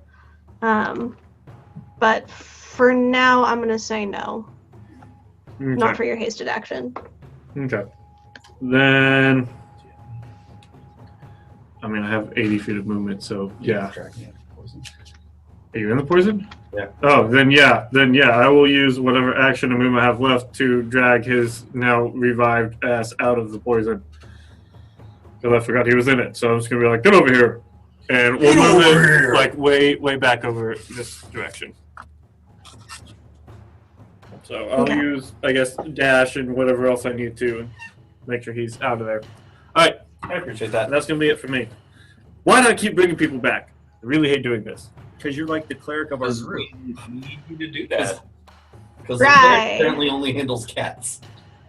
Can I, if I move my 30 feet, can I get within a diagonal line of that guy?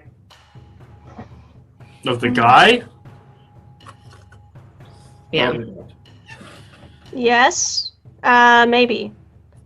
Not a straight diagonal, I don't think. No, sorry. No, not a straight diagonal. No. What are you trying to accomplish, Rai? I would like to do a lightning bolt without hitting anybody else. Yeah, you would need a straight diagonal for that. Yeah, Who's there's in the way? there's no clear. There's too many people around her or around him. Put it over me. I mean, You could do it if you hit Dorn and Nightbane. can I use the Storm Axe as like a lightning rod to not get it? That would suck. Channel it through it. Yeah, like take like it's like when you use the sun when you use a magnifying glass to focus the beam. Like I stick the axe up and she like hits it and it goes ka-chow. It goes It doesn't quite work like that, but Doran, make an intelligence check. Oh man, I will use my left hand because I'm left-handed. Okay, I got something else I'm gonna do. I rolled a 10, and if I remember right, my modifier is a 4, so 14. 14. You know, you don't think you'd be able to direct the lightning like that, but it sure would be cool if using lightning, a powerful lightning attack, could actually recharge the weapon. That'd be nifty. All right, Rai, what are you doing? I am going to cast Chromatic Orb at 4th level. Nice. With lightning. That is fascinating. She's doing what? If it's a ranged spell. Is it a ranged spell attack?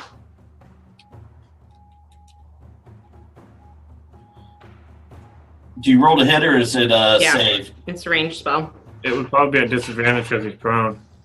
Just being honest.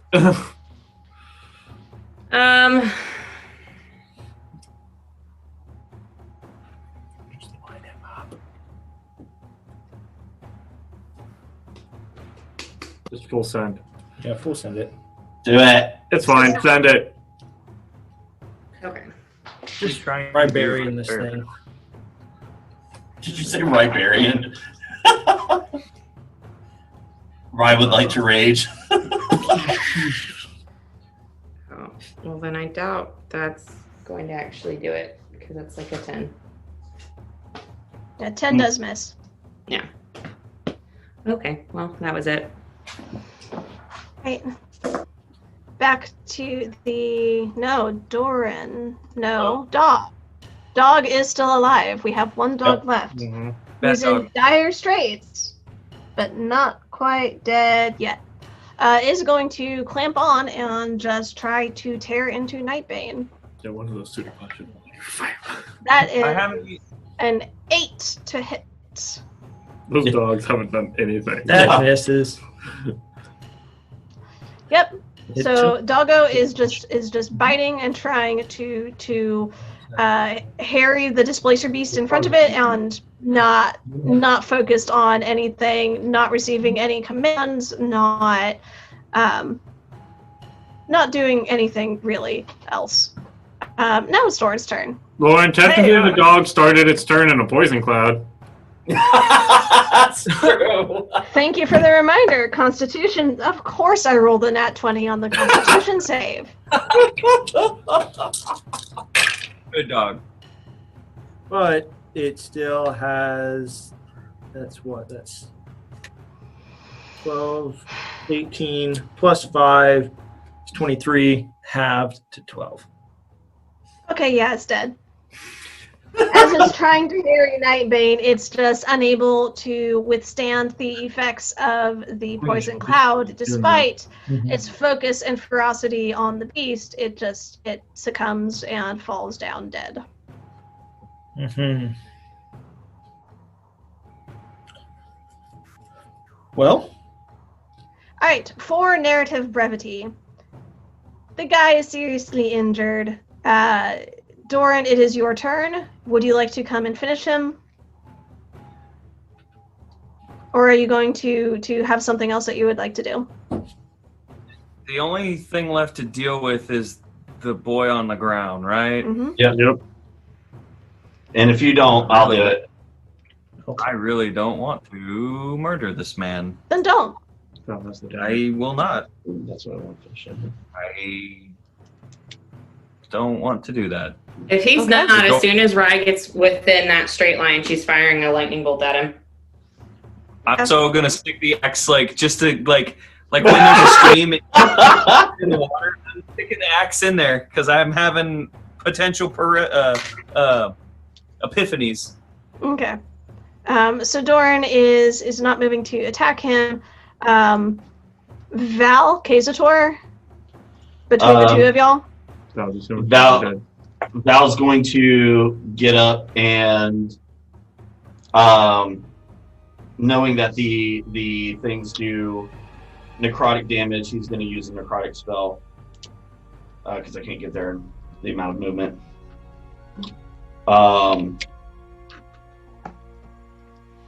Sorry, just making sure that I made that correctly. How bad is he looking? Pretty dire. Totally dead. Mm-hmm. That's exactly right. Actually, hang on one second. This boy is perforated. He's leaking everywhere. Actually, I'm going to go ahead and cast Blight in case it misses. Okay. Yeah. So that's a con save, 16. That's a natural 1. That's I knew I should have flipped that dice retired. Yeah, that's 8d8. That's okay. That's a lot of damage. There's 4. Yeah, if you don't mind. Get some flex tape. 8, 16, 26, 32, 35 plus 41, 43 points of necrotic damage. Val, this guy's yours. How do you want to kill him? I'm going to, as I'm just standing there, like, with 1 hit point left, I'm just going to reach my hand out, and say, just saying, very much out loud, I wish the puppeteer hadn't ordered this, and cast Blight. And then when as he starts to collapse from the energy, I'll walk over and just sink the dagger into his chest. Okay. The dagger, the moonstone embedded in the pommel of the dagger, as this guy is fading fast, it just seems to there's a wave of dark energy that seems to swarm from the guy's body up and into the dagger, and there's a soft, subtle glow to that moonstone in the pommel as the guy breathes his last and it falls dead.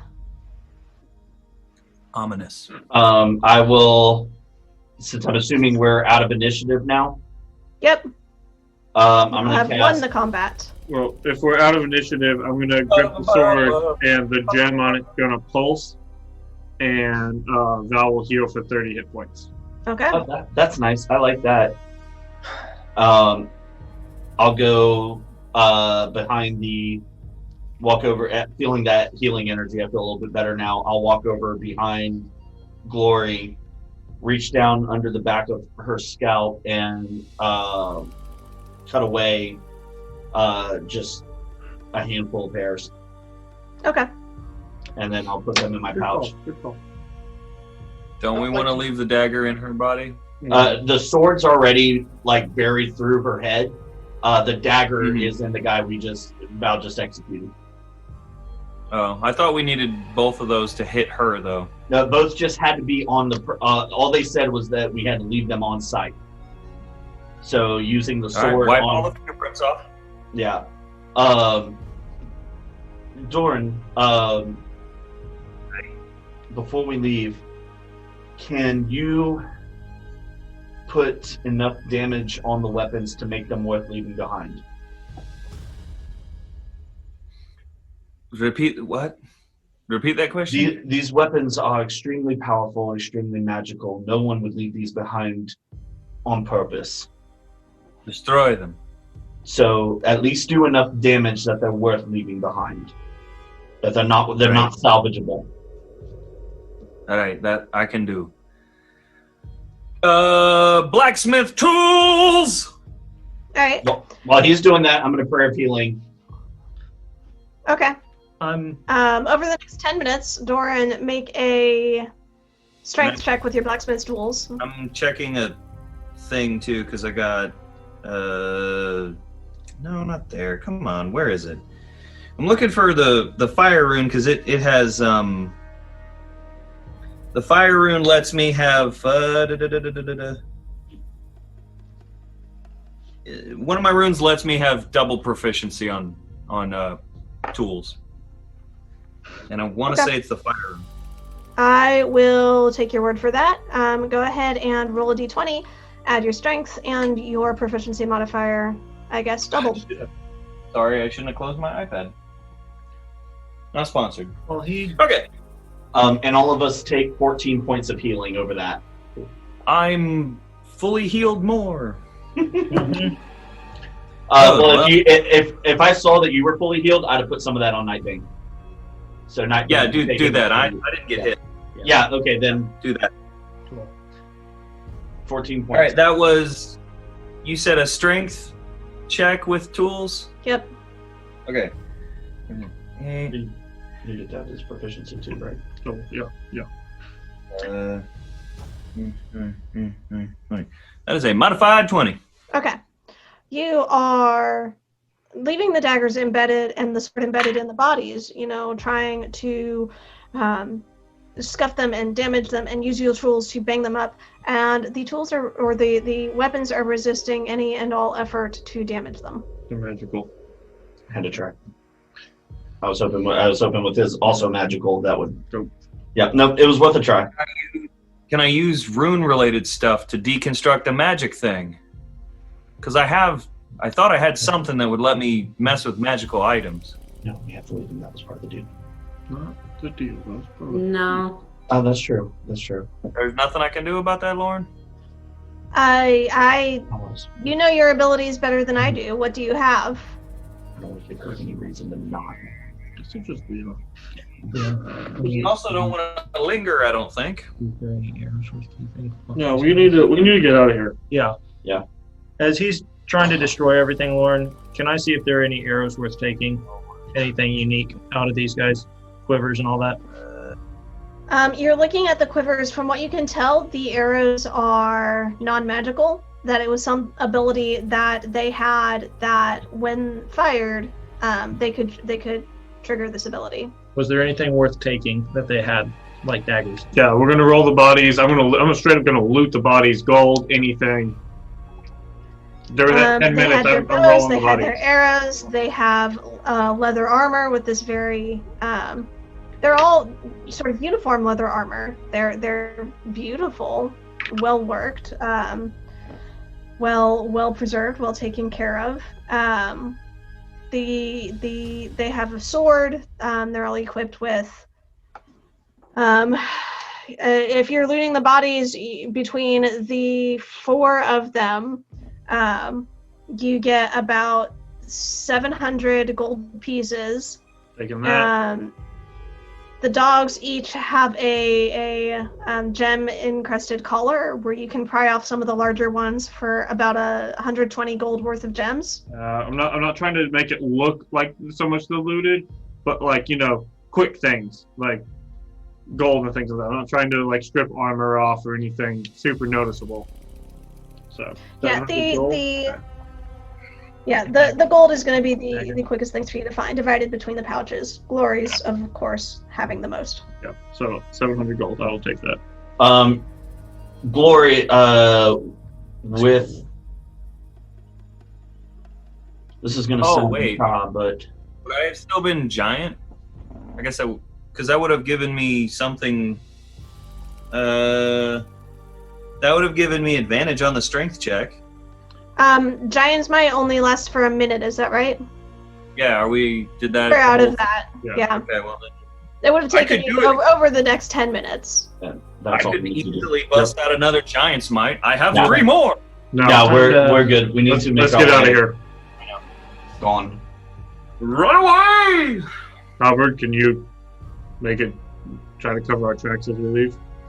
I'm gonna pass without trace on everybody. Dirt over and all stay behind and clean up scene. Don't clean up too much. We want it to look like a bed. No. Not clean up all marks and remnants, but clean up our exit. Yeah. Okay, that's right. Yeah. Just want to clean up our own blood and fingerprints, so we can't be identified so easy. But then again, I was gonna say, I left quite a bit of blood on the scene. Yeah, we're just getting out of here. Let's go. Mm-hmm. I'm probably going to stay back with Halbert and just let him kind of direct me on what it is that he wants done, but I'm probably just going to stay back with him. I'm content to leave. I don't think we need to stick around too long. Yeah. Okay. To go. Indeed. As y'all begin to clean up and head out through the woods back towards the town, the castle town that you had been staying at, we will go ahead and end this session there, picking up with your payment for a job done at the beginning of next session. Job well done, though, right? Woo! We'll see how well done it was. Good job. All right. Oh man, I'm waiting for the other shoe to drop. Thank you, everybody. Mm-hmm. Thank you, everybody, for joining us for our adventure today. It went a little bit long, but thank you for sticking around. We really appreciate it. Just a reminder, we will be taking a little bit of a break over the holidays. We will not be having a D&D session for the next couple of weeks, but stay tuned. We will have live chat events where you can get to know us a little bit better, and that'll be a lot of fun. So thank you, guys. You have an excellent holiday, whichever one you're celebrating. Take care of yourselves. We'll see you later. Bye-bye. Bye.